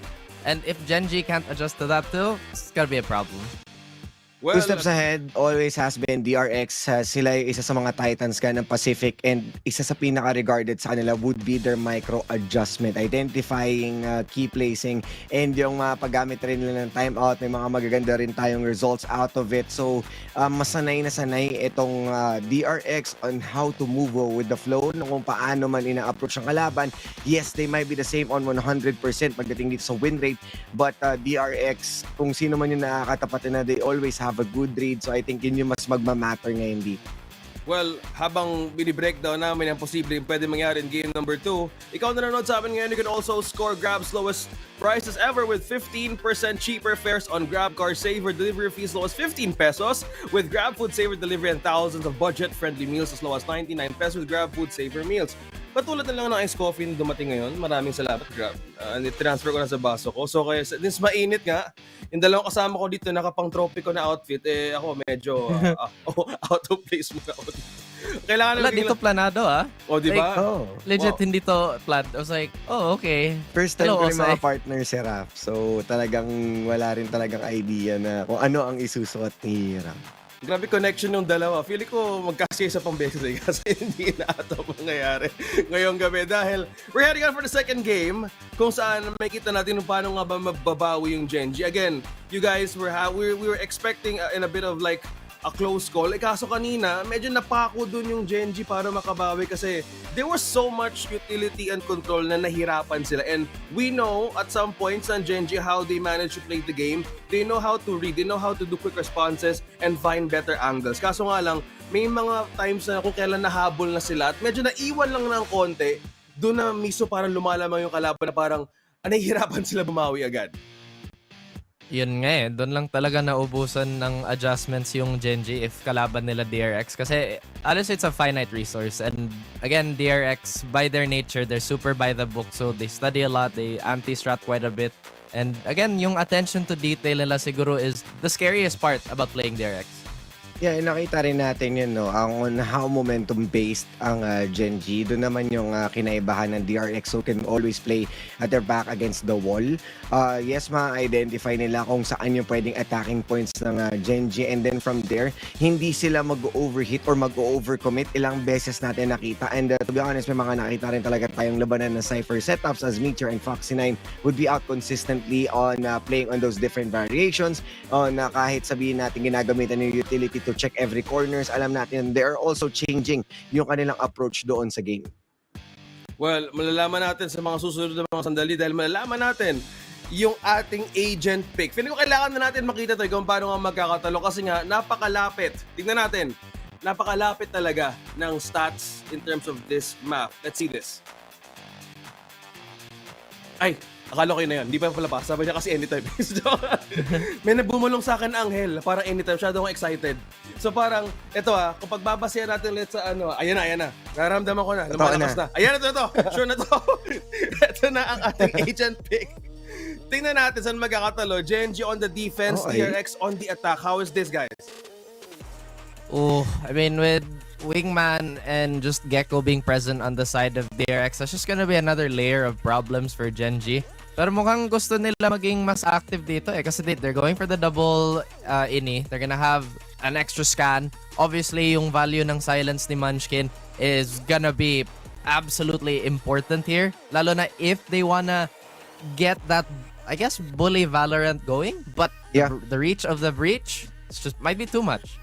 Yeah, and yun nga, ang dami nilang utility dump na pwede ulit i-maximize dito, and the solid communication of DRX would definitely maximize the efficiency. Si Buzz magiging light year, alam natin na dire-diretso siya pumasok ng mga site, can definitely disregard yung mga Cypher setups dito. So I think DRX got an edge as an attacker. Tingnan natin kung makakabawi ngayon ang Gen G. Pero ngayon, Gen Z casters, kayo na! Interesting. Kasi sila naka-pantropiko, mga grabe, mga pantropiko kayo. Kami, plantito boy. So, what's up? Ang Rockhart, mga pala si Vil. And we are here in map number 2. Sunset na tayo. Gen Z, kakapal ng mukha nyo, ha? Alam naman namin na sobrang tatanda nyo, OSX, ha? Tigilan mo kami, Alam mo, may access tayo, may mga info sheet, ganun. Wala kasi na magagawa man. Alam namin kung ano yung mga baho. Edad nyo, mga sir. Nagkakalokon pa tayo dito. Man. Pero yun nga. Yung mga players ng DRX talagang, yes, sobrang utility heavy. Pero with this kind of composition, talagang they really want to be aggressive. Yes, exactly. And right now, obviously, speaking of utility, bro, they got the Gecko. I feel like in this round, aside from Cypher being a very much staple, yung Gecko na yan, nagsisimula na yan, like automatic sunset So, I feel like the Gecko, especially on attacker side, is sobrang hirap niyang kalaban. Pero ngayon, tignan mo, si Pinan DRX, looking for the execute pa rin. Ito talaga utility heavy composition nga talaga na ginagawa ngayon ng DRX. You really want to abuse itong wingman nga na talagang iwanan nila yan, talagang makaplant ka lang dyan, then kami bahala na. Pero double flank ngayon na nasa isip ngayon ng Genji, mukhang babawi rin ata sila sa may backsides ngayon. Texture will catch one already. Wala na yung smoke nila, nakakabawi pa. Fox sila mababawi dito ng isa-isa. Pero buto kita 3v4 stacks, meron pa siya ditong aftershock na isa. Tingnan natin kung paano na mababawi ito. Getting that ghost, one tap lang kailangan niya para makabawi ngayon, pero double flashes ngayon ginagawa nga ni Dizzy. Stacks will catch one. Make that a 3 versus 3 right now. Nakakabawi dito kahit papaano, pero bumabawi din talaga dito ang DRX sa isa-isa. Tamang jiggle lang ang ginagawa nga nila.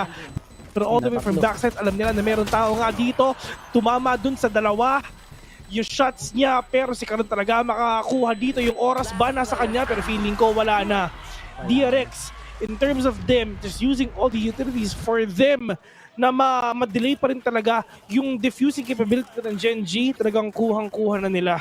Ang gandang start sana nun para sa Gen G, man. That was, they did as much damage as possible para sa DRX. Hindi pa rin nila na-maximize. 2v3 pa yon yung naging labanan doon. Yeah. And I would say na, you know what, they did the best they could, pero right now, medyo mahirap na to. Medyo mas mahirap na to. Let's have some fun. Right now, konting hinga lang. I think Genji just has to really take it easy. Pero look at this. Interestingly enough, si Meteor din, he's deciding, you know what, no B Cypher for me. Hold muna dito sa mid. And maybe make something happen. Although the picks starting to become unlikely. Vandals in the hands of Buzz and ni Stacks. So, let's see kung may magagawa pa tong depensa nila. I mean, you have the money though. I mean, why not talagang bilhin mo na yan? And syempre, mas pinapalakas na din talaga ng DRX yung firepower nila para mas mahirapan pa ang Genji mamaya. And either way, matalo sila dito. At least, wala rin naman silang pera. So might as well just buy up every god na talagang pwede natin mabili dito sa round na to. But right now, for the side of Genji, unaware na baka mag-A na rin talaga yung mga kalaban nila. Pero for DRX, at least, cutting lang yung mga noise nung lahat nga na pwede nila marinig para mas maisip pa ng Gen G na baka kung saan pa talaga sila pupunta ngayon. Pero sabi ng DRX, it's not gonna be A, it's not gonna be mid. Tulad nga sabi ni Justin Timberlake, it's gonna be Bay. It's gonna be Bay. It's gonna be Bay. Actually, dapat gumawa yung Valorant ng kanta doon. So, Valorant, you know what to do. Nice smoke, nice entry coming in from DRX. Completely catching Genji off guard here. And don't forget, mga Vandal yan, tas malayuan pa ang labanan. Good luck talaga.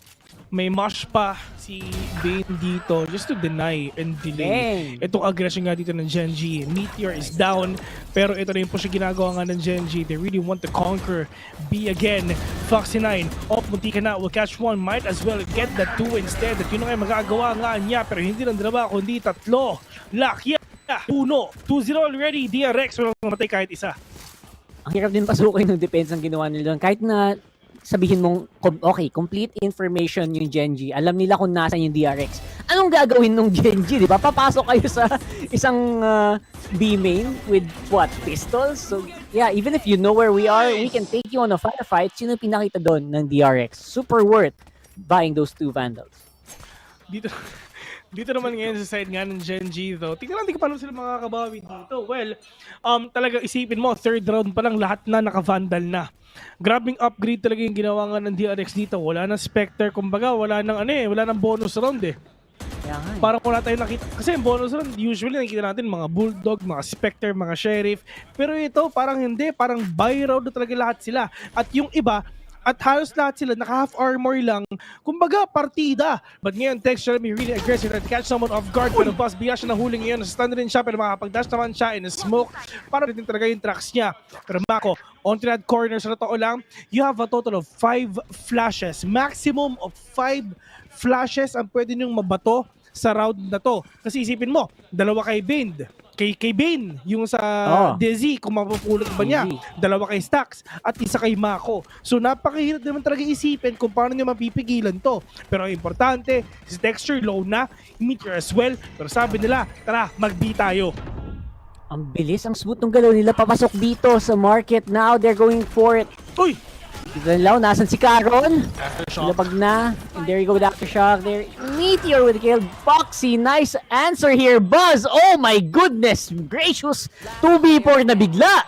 At ngayon, si Lakya na lang ang natitira. Genji, ubos na ang pera. Ubos na ang pag-asa. Mahahunting pa kaya siya. At parang nangyari lang kanina, talagang 0-3 yung ating makikita. Lakya the only man remaining on a 1v4. Pag ito na clutch mo, balita ko, si OV6 mamimigay daw ng Riot Body. Wow! At mamaya, malay mo, magawa Thank you, OV6. Grabe talaga yun. And there you go. That is DRX securing the kill.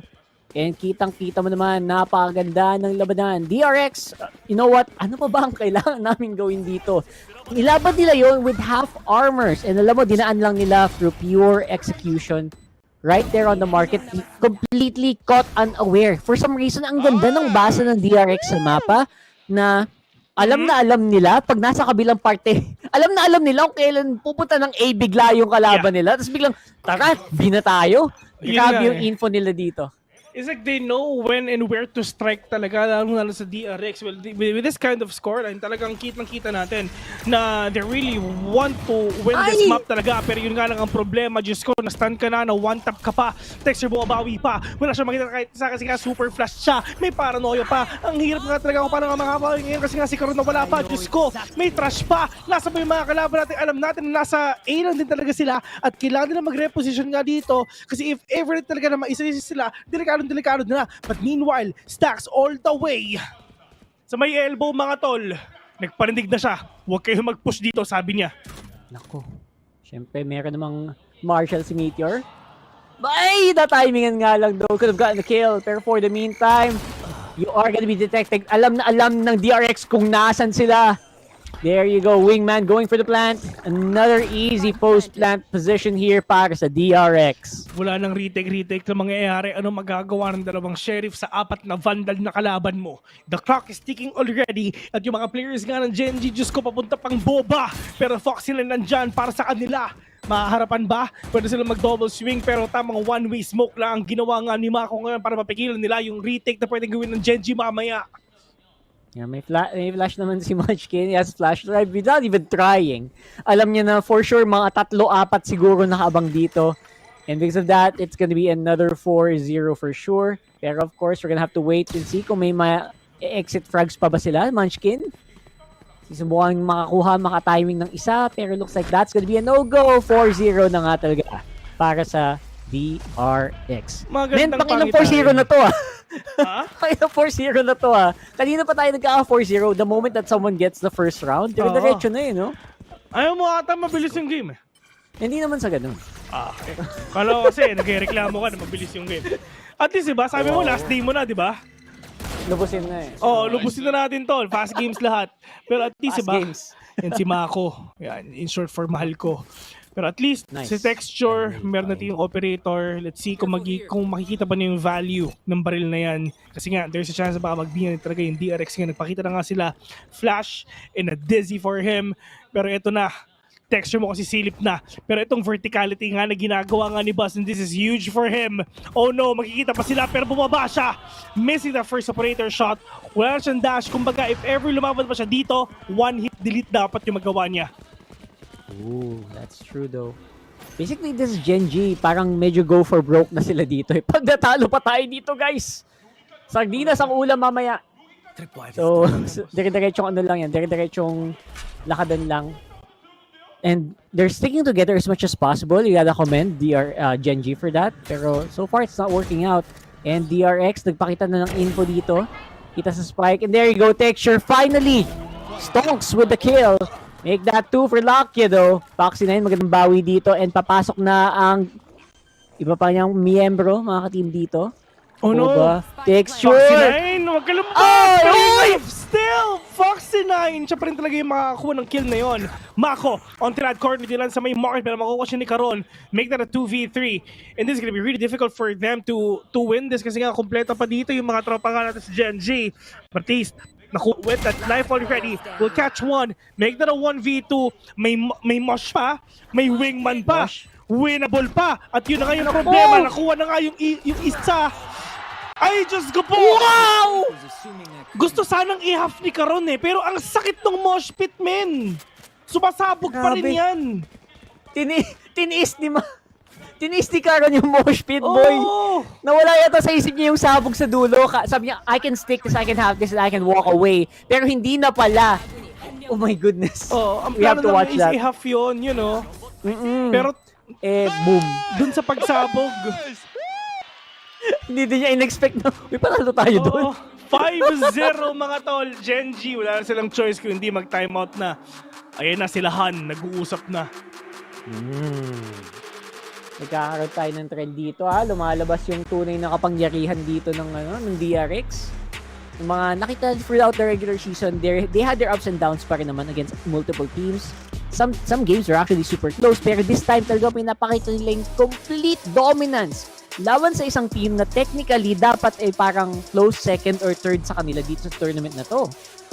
In terms of Korean teams So, interesting kasi you know what? They're showing, and Genji is not a joke, right? They're not a team na pwede mong maliitin lang. DRX doing this is a statement, not just against the Genji, pero against para na statement na din para sa mga fans nila. Statement para sa T1 to, boss. Ay, sa T1. Statement to para sa T1, men. Yun talaga yung kailangan nga natin. Once again, ang manalo dito, mga kalaban ng T1. Tapos ang manalo doon, makakalaban ng Paper X. Best of 5 yun, Grand Finals.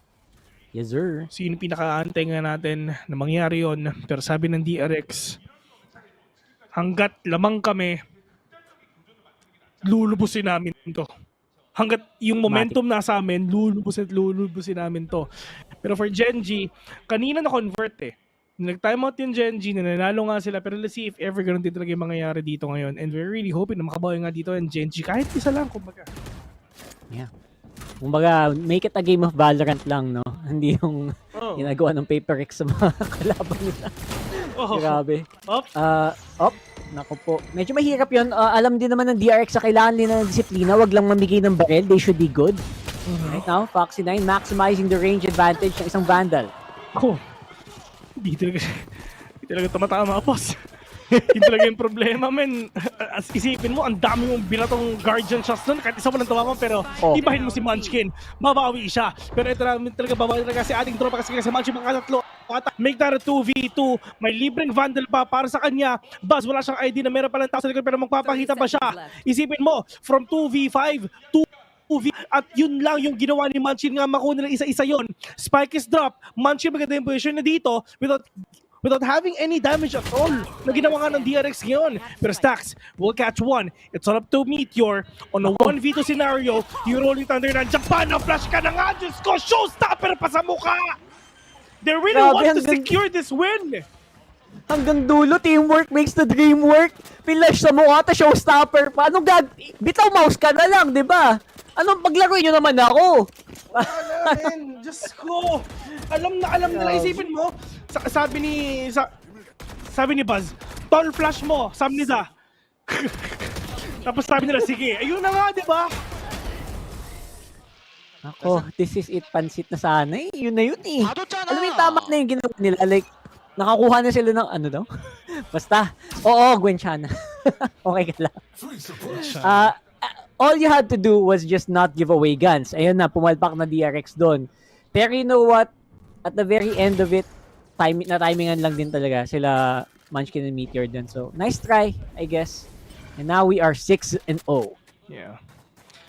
Super NT para sa lahat ng nandito ngayon. Pero hanggang saan ba ito makakayanan nga ng DRX? Ito pinapakita nga nila. Pero tamang all command muna yung pinapakita nga nila. Lalong si Munchkin. Wala tuloy magkabay yung mga kalaban nila. Pero Munchkin maganda yung positioning niya. Pero if ever dito talaga pumasok dito ng DRX, maganda yung angulo na tinitignan nga dito ng Genji. If ever talaga mag-iinga sila, triple stack for themselves. Pero inaantay nila matapos yung all command. And after lang talaga utility play na. Ang importante, may Rolling Thunder pa. Stacks from all the way from elbow, pasok ng A para makapasok nga sila. Okay na, pwede pa. Tapos, pag may napatay ng isa, neural theft pa. Ibabato nga ni Foxy 9 para alam nila kung sila papasok. Alam nila kung ang gulo nila sa ngayon. Yun na nga. Lahat sila nasa loob na. Ni Rolling Thunder, may tamaan ba? Okay, meron isa. Pero yung mga players nga dito ng DRX, mukhang babawi na nga ata sila. Andito pa yung Hunter's Fury. May matatamaan ba? Oo, isa. Pero si Babe, meanwhile, Mako will catch everyone na nakikita nga nila. Spike planted. And there you go. Man, sobrang hindi ko ma-imagine kung ano nangyari doon kasi they had so many ultimates that they could utilize pero hindi sila binigyan ng chance ng DRX. They had 4 ultimates, man. And yeah, after that, you know what? I think this is gonna be a give round. Texture unless makakaisa pa or dalawa. There you go, getting Buzz. That's actually consolation prize. Pero 4 na million pa natitira. Hinahunting na! Hinahunting yung niya! Ayan na nga. Oo, habulin nyo na yan, men. Huwag nyo nang ihayaan mag-operate kasi wala na naman silang pera. 0-7 DRX, let's go! Here we go again! Ituloy nyo lang yan, men. Ituloy nyo lang yan. Promise, ituloy nyo lang yan. Ay, naku po. Aiming tayong matapos ng 7:45. May target. May goal si Kuya Bill. Meron ang goal, boss. Okay. The goal is to win. And to win is the goal. Ayan. So, nice talaga. Nice. Right now, since they were able to save a lot of their ults, may from the shadows pa, may neural theft pang available. Texture, he lost his gun, pero we'll have the Blade Storm. Let's see if this should still be equal, pero kamusta kaya ang mental dito ng Genji? Yun talaga yung kailangan talaga natin isipin ngayon. Pero pagdating naman dito sa DRX, I mean, they still have that thrash though. So maganda pa rin yung entry nila if ever talaga papasok sila. Pero look at that, Foxy 9. Kumikinang-kinang yung Vandal niya, boss. Ibig sabihin, top frag siya. Tama. Top of the top. Texture. Oh no! Texture! Ay, hindi na nahabol! Spotted out. Napatakbo na siya ng malala. Makakaisa na sana, pero naging bato pa. And now, Cyber Cage is up. Medyo mahirapan sila pumasok. Munchkin. Nice hit here. Can he get more? Naku po, makakadami pa. And there you go, Genji. Nabubuhay na. Foxy all alone. Spotted pa with a tripwire. Gets one. And finally Finally, Genji on after the board. 7 rounds, man. After 7 rounds, nakabawi na. But for DRX, at least they have a lot of rounds to lose. Dami pa nun, men. Napakadami talaga. Oo, I mean, the best na makuha ka nila dito is number 1, 11-1, 2-10, 9-3, 8-4, 5-7. Yan lang yung mga possible mga possible rounds nga na makita ka natin ngayon. And if ever gagawin ulit ng Genji yung ginawa nila kanina ng game number 1, na mahahabol nila agad ng DRX, pwede nilang gawin yon, pero paano? Okay, wala na yung trash. You still have that neural theft nga dito, the meteor, so pwede talaga kayo makabawi dito kahit paano. Pero pagdating naman dito sa mobility ng DRX, you have that from the shadows, but now texture. Wala siyang trade dito.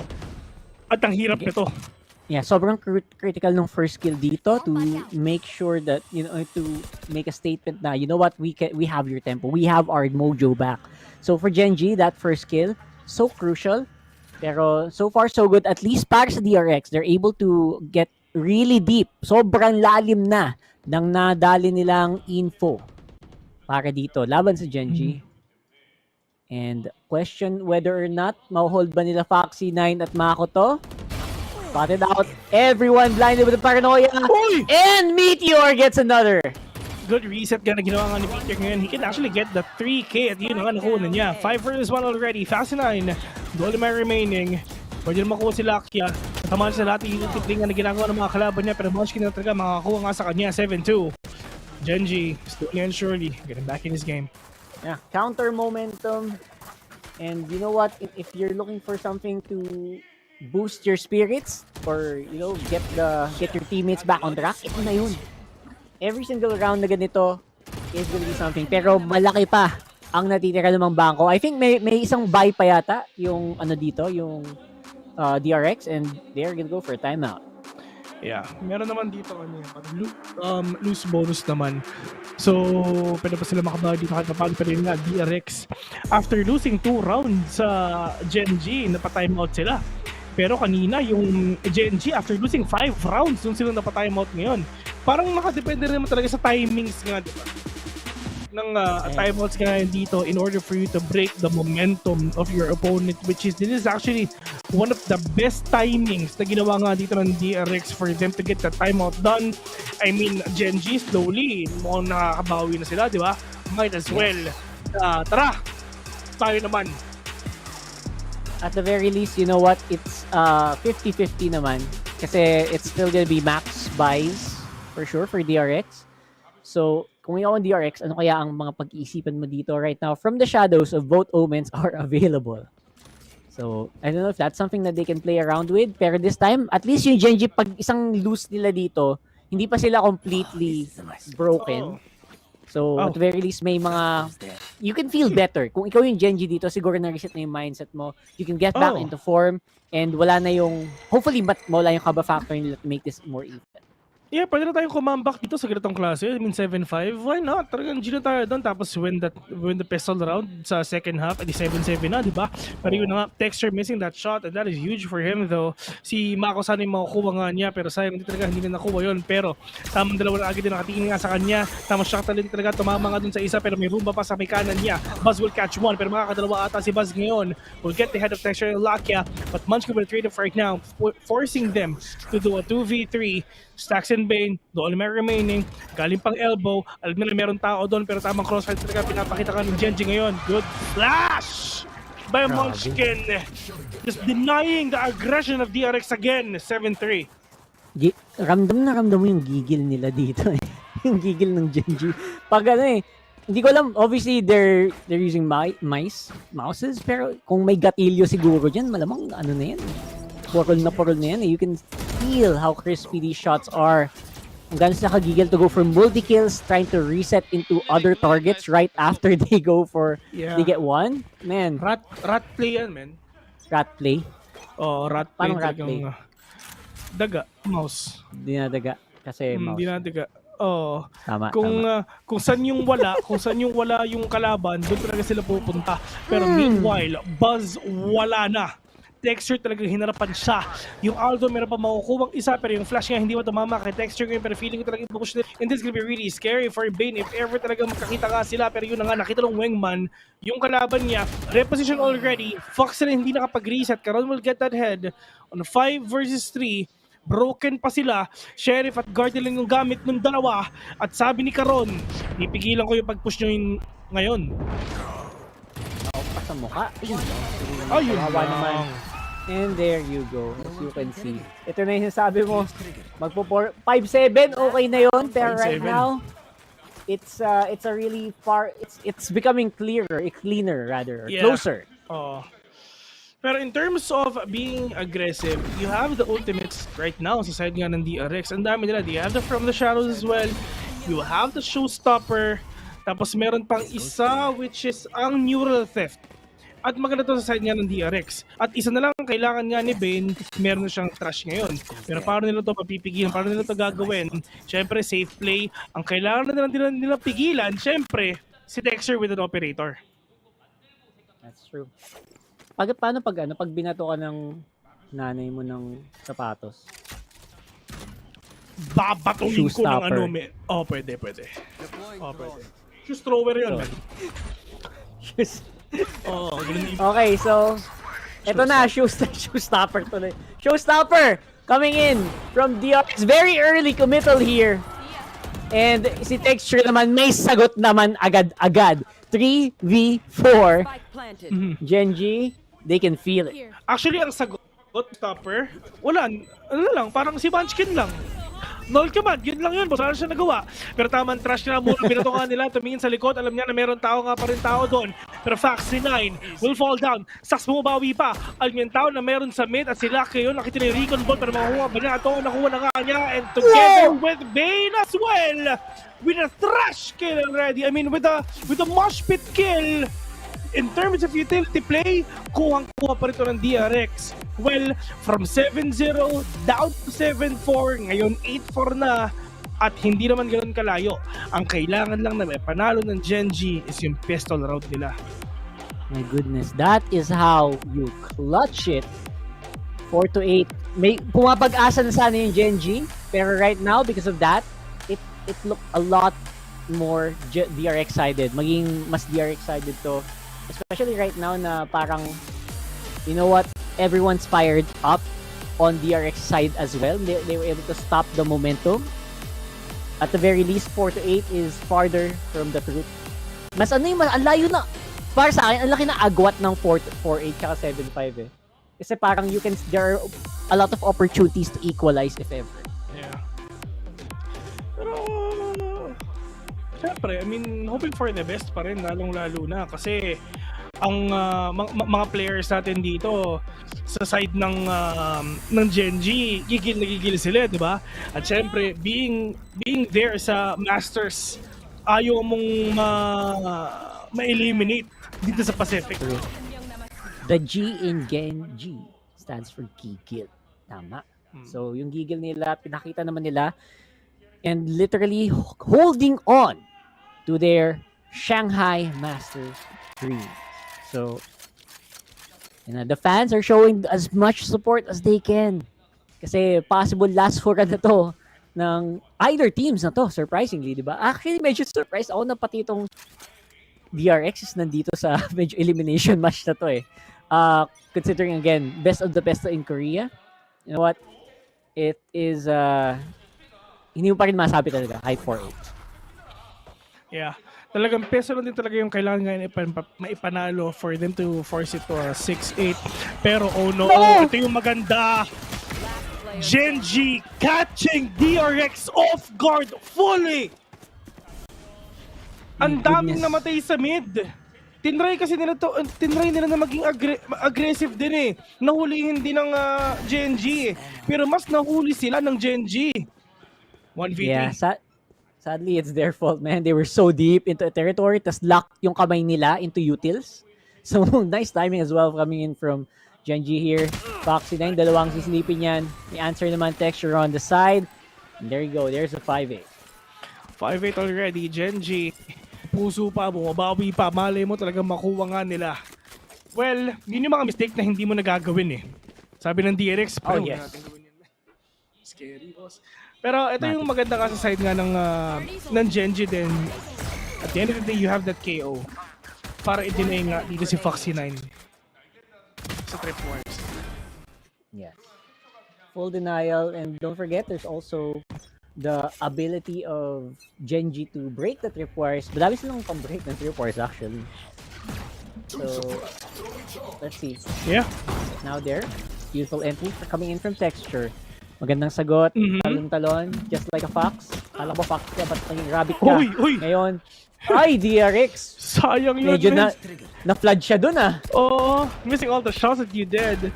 But, for side of DRX, yung tingnan ko paano na mababawi ito. Diyos ko, yung pain siya papunta nga sa mukha niya. Foxy na nakaisa pa, pero makakadalawa pa. Pero karon, with a Guardian, with a 3K, ending their lives with a win. Say 6-8, DRX. Talagang, I mean, Genji rather. Ito na yung pinakakailangan nila. Ang mission dito, win pistol. Nagawa na nila. Second, to close to an 8-8 and deny yung buy round din ng DRX ngayon. Yeah, don't forget guys ha, madaming naka 4-0 ngayon after they get that initial pistol round. So, this is something that Genji can definitely ride. So, masasakay nila yung momentum na to. Pero, yun, mahirap i-underestimate ng DRX right now. They will be on a buy. This is gonna be a buy for them, and this can still go either way. Cage triggered. Saan ba sila pwede sumilo? Saan ba sila pwede pumunta? Saan ba sila titingin ngayon? But for DRX, they're all over the place at mukhang mid-take naman talaga ang pupuntiryahin nila ngayon. Si Raze nagbabantay sa may market, si Breach nagbabantay sa may mid. So utility play, hindi talaga pwede nila ipakita kayo ng iba nasa loob na. At yun na nga, nahuli nga na Dexter si Stax, pero basta nakakaisa pa, nakakadalawa na. Pero nasa ba yung iba? One bullet! Hindi tumama! Meteor is inside in the corner. 3v3. Foxy9 knows exactly kung nasan ba yung isang tao. Pero puti kita 1-2-1-3 nga na ginagawa nga nila. Make that a 2v2. Now, Mako and Bane, can they still retake B? Very healthy. Magkasama naman yung dalawa doon, pero spotted out by the neural theft here. Camera ready to intercept once they get into position. And there you go, naiputan pa. And will this be a good flank here? And they haharap na lang na Viry squad. DRX 1v1 with Texture right now. Bane is low, and I don't think he has the time to do this. Oh my goodness. Ay! Oh, winning man. There goes winning man. Ah! And there you go. 7-8 on the scoreboard. Wow, my heart is racing dito sa game na to. We're seeing complete opposite actually of what we saw kanina, where this time around ang DRX naman ng parang naghihingalo or something. It just feels like they have the number. They have the number of DRX here. And Genji, hindi sila nahihiya na makipagsabayan, makipagsilipan. Texture, feeling like the Texture we know and love. Ito yung confidence na binibuild nga ng Genji rather. Pero yun na nga, Bane, biglang nahulog sa patibong ng isa. Buzz on 1 HP, impatient lang dyan pa, pero mukhang lalaban ata sila. Napatay si Buzz ng nade dito. But at least, in DRX, kahit broken by sila, winnable naman sabi nila. Alam mo, kinabahan ako eh. Sabi ko, wait lang kanina kasi nakita ko si Pico kumakain ng pere. Okay naman. Oo, kumakain. Okay. Kita ko, meron siyang kinakain ng 100 eh. Pico, tingin mo yan ha. So, mahirap kumita ng pera, tas ngayon ginangert mo lang. Although technically kumakain naman ng mga aso ng pera kasi you have to buy them food. So, pero not like that, Pico. Come on. So right now, DRX broken by pero buo ang loob. Going for that kill. That was actually 4 people going down at the same time here. And there you go. Is it just me, Rockart? Ayun, okay na. Tumigil ang bundo pero ngayon thrifty ang atin nakita. 7-9 already despite of them not having enough economy. Talagang babawi na nga talaga sila. At ito yung nangyari doon. Talagang one tap to the head. Talagang nag-buta lang talaga si Stax may Phantom. Broken ang buy pero buo ang loob. DRX hindi hindi sila nagpasindak doon sa Gen G who were basically trying to literal na Gen G. So, Gen G. Geng. Hindi ko alam kung pwede sabihin yun, pero yun talaga yun eh. Niliteral nila yun. Diba? So, yan na si Karon! Wala din isa. Nagkakahulihan sila dito, Rockart. Lahat na nakita na talaga, binabril na lang talaga nila para talaga hindi na sila makakakuha dito ng magandang space. But right now, Meteor will fall down. Meron pang isa, si Mako medyo umaasim na. Kumbaga nagiging confident na nga sila. 3 vs 3 right now, yung trash nandyan, online pa, dalawa yung makikita ka ni Bitchke, napakadelikado nga niyan. Jiggle peak, siya yung nawala. On a 2v3, winnable, pero mahirap. No, talagang eagles na kayo doon. Sa ganito, laking mapa, tas dalawa pa kayo, you're a man down. Madali kayong ma-flood, madali kayong ma-overtake dito if you are not careful. So right now, what they're doing is sticking together na lang din. So kung sakaling nagbiman sila, bigay mo natin. May camera naman si Foxy9 doon. Then we can go for the retake. Bahana na lang kayo kung saan pa talaga kayo pupunta. Kasi nga yung mga players dito ng DRX talagang ramdam mo ng gigil sa kanila eh. Pero paikot-ikot lang to. Yung mga players ng DRX for sure wala pa silang idea kung nasa yung Gen G, pero feeling ko alam nila na baka nasa Bito. Pero sound cues, lahat talaga sobrang cut ng noise. Pero ang magandang pangitain, papunta ang DRX kung saan din talaga papunta ang Gen G. So tama lang, magkakaroon ng malupit na clash dito. And kung matimingan pa sila ng camera, yun na ba? Yun na nga. Will you be able to plant? Ako po! Paano kayo mag-plant na ganyan? They have to go on the other side of the pillar. And there you go. Both are spotted. Play for the ult talaga. Sabayan mo. Sabayan mo ako. The jumping jacks. Nasira yung dash. Oh! You know what? It is weird. You know exactly na kung saan si Sove. Nakita na nung trash eh. Pero wala pa rin talagang tumingin dun sa may harapan. Kumbaga, sobrang occupied sila kasi alam nila na meron din tao sa may market. Oh my goodness. I think yun yung pinaka-turning point nun, yung nag-miss yung showstopper ni Buzz. Wala siya nakuha and he was also taken out. And because of that, medyo nanghina talaga yung depensa dito ng DRX. Oh no. Ito, dikit na. Kanina 7-0 lang to. Pero ito ata yung comeback of the century na pinapakita nga natin ngayon. Pero malay mo makabawi talaga ang Gen G first to see an ascent map dito sa game na to. Texture gonna push in already. Wala siyang pakialam. May trip man o wala, bahala na. Pero Foxy9, at least bumabawi siya dito ng isa. May neural theft pa? Okay, medyo malayo pa. Pero Stacks, itong Rolling Thunder na meron siya, mamaya na to sa retake. Pero kung napapansin mo si Texture nagdash lang talaga sa loob pero walang follow-up kahit isa.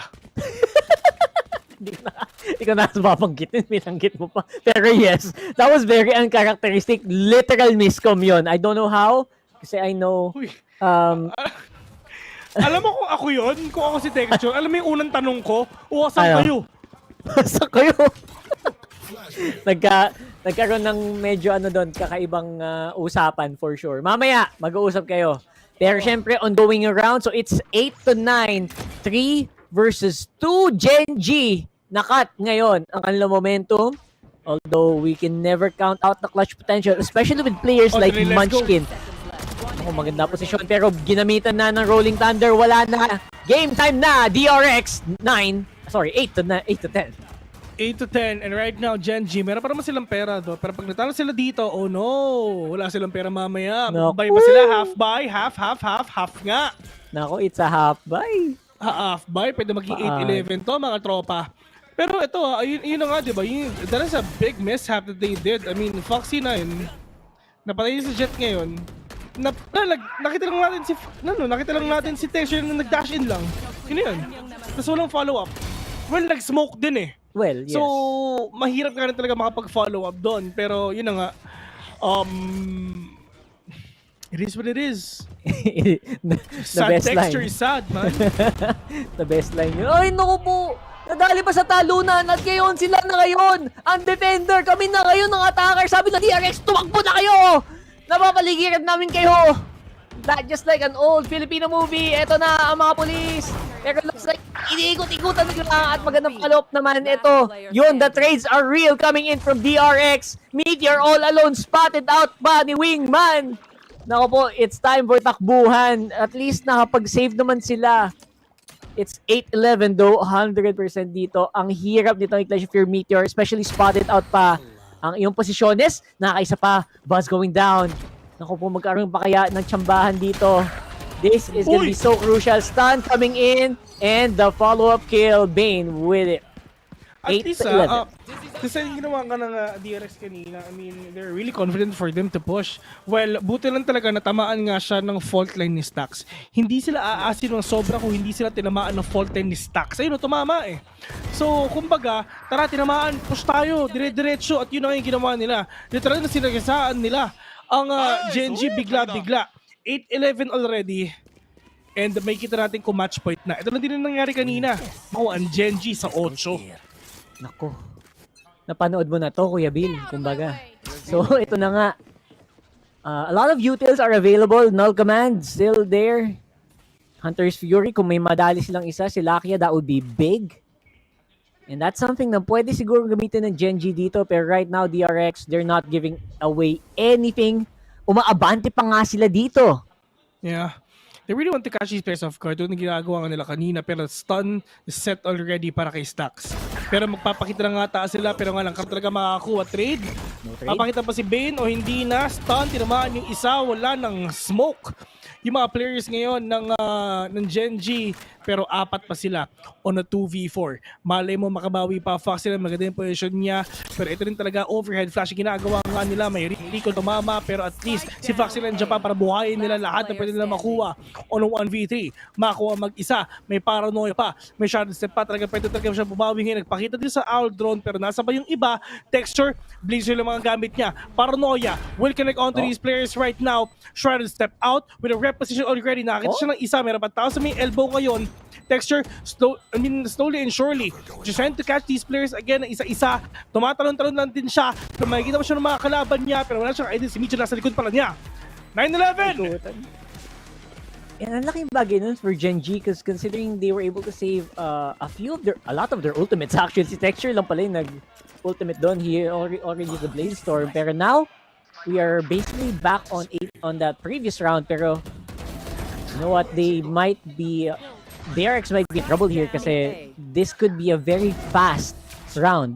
This might be, ito na siguro yung round na pwedeng mag-all-in fast gaming itong Genji. They could go W here, pero again, knowing Korean teams, they probably won't. Try to save it maybe for a post plan. Null command available, neural theft as well. Pag may napitas dyan, talagang naman. Paano nila gagamitin to? Simulan natin dito with the null command already. Parang walang magawa yung iba in terms of utility play. Pero nagpapakita na nga sila. Ben will fall down. Pero si Buzz diretso lang siya. Si Carl nakabawi pa ng dalawa. Oh no, 2 versus 4 already. Yung Hunter's Fury nandyan na. Foxy and popping the heads of these players one by one. Pero meron pa ng babawi pa siya. Nakakadalawa pa. Pero onto the side of Mako, 1v3 ulit. Pero lucky shot net lang. Kailangan ko para makuha ka. 10-11. Genji trying to break the stigma ng kami. Nagkakalituhan na dito sa sa DRX. Nakita mo sila Karon medyo kumakaliwat kumakanan. Hindi na nila ma-ensure kung nasaan pa manggagalit ng kalaban. And as I mentioned, nagamit na nga lahat ng mga ultimates sa kailangan lang gamitin. Although may laban pa rin naman sa may laban pa rin sa DRX eh. They were able to maximize the null command, na up din nila yung KO. So that means na one man or one body ahead sila. And there goes a very, very crucial na timeout from DRX. Okay lang to sa DRX eh. Sige, mag-utility play lang kayo. Gamitin nyo lang yan. Para mamaya, mas madali na yung pagpasok natin. At least, isa sa pinakamalakas na ultimate nga ng Genji na gamit nila, which is in null command. So ngayon, let's see if kaya nyong pigilan yung utility play namin, sabi ng DRX. This is something na we'll see if this will work as we go into it. Medyo interesting yung mga looks ng mga players natin. Iba, parang literal na napapadasal na. Iba, medyo tulala moment. And you know what? Yes. Kasi guys, paalala lang namin, manalo dito. Sure, Shanghai na. So, I don't blame him, to be honest. Well, yun talaga yung kailangan natin. Sino ba ang tawag dito? Magka-qualify? Sana DRX. Sana DRX. Bakit sa tingin mo DRX? Kasi, well, they have the tawag doon, the years of experience eh. Well, sa Genji, nag-grand final sila, so might as well talagang kayang-kaya na nga rin talaga nila. Pero dito na nga ginagawa nila, texture galit na galit na, Diyos ko po, magiging 11-11 pa ata. Pero yung DRX may pera pa. So ngayon, matinding struggle ngayon sa DRX to. From 11 to 8, now down to 11-11. That is 3 straight rounds na ginapang ng Genji. Grabe, dagapang Israel. Literal na pinupusuan na lang ng Genji to, mga kaibigan. Ganun kalala itong laban na to. And again, you can't blame them. They want a remake. They want a rematch. They want to go back to Masters. And yeah, I am right now, Foxy9, best thing you can do talaga is save the Vandal. Kasi right now, yung economy ng DRX, I think half buy lang yata, half armor lang yata magagawa nila next round. May loss bonus ba sila? Yeah, may bonus. Loss bonus, no? So, pwede pa silang makabili dito kahit papaano. So, yun na nga. Most likely, yeah. Yeah, kasi have that money. 4 rounds? Pati pa si Foxy9, ayun na nga. Naku! May pera pa. Napasigaw ang mga baby girls. Si Buzz may operator na. Ay, ito na kaya yung difference maker, Kuya Bill. Malay mo. Ito na kaya yun. Malay mo, pero hindi, nababasag pa rin talaga ng Genji. It's just texture talaga ang pinakamalaki nilang problema, sa totoo lang. Ang laking factor na talagang napapasok ni texture yung lahat ng entry points na pwede niyang puntahan. At nade-destroy niya yung DRX zone isa-isa. 2-1 to? 2-1 to. 2-1 to. You call it na. Sige. Baka mag-OT pa eh. Pag natalo dito ang DRX, it's over, 1-1. Wow. Kasi ng pera next round. That's probably it. So, ito. Kumbaga, all in na to, guys. All in for all the bullets, for all the guns. Meteor, magandang entry. The fans know it. The fans love it. They know that first kill is super crucial para makuha ang round na to. Ganong follow-up though, equalized by Bane. 4v4 ngayon ang labanan and full information going over to DRX. Ang Genji na plant na ang spike. You have the neural theft, you have the showstopper pero paano nila ito pupuntahan. Pero hindi lang din talaga nakuha ni Buzz yung value ng operator niya. Juggle pick on 3 players. Wow. Tignan natin kung nalaban sila. Okay. Op. Showstopper already for themselves, just finding that perfect kid that he can. Meteor already, playing close. Op, yung mamatay ba at yun na nga meron isa. Meteor, 1 HP! Meteor nandyan nga, nakakuha pa ng isa. Pero puti ito, 2v1 already. Karaudo only man remaining right now. Force na ng 1v1. Pero oh no, may oras pa ba? May oras pa ba? Wala na! And the Genji fans are going wild! Sila ngayon ang match point. Match point. Feeling ko OT eh. Feeling ko rin OT. Grabe. Pupuso pa sa Kuya Bill. Feeling ko OT, tapos Genji pa rin naman. Tapos Genji pa rin. That was close. Super, lahap yata yun eh. Pero ito si Foxy medyo lumayo siya eh. Well, ang layo ng ikot niya. Oo, sobrang layo ng ikot ni Foxy. Kasi mali mo, talaga naghahanap din siya ng mga pick-offs if ever talaga meron siya makikita. Pero ang problema, wala eh. Pero yun na nga, nangyari na yung dapat nangyari. Talagang sa totoo lang, texture really popping off dito sa game na to.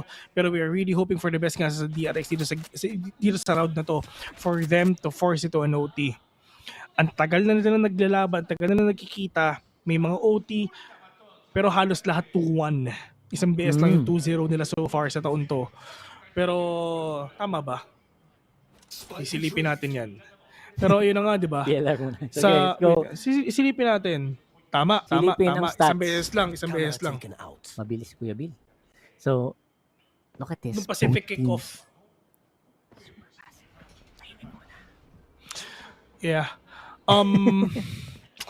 One more orb for Meteor for the neural theft, which is actually really crucial for them. And kanina kasi, nahirapan nga rin talaga yung DRX kasi nawala si Stacks eh. So nawala yung support, nawala yung stun and flash. So it's gonna be really hard for you to retake kung nawala talaga si Stacks nga ngayon.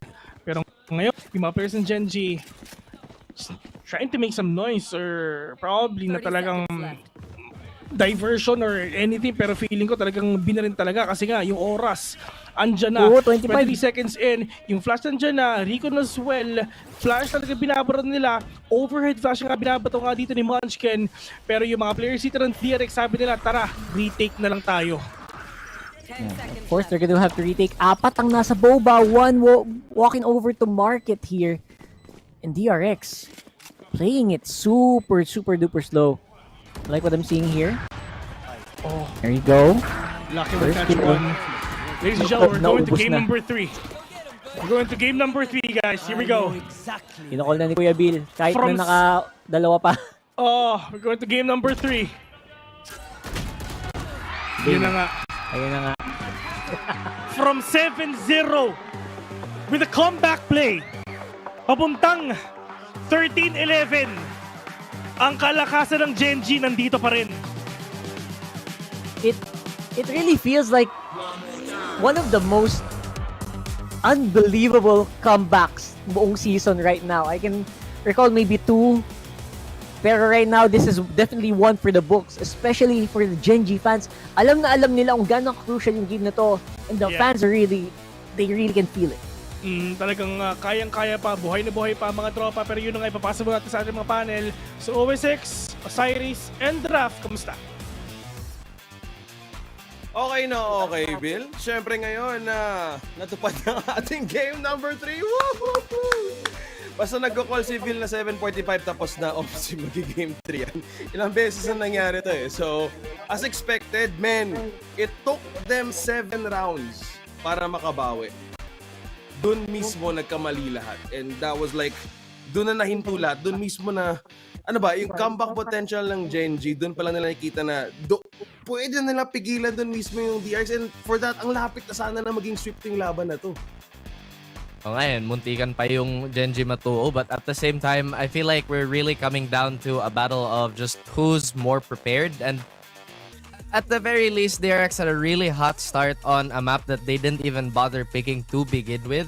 At the same time, parang nakita natin yung meltdown nila from, I think it was like Champs 2022 days where, oo, by the book sila, lahat naman ng ginawa nila, again, by textbook definition, is correct. At the same time, they're kind of falling into a trap of being super predictable. That being said, it's also giving that suppress from the 0 point so much value, letting Genji get those gunfights in as quickly as they can without getting bothered by the utility.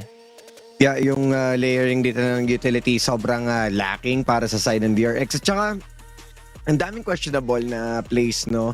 Whenever that na pumapasok sila, yung market, ang una nilang sinisilip instead of the long angle. May moment nga na nabanggit nila Vil na aware na doon yung pwesto after nga matrash without the confirm na hindi siya tinamaan.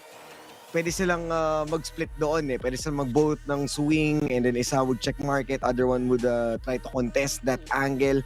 Pero itong DRX, ang dami nilang questionable play. May mga confirms na sila pero they would still go for the ego pick. Hindi sila kasing disiplinado from the previous map na okay, nakakuha tayo ng information, let's change or reposition.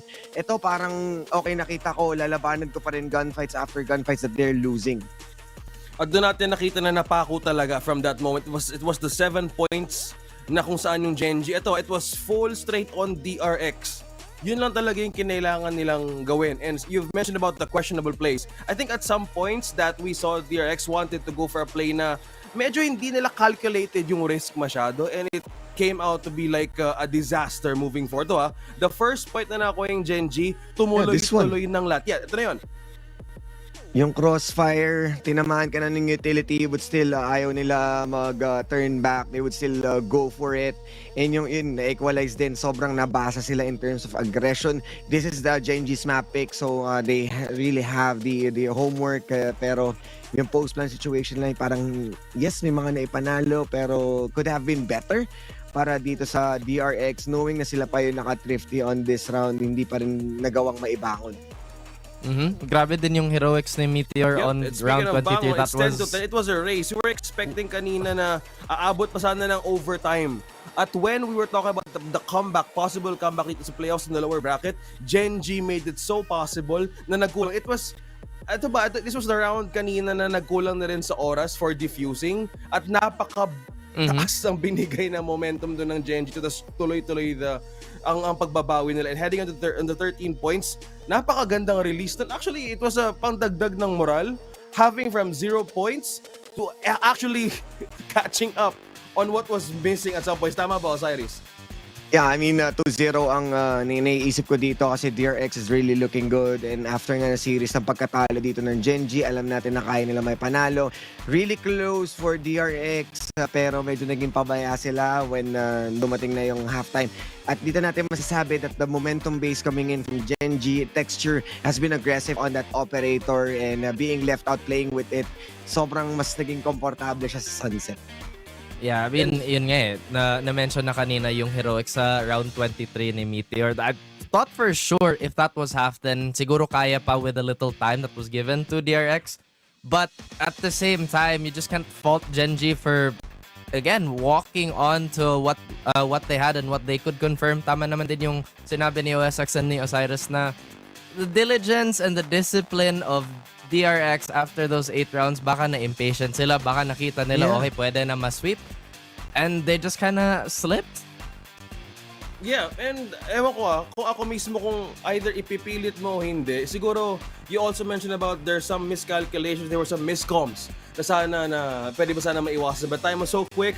Pero I hope, dahil nakascore na nga ngayon ulit yung Gen G, pati ikaw sana makascore ka din with Grab. So it's the lowest prices ever with 15% cheaper fares on Grab Car Saver. Delivery fees as low as 15 pesos with Grab Food Saver Delivery and thousands of budget-friendly meals as low as 99 pesos with Grab Food Saver Meals. Now, sobrang importante ng laban na to dahil may malalaglag talaga after this. And kailangan mo buhayan yung Shanghai dreams mo. Either pupunta ka sa Shanghai o kakain ka na talaga ng Shanghai pag uwi mo sa bahay. Kailangan mo mag-isip ng maayos, men.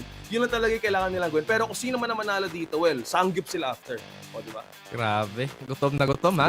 Order, Shanghai, samgyup. Gutom na. Alas 8 na rin kasi. No? Oras na rin, DRX eh. Sa inyo na yun eh. Ano bang ginagawa nyo? At kahit nag-time out na sila, yes, nakakuha sila ng puntos. Pero once again, yung momentum na dala ng isang Gen G, give them the hand, they'll take the whole arm. At yun nga yung ginawa nila on how confident they are playing around with their playground mapa nila to. So I think DRX should be more cautious on how they approach, especially nga doon sa na-pressure na rin sila sa oras eh. Pero alam mo yun, hindi pa rin talaga nila nagawang i-check every points ng mapa. Napaka-ano din eh. If you want to calculate your win, I think kanina going back on the stats on this map, it's both 100%.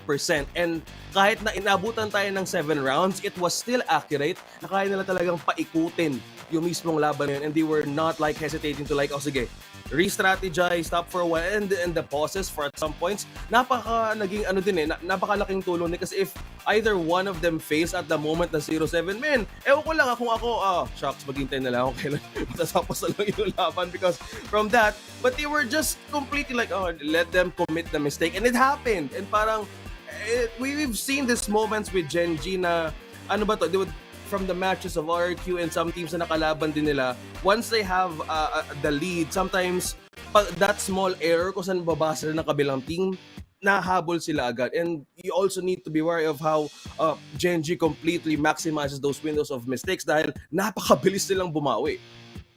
Parang nag-overthink na yung DRX dun eh. Parang guys, instead of just kinda forgiving it and letting it go and then moving forward with the rounds, they keep trying to again, overcommit on things that they shouldn't have. And Gen G, again, this is still pretty much a Masters caliber team.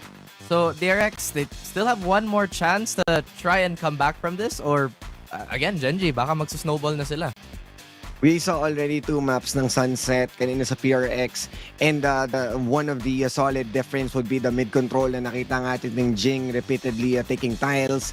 Sinusubukan nga nila i-take, and nakita rin natin yung pagpasok dito ni Texture coming in from market or mismo sa mid.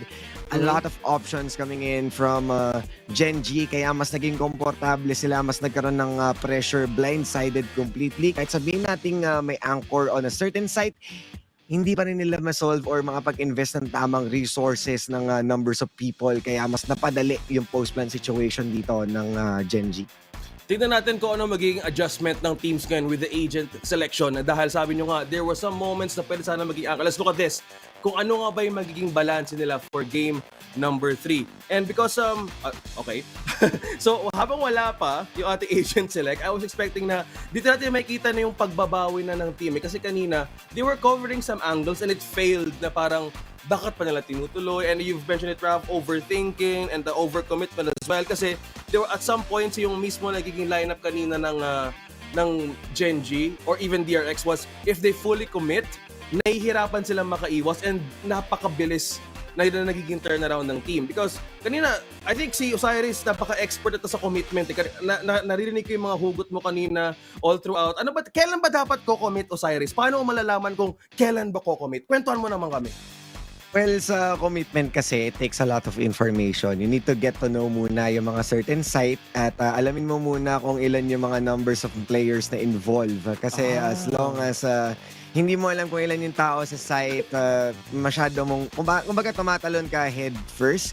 Pero alam mo naman, hindi ka mag-progress kung hindi ka mag-take ng risk. Ay, ang ganda nun. Ay, iba talaga ito magbigay ng tips si Osiris sa commitment. Titong-tito. Okay pala to yun. Nandito na tayo sa agent select dahil commitment ang kailangang ibuga ng DRX and Jenny dahil dito nakasalalay ang kanilang Shanghai Dreams para umusad sa next round. Look at this. Merong dalawang jet. How's the matchup going, Raf, for this one? Talk about commitment, yung Viper pick talaga, it's not something that we normally see from DRX. But again, on the topic of commitment and getting the info, I'm sure that Mako's gonna be using that again. Kung napansin din natin, in the last 2 maps, the team that didn't have the KO lost. Now we have the KO, obviously, on Ascent. Parang staple naman din. Who's gonna win now? DRX wanna deny more info. Meanwhile, Genji still looking for those confirms. I'm not the best person sa commitment kasi defeated din ako. Pero kasi 2-0 dapat pero naging 2-1. So, ayan, no, in terms of prediction. Foxy9, tandaan natin guys, ito yung mapa kung saan nag-2-1 tayo against Paper Rex. So DRX, they are feeling confident. The difference lang ngayon dito, of course, having Foxy9 on the same cipher, isa siya sa mga player na talagang coming out on top against the top 1 team na currently. So I believe this guy can be more sabihin consistent on taking Ascent. Ang difference lang, syempre ngayon meron tayong lockdown and we don't see any Sova para sa DRX. So no counterplay if ever magkaroon ng lockdown. So they need to pull the trigger once they have the null command. So grabe yung DRX. So makukumpara to sa gusto mo kaninang sinasabi about commitment na ito yung risk na gustong i-commit ni DRX. Sabi mo, di ba, look at the information, there's Sova, there's KO, and also Killjoy for this map. So, ako, DRX, kailangan ko maging main. Kasi kung either ipakita mo yung galaw mo, magiging obvious ka kung anong possible next move mo. Kasi, I wanna dig deeper sa sinabi mo kanina. Nagkaroon ka ba ng even, nagkulang ka ba makakuha ng information on how to make that risk? Kasi, basing from what you said, may, it was the risk that you're willing to take. Kamusta naman yun, Osiris? Kasi ako mag-risk, nag-take ng risk. Pero kasi tulad na sinabi ni Vil kanina, nasaan kayo mga ka-team? So, kailangan should be the other party knows how to commit entirely. Kasi syempre, kung ikaw lang mag-isa, hindi talaga gagana yun. So, right now, gaining the information nitong Chaos Knife and then disabling itong mga possible tripwires. Maganda yung magiging play ng Genji na for sure wala nang mapag-iiwanan. Hindi may iwan si Texture sa loob ng site basta-basta. Oh, grabe Genji. Oh, grabe, numbers game talaga. Genji, mukhang maganda yung lineup nila para maka-DRX. Kamusta naman yung commitment nila kung magkulang sila sa mga sa mga lurks dito, especially in this map? Eto din kasi eto yung siguro poster child ng mga comps sa Ascent. Eto talaga yung quote-unquote meta. At the same time, on the vein of what Osiris said, diba, you have to get, you're prospecting. You wanna get your info before you commit. So eto, dalawang initiator on the side of Genji, plus the Killjoy bot, so they don't have to take anything upfront. In fact, that they can just hang back, let that information come to them. On the other side though, on DRX, since they have the Viper, they have to be a bit more active ulit, just like what they did on Bind. But I guess, just to go back on what Osai said again, in this specific case, it takes two to tango, and maybe two ini is the way for Genji. Yeah, both comps is powerful talaga, no? Alam na natin yun. And it's just a battle of less mistakes. This is a textbook play. This always has been the same map, same comps na you're going to play it in terms of your preferences.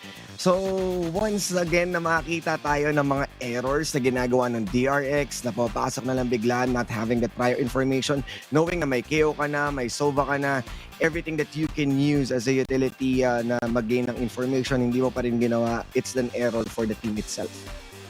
So, well, tama yung sinabi mo because kung lahat ng tools mag-fail pa sa lineup na yun, ibang usapan na yun kasi kanina, ewan ko what I like about the other side is they've been pulling off their own identity na sige, ilaban natin to. There were their teams who battle without sentinels, kahit iba, minsan, iisang duelist, pero I think it's how they master this moment. They were preparing for this na ayaw nilang magkulang. At sabi mo kanina, if the other doesn't commit, yun yung nagiging problema ng team. Kasi at some points, we also see the miscommunication happen at nangyayari to sa moments ng pressure.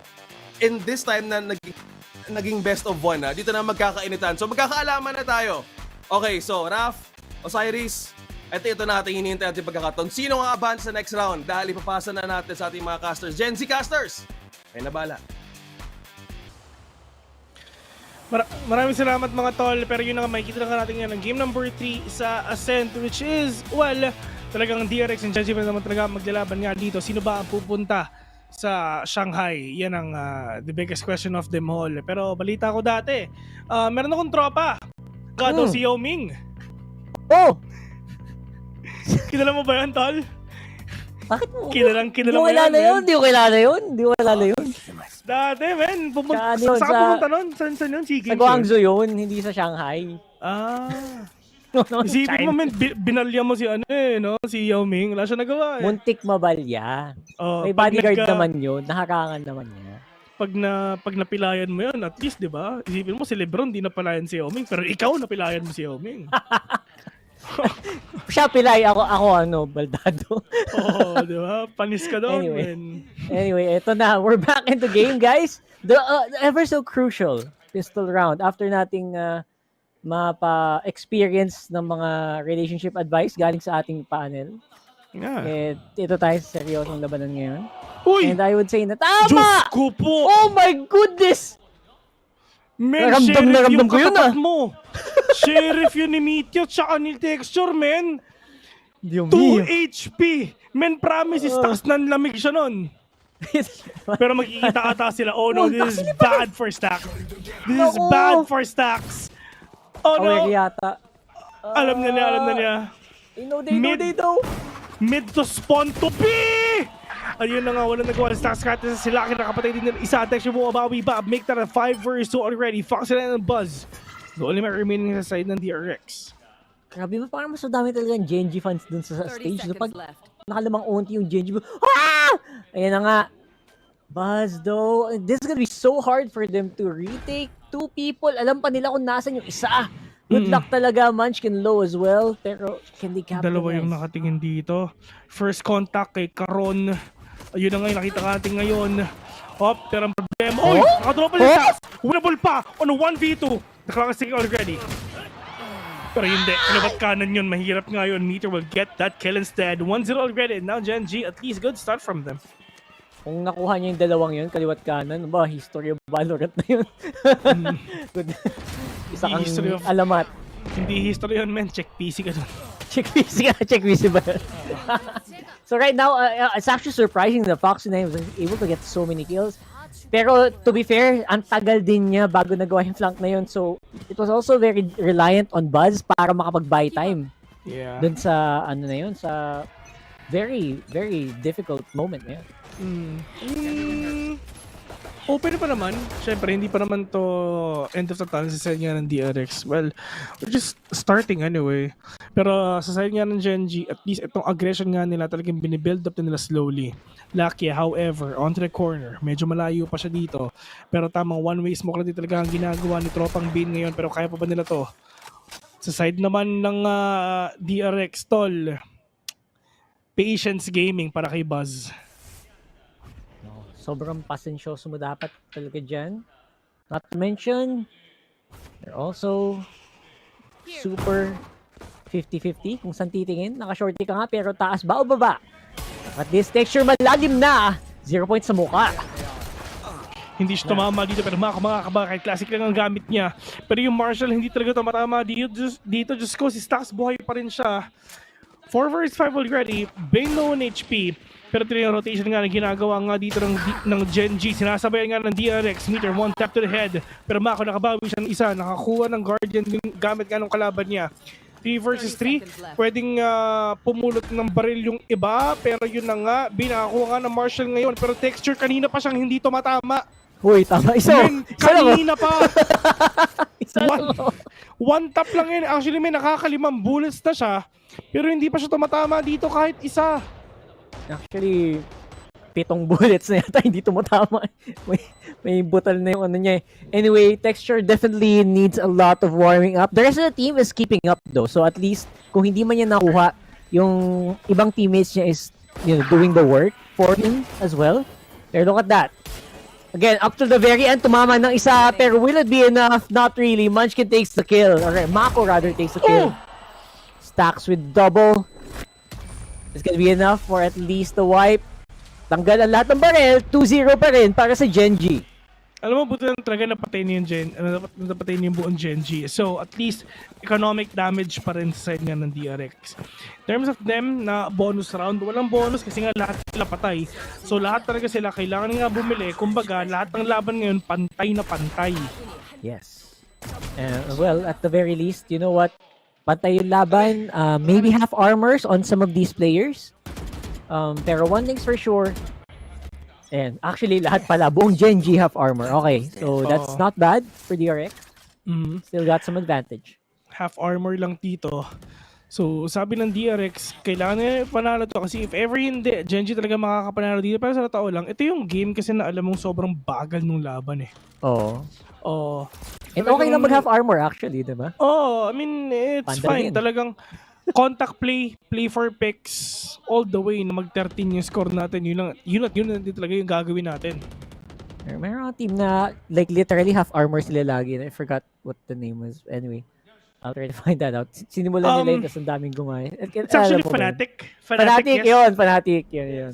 It's actually Fnatic yung gumagawa nga nun. Well, kaya nga nilabas yung Outlaw. Yun. Yan dahil doon. Kasi katawan auto 140, di ba? So basag yung half armor mo. So ito. Obviously, everyone's gonna be on Vandals right now. Pero right now, the question is, saan papasok ang Genji dito? May konting information naman si Mako. So somehow they can read. And they're trying to cut off the rotate though. Meteor! Pwede niya matimingan. Pero looks like for the meantime, magkakaramdaman lang muna. Ating dalawang kapunan. Medyo lahat sila tahimik lang. Texture bumabawi pa. Bane will catch one. Munchkin as well. 1-2-1 trade. Talagang pinaprioritize nila. Pero for Genji, oh no. Lahat sila lamang pa. Fox will fall down. Mako mag-isa lang siya. Makakapatay ng isa. Pero yung pangalawa, hindi nakaroon. Nakabawi siya. Buzz, medyo malayo pa. Pero ito na. Mukhang babawi natin siya. Nakababa na mga tropa all the way from Jenny. Pero dalawang katapat niya. 0-3 Genji. Just breaking itong buy round na ginawa nga ng DRX 03. Nako, ito na ang ganti ng mga api. Literal na ganting-ganti to. This is exactly what DRX did to them in round 1. And they were really having a tough time that time. Pero this time, parang medyo okay naman na. Si Texture na lang siguro. Konting warm-up pa. And I'm pretty sure he'll be back to his normal form. Pero Rockart, I mean, so far, sa entirety ng pinapakita nga natin ngayon, dahil nga lang ng game number 2, Talagang halos ito lang din talaga yung pinakamalaking lamang ng Gen G so far sa DRX. Actually, ng game number 1 din, 3 points. Ever lumamang ng 3 points ang Gen G sa DRX ngayon lang. Pero dito naman sa pinapakita nga ng Gen G, we're really opting for us to see a 0-4. Yun na nga yung ginawa nila. Meteor ending the lives of 3 players already. DRX, you have the money right now. If ever matalo pa rin kayo dito, Gen G, yung reverse sweep, eto na. Heartbreaking loss sa ginawa ng DRX kanina. Oo, heartbreaking loss yun. Panalo na kayo, 0-7 na tapos na-comeback pa kayo. Hirap na. Hindi biro yun. Sobrang literal na reverse sweep even on the scoreline here. And Meteor, man, umiilaw na ang Champions Vandal niya. Top fragger of the server. And now, Genji not showing any signs of slowing down.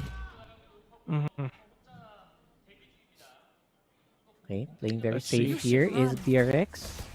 Uy, lockdown. Nice committal. Coming in from Genji. Full info para sa DRX. Is it real or is it a fake though? Yun ang tanong nila ngayon. Yeah. One way cage. What's next? Mahirap i-push yan. It's gonna be really difficult, yes, pero yung nga ginagawa nga dito ng Gen G, ginagamit nga nila para mapigilan nila yung possible aggression nga dito ng DRX. But Bane and Stacks doing a place for themselves. Texture with a 3K already, pero being denied by Stacks. Pero, it's all up to Buzz. Malayo pa siya with that operator already. Pwede yung labanan. May baril pa naman dun lang sa may stairs, dun lang sa may switch. Pero, hirap nito. Isang tao sa may B-main, isang tao sa may likod. Paano mo gagawin to? This is gonna be almost impossible. So down, i-save na lang yan nila Buzz for sure. 5-0, man. 5-0. Nanahimik bigla ang mga DRX fans. Wouldn't it be iconic kung Genji pa maglalaglag sa literal na top scoring team right now in the regular season? Oh no, DRX, mukhang nawalan ata sila ng puwersa dito, boss Kailangan ata magtaas ng kamay ng lahat ng Koreano para matulungan ng DRX ang energy ball nga. Pero at least, di ba? I mean, for Genji, you have the momentum already and gusto ata talaga nila nag-back-to-back sa Masters. Grabe naman. Good time out already by DRX, to be honest. Yes, about time, actually. Although if you're the coaching staff, I wonder what's the reset here para sa DRX. Ano sasabihin mo sa mga players mo to get them back into this one? Mapapansin ba? I wonder if napansin nila yung mga tendencies dito ng tendencies ng Genji to be more aggressive and to be on one side. I wonder kung ano yung nabigay nila ng info dito. It feels like kahit anong gawin ng Genji, whether going on to B main, going on to mid, walang sagot Walang sagot so far in DRX. I mean, they can get multi-frags, multi-kills on certain members. But overall, it's still Genji winning the round. Yeah. Malaki struggle nila I mean, may pera o wala, talaga na hirap sila. Momentum, Genji, 0-5. And ang ginagawa dito ng Genji talagang literal na naglalakad lang sila papasok ng site They can actually stop the great wall of DRX nga na pinapakita nga nila. And they know where to strike. They know kung sino uunahin and they know how they gonna use all the utilities nga in order for them to capture DRX and to take them down. Pero sa side ng Genji, you have all the utilities, you have all the ultimates para makapasok kayo. Lalong-lalo na yung ultimate ni Munchkit, yun na nga ginamit na niya. Walang pero dito ang DRX though. So kaya talaga nila makapasok kayo. Pero look at that. Stacks mo bawi siya. With a 2K onto that Sheriff right now.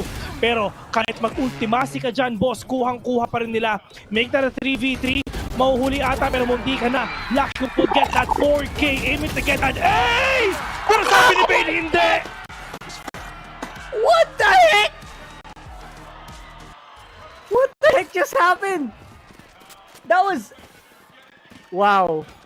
Ito ang literal na palitan, Kuya Vil. Yeah. Yun ang firefight. What's that?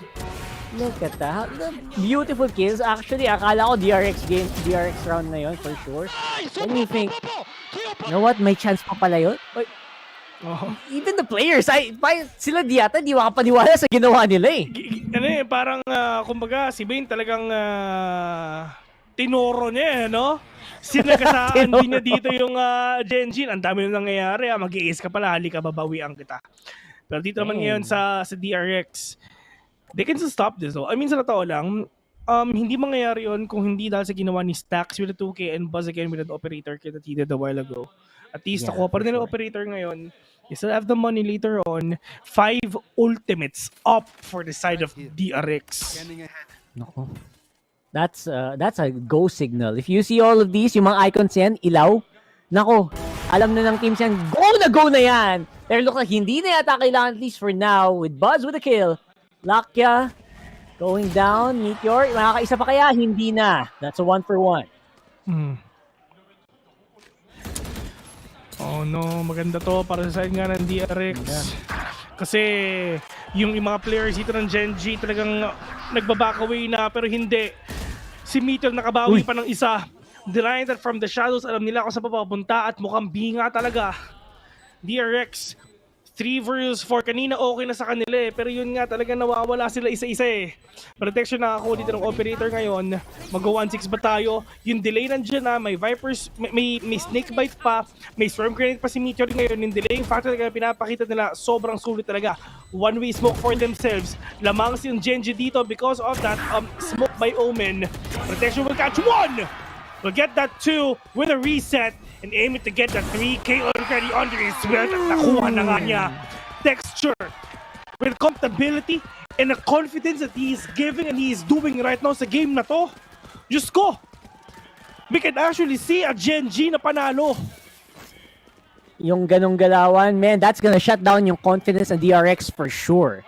I completely agree, Kuya Vil. And now with, I would say na that's the best you can really hope for if you're Genji, and yung mga first kills talaga coming in from Meteor, Texture as well, doing the work, doing what it takes to get that round back, and they were able to save a lot of their guns. Madaming baril na na-save yung Genji doon. Yeah. Uy, grabe. Mukhang babawi na ata sila.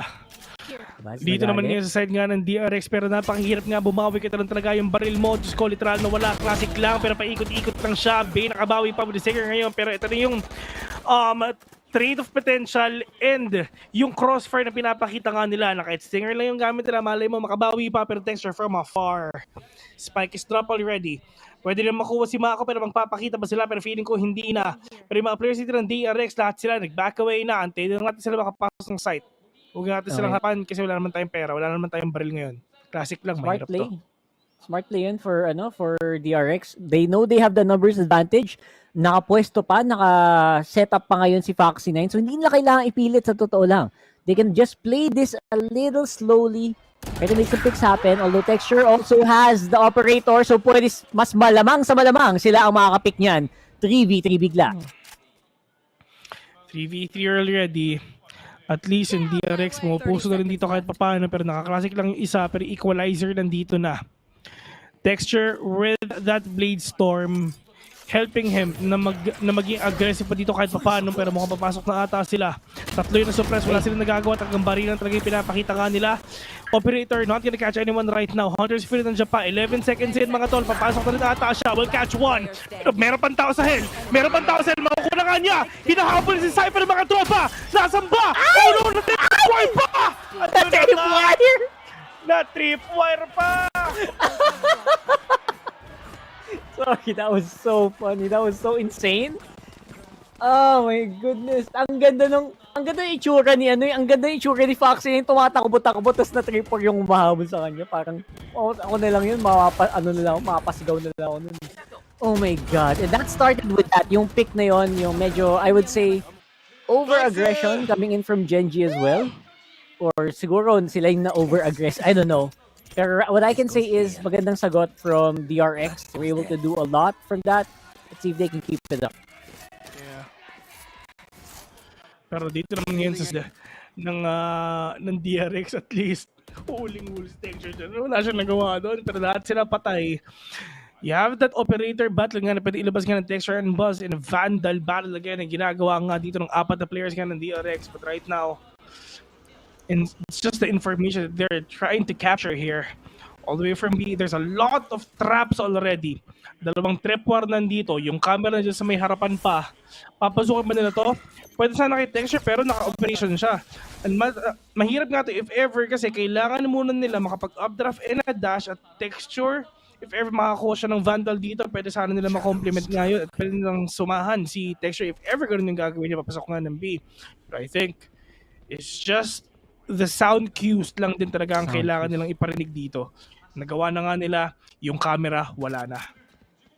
Crucial nun. Again, a lot of teams really want to keep the sound to a minimum, especially when you are making these plays. Pero nahuli pa nga, naka-knife out si Meteor. Laking crucial pick coming in from Stacks here. Slow down the attackers and down goes Texture as well. 3v5 right now. DRX playing it slow and steady. Hindi sila nagmamadali na makuha yung win na to. Paano nila gagawin to? Paano nila isipin to? 10 seconds already. And now, DRX isa pipigil na yung aggression ng Genji. At the very least, they can slow them down. So, parang statement na din yan sa kalaban mo na, guys, di kayo pwedeng magmadali. Di kayo pwedeng mag-dash in lang dito. So, Texture, kailangan mo din kumalma. Pero with the operator in hand, maybe they can make something happen here. Let's have a look at the replay doon. Starting with the pick from Stacks. Again, nadali niya sila Meteor mid-rotation. So, that's why naka-knife out sila Meteor doon. Sa totoo lang, yung DRX, yung DRX, kalmado sila. Lahat sila sobrang kalmado. Hindi mo nakikita yung parang agam-agam, hindi mo nakikita yung parang sobrang kinakabahan nga sila. Well, they can still win this though. I mean, she did that a while ago, so why not DRX? I think kailangan lang talagang i-reinstate ng DRX sa sarili nila na, you know what, we are still considered the best team, one of the best here in Korea. Yeah. So, we've been here before, napanood na namin to, kumbaga, ilang scrims ng ganito nakita namin. They need to refocus themselves. Kung nagawa nila yung round ng map 1, they can do it again. Yeah. Yun nga I mean, they did it already. So, syempre, kung magagawa ulit nila, edi better. But, here in this round, DRX and Genji, still struggling pa rin talaga sila na makakuha nga dito ng napakagandang rounds. Slow pushes, yes. I mean, look at Bind, 8-13. Pinako nila ang Genji kanina sa 8 na score, which is yun pinili nga ng DRX. Wala talagang dito, men. Walang map def. If ever kung ano yung pinili natin na mapa, mananalo tayo doon. Pero what if dun sa mapang walang pumili? Ito ang pinaka-default heavy talaga na mapa sa lahat. Lahat ng players dito malakas. Pagalingan na lang talaga mag-computer na. Oh, men, pagalingan ng computer ang Ascent eh. Gaano kayo kagaling mag-computer, itutok yung mouse, gaano kayo kakalma, and actually, what a lot of players value, yung communications. Gaano kayo kagaling mag-execute ng atake, which again, most of the time is muscle memory mo na lang to. Ito yung pinakalumang mapa sa VALORANT eh. Yeah. Kumbaga, alam mo na bawat kanto dapat nito eh. So, siguro pagaling kung sino lang yung magandang gising. At saka ito yung pinaka I mean in terms of composition, ito yung pinaka set na composition dito eh. Ayo. Actually dati sumilip si Fade dito eh. Pero nawala bigla eh. There's one Pacific team na naglalabas ng Viper dito eh. Pero nawala rin eh. Minsan Harbor pa nga, di ba? Pero it's really up to you right now. Pero yun nga lang, one-way smoke lang ginagawa nila. May stick bite pa. Pero ito yung nagkakabawasan na nga sila dito. Texture is actually low right now. Pero sabi ng DRX, alam ata nila talaga pupunta yung mga kalaban nila papuntang A. Pero Buzz, munti ka na. Tignan mo siya isang shot doon. Pero nga lang all the way from heavens above. That is Foxhead. Bumabawi siya dito. Texture and Caron making plays nga na talagang lamang na lamang sila. Pero Texture, kamunti ka na maging dalawa. Stacks lang ang nag-iisa. 1v3. Yeah, he has a null command pero hindi niya gagamitin yan for sure. Yeah, this is gonna be him trying to pick off people. Sobrang weird. Parang kanina, there was someone who was gonna die to the op. Si ano yata yun? Si Buzz. He was about to get the kill. Siya pa yung nadali ni Caron. So, kakaibang mga kaganapan ng nagaganap talaga dito. So, now with the full defense and they're gonna have to save that gun. Stax looking maybe to see if he can find maybe an op here, pero no go. Waiting for the exit frags na lang kung sakaling may maligaw dito. So ba sila pupunta right now, pero at least kasabog na ang spike right now, and yun na nga, congratulations to Gen G for winning that round. Congratulations eh. Congratulations! Well, to be fair, malapit na. Oo, and yun nga, di ba? Shoutouts nga pala sa mga watch party natin dyan. Uy, watch party boys! And girls, kamusta? Hello nga po pala sa inyo. Pero pagdating lang dito sa round na to, at least kita natin yung mga initial kills nga, di ba? I mean, Caron popping off with a 2K already. Tester as well, taking down Mako from afar. And at least 7-5. Yan ang nasa isip ngayon ng DRX. If ever matalo sila dito, broken by sila later on. Pero, well, makapag-drop pa naman yung iba, pero it is what it is for themselves. Pero dito naman for Gen G, in terms of ultimates, meron ba? Meteor, one more orb for that lockdown. Sa kabila, si Stax for that null command. And null command for a retake, pwede saan nila gawin. Texture with a verticality already, with an updraft. Fox9 knows exactly kung nasa ba yung mga kalaban niya, pero si Mako, wala silang idea na meron pang tao sa hell. Pero yun na nga, nagkakabarila na. Yung DRX nasa loob na mga tropa. So yung mga natirang players sa Gen G, si Rocky and Munchkin, eskapo. Yun yung gagawin nila. Palapit ng palapit ang goal dito ng DRX. Sabi nga ni Kuya Bill, 7-5. 7-5 is the goal. And from there, if you win the pistol round, 7-7 halos automatic yon. So, tignan natin kung mangyayari yun dito.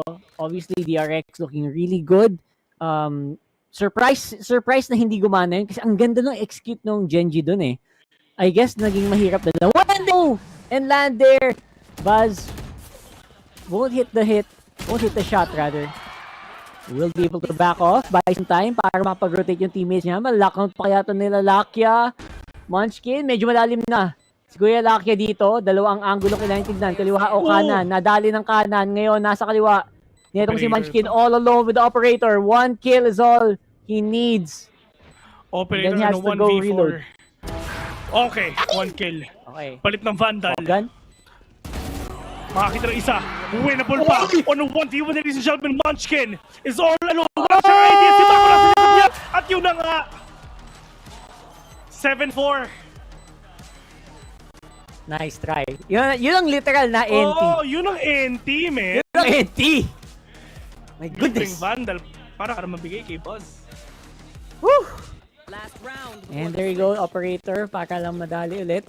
Back in the hands of Buzz. Now, it actually worked. Oh my goodness. Hindi mo talaga matatanggal yung clutch potential dito sa ano eh. Lahat sila. Lahat sila talaga eh. Oo, lahat sila. NT yun, man. Tomchal. Sorry. Intrusive thoughts, boss. Hindi ko mapigilan yun, man. Pero yun DRX. Sorry in Korean. Sorry nida. So ngayon, yun na yun. Basta yun. Hindi ko alam, di man ako Koreano eh. Foxy and Jax. After neural theft and null command, this is the last round of the first half. Paunahan na mag-neural theft to sa totoo lang. Denying that knife ka na ginagawa nila para na will connect onto these players right now. Spray and pray. Two will catch one. Null command is normal for the side of DRX right now, pero laki hindi sinampal ng Odin yung isa. Pero yung operator nga ni Buzz nandito pa will catch one as well. Pero makadalawa pa ata siya, pero Meteor says no. Nasa baba na siya. Pero 4 versus 3, make that a 3v1. Mako the only man remaining, medyo malayo pa siya. The Vandal on hand. Can he still do this? Clutch Jeans. Kailangan talagang hawak-hawak na dito. In terms of utilities, may flash pa, may shadow step pa, may dalawang shock dart pa, so napakahirap na. Snake bite, just out of position lang yung iba, pwede sana nilang gawin yon. Pero yung Odin nandyan na, sumilip yung isa. Tinamaan siya dito ng kakaunti, pero yung Alas Caron sa may kaliwa niya will catch that kill. 8-4 already. Can DRX do what Genji did a while ago? Medyo ano na yun. I would say it's a big ask. Pero you know what, like you mentioned kanina, hindi mo matatanggal ang clutch possibilities, especially from a team like DRX. Again, considered one of Korea's best. Ngayon ay naghihingalo. 8-4. Genji ngayon ang rumakagkasa. Yon. Sila ngayon ang nasa ibabaw. Ngayon, 7-5 would have been ideal, pero 8-4 is still doable. We've seen teams go from 0 to 4 on some pistol rounds. It's something that's maybe all you need to reset your medal. Pero look at that. Ang dami talaga Genji fans doon sa stadium nila. Very impressed. Rinig mo sa sa mga mic, audience mic nila It really is interesting. Again, both of these teams are Korean teams, so expect na full na, pero hindi ko expect na karamihan sa kanila ay Genji. Alam mo ba, ang 2018 is 6 years ago na. What? Lagpas kalahating dekada na, Kuya Bill. Bakit mo naman nabanggit yun? I just realized na ang dami na nating napagsamahan, Mr. Rockhart, at ngayon kasama kita sa VALORANT, sobrang saya. And ngayon, boss, itong first half na to, itong second half na to, itong na to. Si ano ba yun? Si Umisik. Itong pistol sa tenga na to, namin. ang magsasabi kung lalamang palalawang Genji. Kailangan manalo ng DRX dito if ever they want to go to Shanghai. It's either a flight to Shanghai or grab food na Shanghai. Dalawa lang yan. So, tignan natin kung sino ang magwawag sa ngayon. Ano? Shanghai or Hayahay sa bahay? Ay! Nako, yun talaga yun. Pero sa ngayon, palitan naman ang naganap. DRX looking at least, removing at least one defender. So that's pretty good. That means medyo mas magiging malakas ang atake nila on one side. Camera goes down. Foxy9, does he have good info though? I think he does. Down goes the Paranoia. Caron all alone on the site. Malapit naman sila Lakia. Oh, nearby. Oh, Lakia nakamawi pa ng isa. Pero ito, 3 versus 2. Malay mo makayanan pa. Mako na lang natitira. Classic lang ang gamit niya. Buti sana akong ghost yan though. Pero tignan natin. Kaliwat kanan. No more utilities at all. Sandwich plane na lang nasa isip ngayon ng Genji. Recon bot, not gonna catch anyone, so they know it already na nasa boathouse si Tropa. Sama-sama lang sila. Speedway lang daw yung pupunta rin nila at yun nga nagkita na sila. 45-8 tol. Mako, nasa iyo ang sagot kung kaya mo pa ba. Will catch one. Win mo na! Pero sabi ng texture, hindi na. 4-9 already ang score natin ngayon. Genji! Oh my God, sila ata ang lilipad papuntang Shanghai. Because of that, it does look like Genji could have this. Pwede lang direction to all the way, maybe 12, if they can keep up this momentum. Right now, ang sagot I think will be, kung ikaw yung DRX, ang sagot dito is literally, we have to drop this round na. We can't afford to go 0-3 or something. Pero of course, lalaban pa rin nila yan. Pero I don't expect a high buy. Ha! Ha? Ha! Ha? Hindi na sinisigaw. Ha? Ano, Bill? Oh, yun lagi sinisigaw na yun. Nagigil sila yun. Kailangan nilang gawin. Nanalo lang talaga sila pero at least talagang sobrang crucial talaga yung mga pinapakita nila kasi yung bulldog ni Munchkin tumama na nga sa dalawa. Ito pa yung pangatlo Munchkin. We'll catch everyone right now. 40 na tayo. Genji. Ang lipad nila. Eto na. Sumabay sa paglipad. This is gonna be fun, man. This is gonna be so much fun.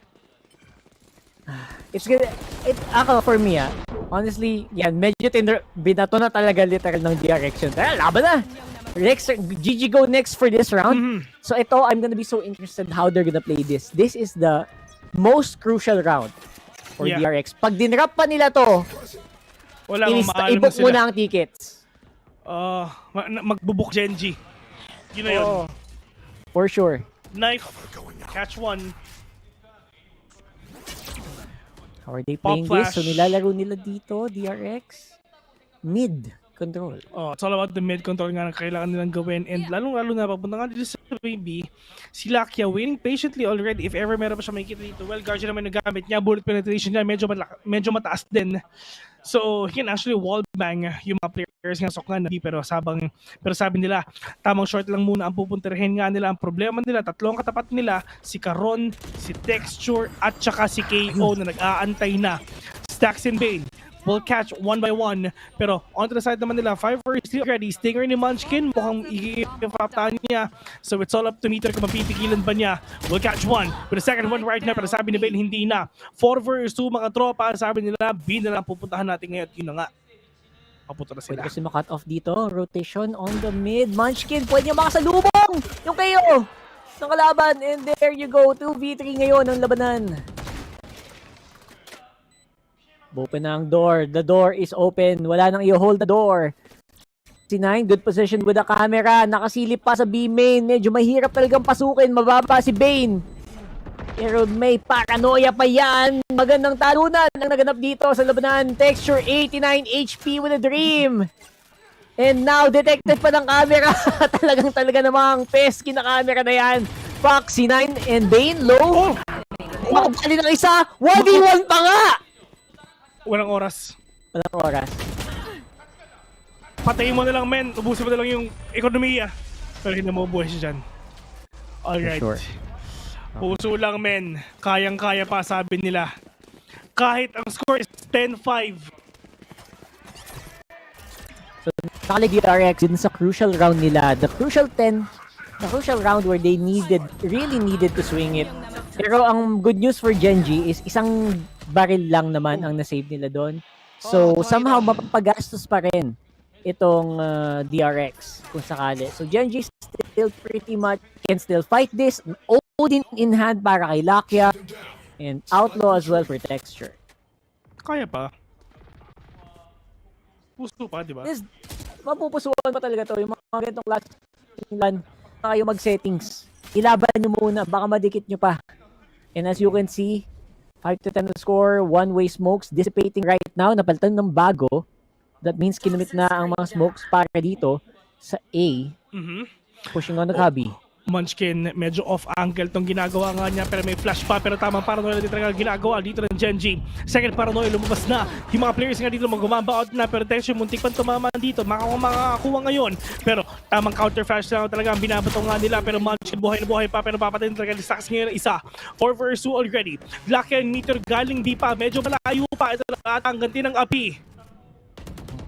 Magandang ganito kung sakali. May info naman sila na nasa site na yung dalawa.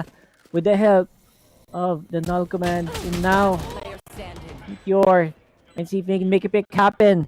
Yung Odin, takbo mo na. Sir. Itakbo mo na yan, Lucky. Pang-hold din yan ng B. At ngayon, medyo tatagilid na ang Genji. DRX on the 6. That's not bad. And they also force a buy. Actually, 0 yung pera ni Munchkin. 0 din yung pera ni Meteor. All in. Sasha, really all in. Dun sa round na yun, yung Genji, ha? Oo. All in na. Walang pera ngayon ng Genji. So ito yung oras nga para sa side nga ng DRX para makabawi na. Just trying na mapunta nga sa kanila yung momentum. So a 10-10 is likely to happen, to be honest. Pwede. Pero yun na nga, di ba? I mean, we started off onto a 10-4. Right after that, nung nagkapera ngayon ng DRX, talagang yun. Bumabawi na. Pero sobrang sayang yung last 2 rounds eh. Yung naubusan lang talaga ng oras si Texture eh. Akala natin mag-11-5 na rin eh. And to be honest, yung Outlaw ni Texture, he tried to go no-scope with it. That's one of the most inaccurate guns to no-scope. I mean, mag-no-scope ka na ng wag lang ng Outlaw. Hirap niya patamahin. Pero kung hit it, I mean, it would have been a nice reward. Pero siguro kung nagpalit na lang siya, maybe if we went close range. Again, big what if lang yon. And now, sabi niya, wala nang outlaw, going straight for the Blade Storm. Yeah, and later on, inaantay nga natin na mag-operator din siya. Ang gagamitin ba niya? Sa side naman ngayon ng DRX, ulit natin ginawa natin kanina. Play for picks, and contact play.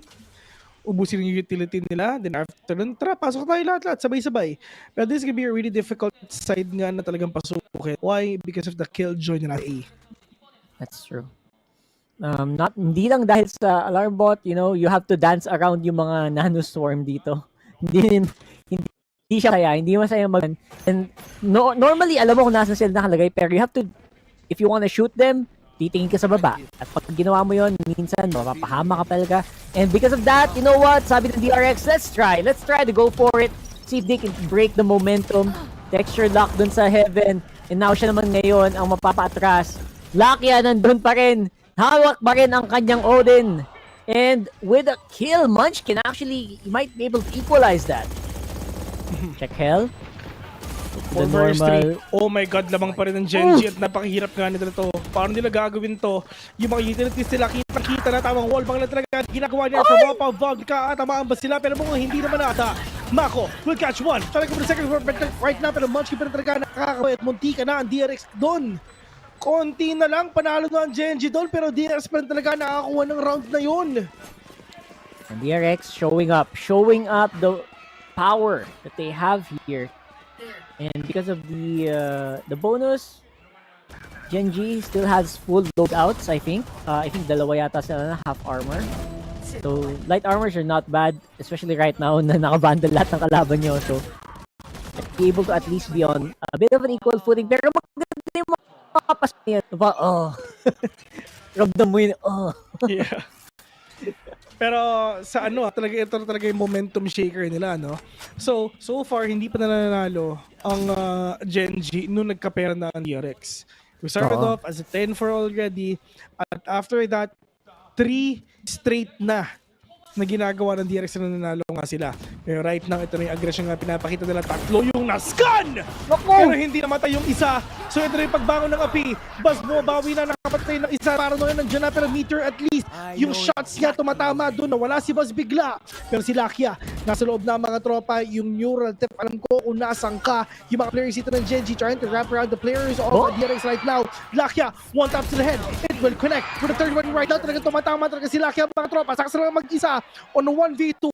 Kompleto si Ricardo's pa. Pero alam ba nila na si Stax nasa kaliwa nila. Pero yun na nga, hindi pa namatay yung isa. 6 bullets. Stax is low. He can afford to go for it. And he will go down.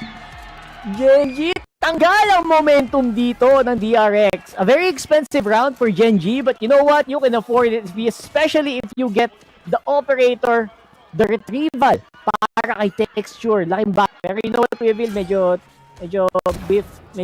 prone sa whiff yung mga users natin today. Oo. Pero grabe si Lakia, no? With the 3K Lakia, already. Just giving the opportunity sa DRX. Sa Genji pa naman. Ang saya niya eh. Ang saya niya. Alam mo, nag-champion eh. Oh, that's so nice. Alam mo, tumaya sa loto, tapos nanalo ng 100 million eh. No?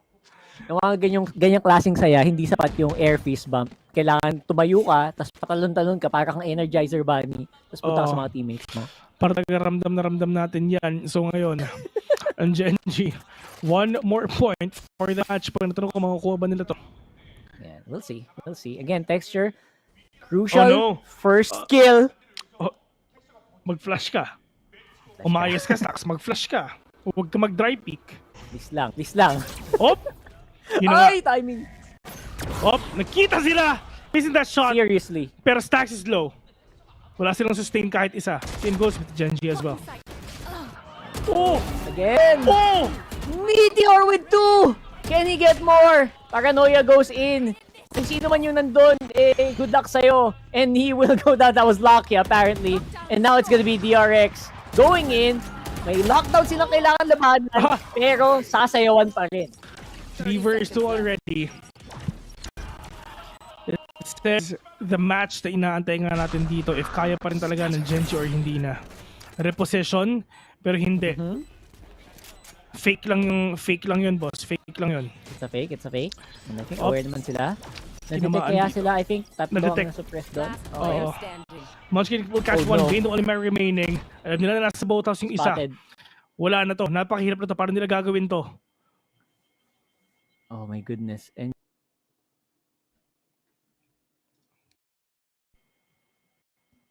katahim.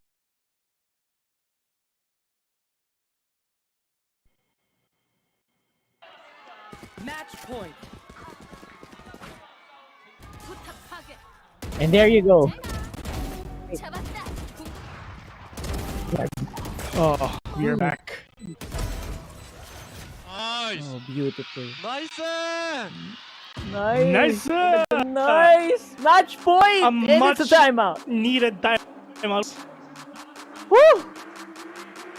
Parang yung ano namin, yung feed namin, parang yung mundo ng DRX tumitigil lang ng bahagya. Sino pwede manalo? Grabe. Ay, ang hirap na.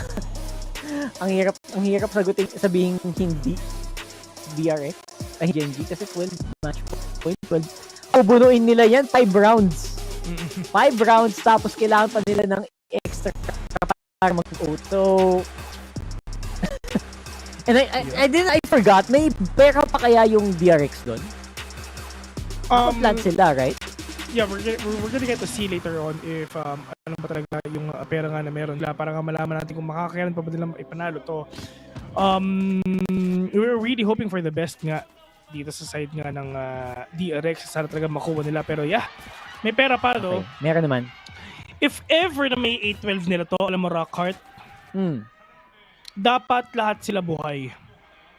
Every round buhay dapat. Hindi, I mean, this round, if ever may 8-12 nila to, dapat marami sa kanilang buhay. If ever hindi, wala silang pera. Pero ito na yung Hunter's Fury! Oh no, may nakatamaan ba? Buzz, munti ka na! Pero sino ba yung tinamaan nila? Okay, isa, si Buzz lang. Buzz lang, okay, that's not bad. Huge committal coming in from Lakia. Fury with the Hunter's Fury. Tiniis ang bomba! Stacks! Takes down Munchkin. And there you go. I think because of that, they are gonna be able to at least get one. Get para dito sa Genji. Pero I think nasuko na din nila ang round. Or hindi pa yata. Magandang... oh, there you go. He's gonna go down. 1v3 Texture all alone. Texture. At least, diba, sinabi nga natin kanina, if ever gusto nilang ma-8-12 to, dapat majority is buhay. Wala silang problema sa pera mamaya.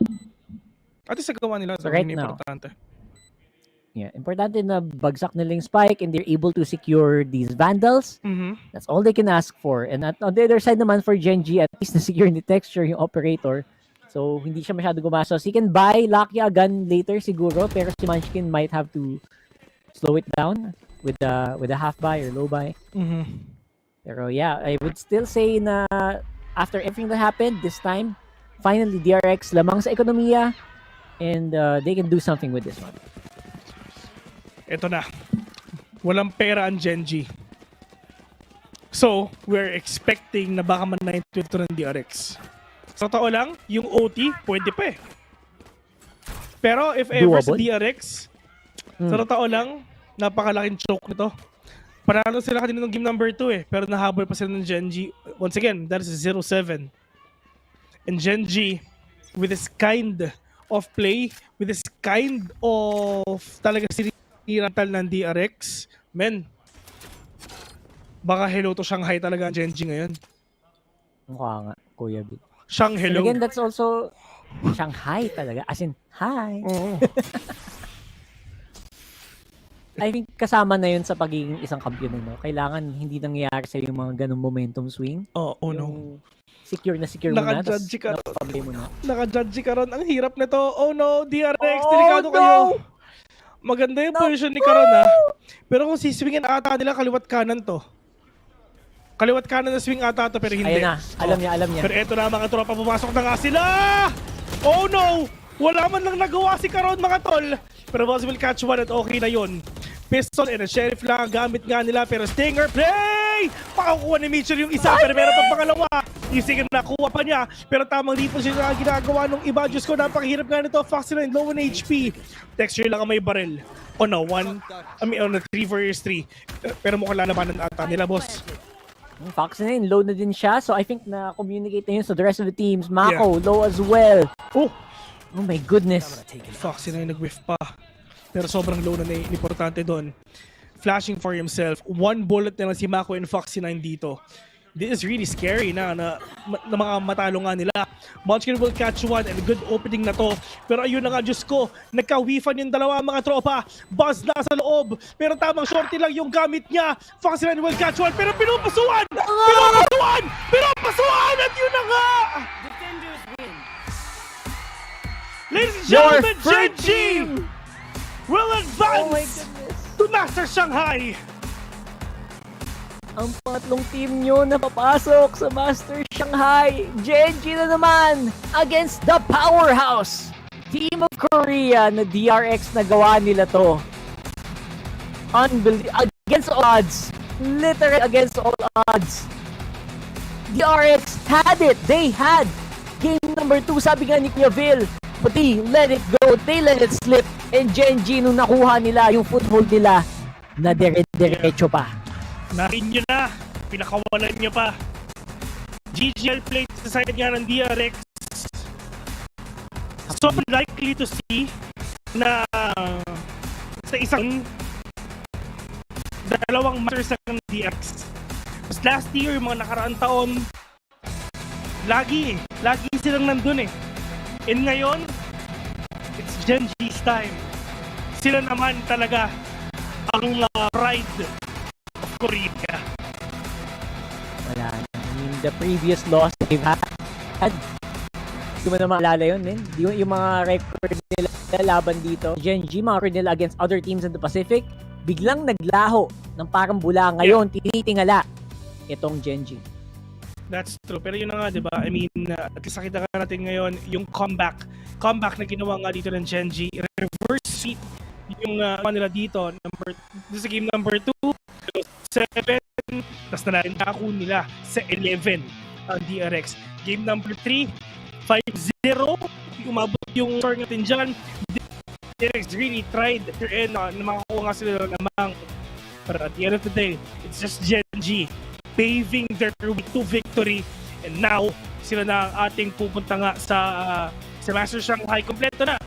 DRX, T1, Genji, Rockheart. Yan. Isang karangalan magiging nyo dito sa VCT. Ako si Rockheart. Ito si Will. And we will see you guys later for na ating panel. Maraming salamat, Vil and Rockheart. Ayun, hindi po tayo nakamute. And welcome to Masters Shanghai! Oh, eto na hinihintay natin. Genji advances to the next one. At meron na tayong top 3. At napakaganda na nakita natin. It was like DRX, nasa kanila na yung bola, min. Literal na dumulas lang. Hindi ko napasama sila. Pero natuloy-tuloy na talaga ni Genji. At magkikita sila ulit ng T1 bukas na bukas. Wala eh. Parang ano lang, 1 talo pa din. I don't know how many years ago that was, but it's the same type of choke. Like, okay, at least now, it's like, well, at least there's no more fan fatigue. Palagi na lang DRX yung one of our reps to Masters. At the same time, tama din yung sinabi ni Vil kanina eh. It's just so weird not having DRX in a Masters event considering how dominant they were. And again, just to reference what we were talking about earlier, ito yung parang meltdown from 2022 eh. What's going on with DRX? Last player standing. One enemy remaining.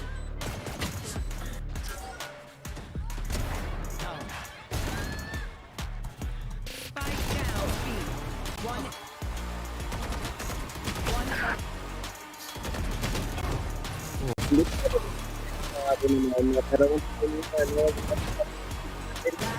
Talaga yung bola, andun talaga yung momentum. And ito yung difference, no, na nakita nga natin entirely from Sunset, na hindi itong mapa sa Ascent, hindi naging online si Caron, pero siya yung naging saving grace pagdating doon sa Sunset.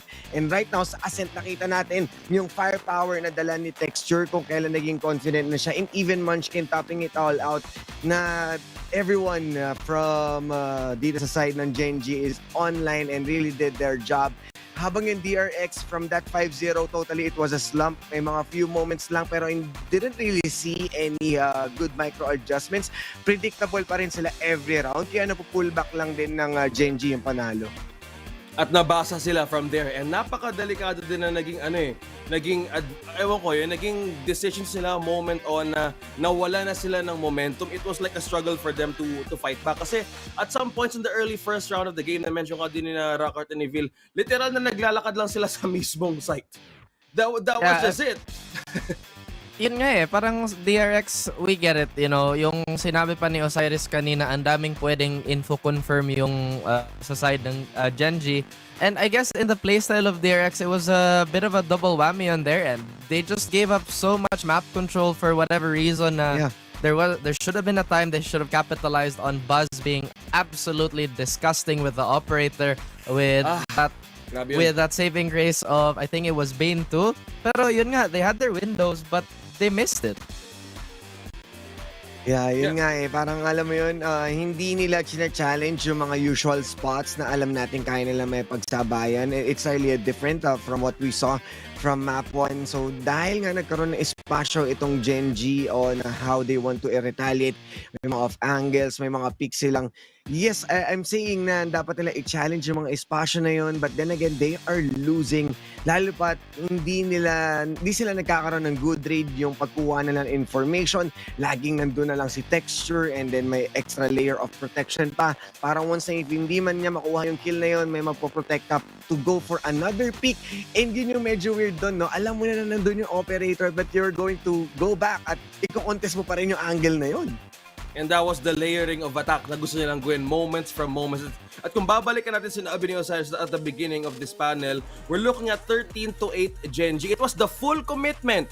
It was the full risk na ginawa nila. Osiris, sana ito yung match ito nakakasagot dun sa mismong shinare mo sa amin kanina. Kasi ito they had no way na parang pwede pa sanang mabawi. No? Kasi DRX, men, we gotta hand it to them in the first game of the series. Kuhang-kuha nila, but for some moments parang, sige, gera na lang kasi, wala ka nang pwedeng isipin kundi isugal na lang yung last moments para makapunta sa Shanghai. And even at the post plants, Genji, bawing-bawi talaga nila dito.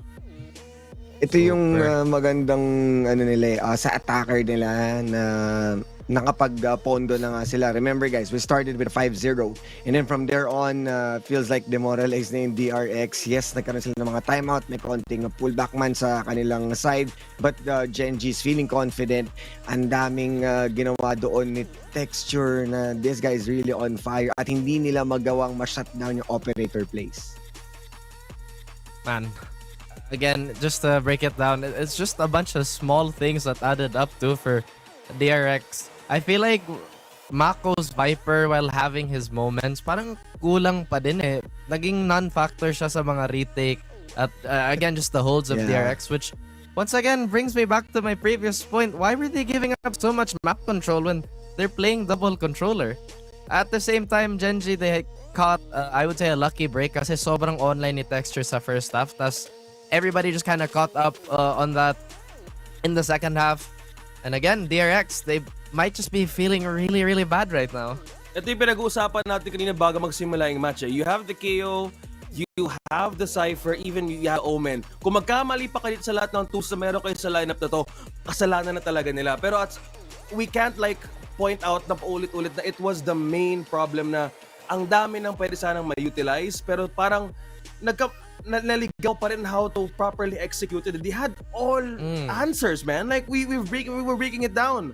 And ito KO was the only one for Genji to even just utilize as well for control. And they had perfect way to funnel it also to Killjoy, si Meteor. And throughout, napakaganda mga laban. And we're looking at the top 3.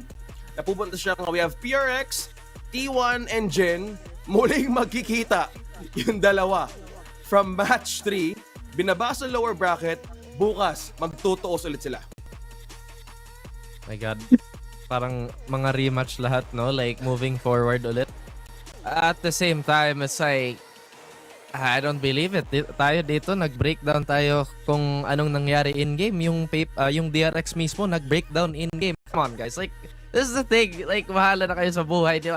I think my inner DRX fan is actually tilting too. It's like, come on, man. Yeah, kasi alam natin we already set the standards higher for this guy and yung for this team.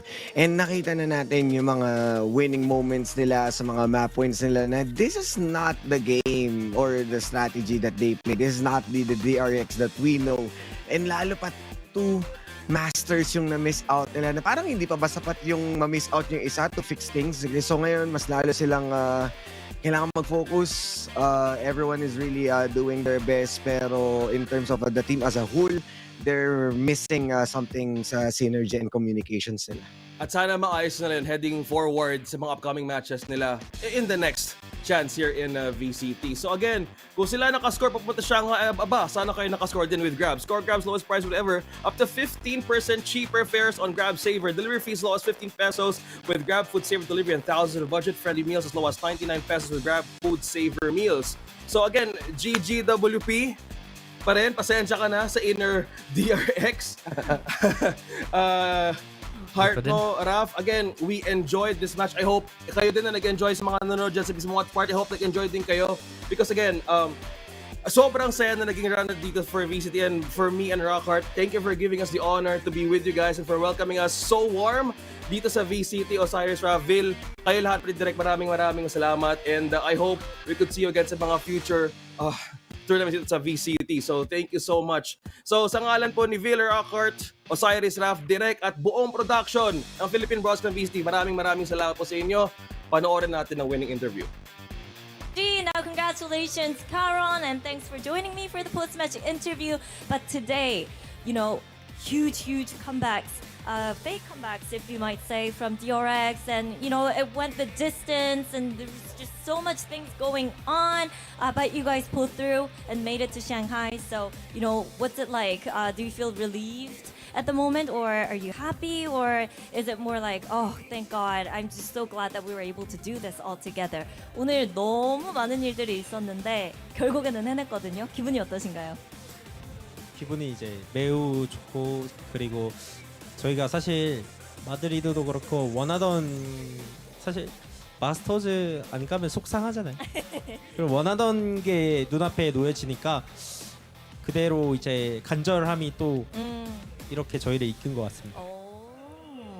It definitely feels good, and you know, it sucks not to make it to Masters, so I'm really glad that we're able to lock the last spot in. And when you have something that you really want within your reach, and when you can almost touch it, it just makes you want it more and more. And today, I guess we were the team that we wanted more, and we were able to, you know, play up and finally make it to Shanghai. Now, you know, yesterday didn't go the way as you would have liked it to. So what were the feedbacks? What were you able to take away from yesterday? 어제 T1 상대로 좀 생각만큼 경기가 잘 풀리진 않았잖아요. 어떤 피드백이 있었을까요? 일단 제가 이제 계속 스킬 들다가 죽다가 그냥 뭔가 적을 너무 완벽하게 카운터 치려는 그런 제 모습들이 좀 많았거든요. 그런 거를 이제 피드백을 중점으로 받으면서 그냥 이게 정확하게 카운터를 칠 수 있는 게임은 없다. 그래서 어쩔 수 없이 총을 쏴야 되는 경우가 오는데 그냥 좀 미리 던지고 나서 총을 쏘는 게 훨씬 효과적일 거다. 이런 피드백을 많이 들었어요. 알겠습니다. Well, the feedback that I personally received from the teammates and the coaching staff as well was that, you know, I try to use my utils to counter or delay my opponents from coming into the site. And, you know, I try to play it textbook perfect, but I was given the feedback that, you know, there is no perfect way to play this game. And sometimes you just need to whip out your gun and shoot heads, and that's the way you play it. So, you know, we came down to a conclusion where I should just play a step ahead, you know, stay a step ahead and throw my utils beforehand and get my gun out and shoot some heads. Now, DRX today, though, threw a lot of curveballs with their comms, and also they prepared counter strats. They were, you know, slowly working their way back in, even on the last map as well. What do you think made the difference today between the win and lose? And what do you think was the most critical part when it comes to taking this series? 오늘 DRX가 커브볼도 많이 던졌고 추격도 굉장히 많이 했는데 결국에는 젠지가 승리했잖아요. 가장 큰 승리 요인은 뭐라고 보시나요? 일단 저희가 원래 저도 웃음을 잃지 않는 팀이었는데 최근에 이제 반복되는 이 패배의 쓴맛을 본 건지 계속 이제 좀 슬프고 좀 기분도 저하 되고 그랬는데 이제 저희가 어차피 마지막인데 좀 즐기자 이런 식의 말이 오고 가고 그러다 보니까 게임 내에서도 졌는데 솔직히 화나기도 하지만 좀 네. 그거를 화난다고 표출을 할 수 없잖아요. 그래서 텐션 유지를 잘 해서 저희가 계속 그 격차를 줄이고 네네. 따라가는 그런 저희의 승리 요인이 되지 않나. 분위기. 네. Well, when it comes to me, especially, I'm the type of person that always has a smile on their face and also stay in a positive mood. But recently, with losses coming one after another, our team vibe or team energy was so down, and everybody was just so quiet and very. We weren't really feeling it. There weren't really any positive vibes or energy coming from us. So we came into the game with the mindset that, you know what, this could be our last game. Let's just enjoy it. And even when we're losing rounds, it does make you angry. It does make you upset sometimes. But we try to hide it, tone it down, and be more positive and just be upbeat. Try to enjoy the game. And that was the reason why we were able to win rounds after rounds, and also, get over the hurdle, and also come up with the recovery in games as well. Now, Karan, when it comes to you though, you just made your debut since kickoff, and there are a lot of things going on, with Masters Madrid Stage 1, tough schedule, teams there to counter you, unexpected situations as well. How are you trying to personally deal with the pressure and, work yourself up, make sure that you stay in the best form? 카론 선수는 개인적으로 신인인데 굉장히 많은 것들을 해오고 있고, 또 뭐 다른 팀들의 파괴도 싸워야 되고, 그리고 뭔가 체력적으로 힘에 붙이는 것도 있지만 계속해서 이겨내고 있잖아요. 어떤 마음가짐으로 임하고 있나요? 일단 저희 마음가짐들은 늘 좀 사실 꺾일 때도 있긴 하겠지만 다시 마인드를 잡는 편이고, 그리고 저희가 계속 파괴당하는 부분들이 사실 제가 좀 그런 거를 당하면은 좀 네. 어지러워하거든요. 네네네. 근데 그게 좀 이번 저희 스테이지 1의 패배 요인이 좀 크지 않았나. 그러니까 네네. 자꾸 똑같은 실수가 반복이 되다 보니까 그거를 고치는 인게임 내에서 고치는 게 어렵잖아요. 네. 근데 그런 거를 계속 생각하면서 그렇게 게임을 했더니 좀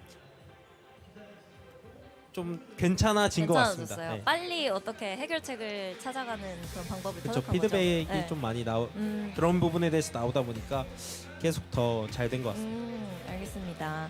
Now, I would say Genji is a team where, resetting our mentality comes easy for us, or rather easier than the other teams, I would say. But some of the things that I'm trying to work on is that people notice that I tend to make the same mistakes over and over and over again. And sometimes I would have that mental block, not able to make quick adjustments fast enough on time. But since we had that feedback and I am aware of those issues, I think I am better at adapting to what the opponents are doing and adjusting my plays and making sure that I clean up my plays so that I don't make the same mistakes in one game or the same series again and again. Now, on Saturday, it's going to be the rematch against T1.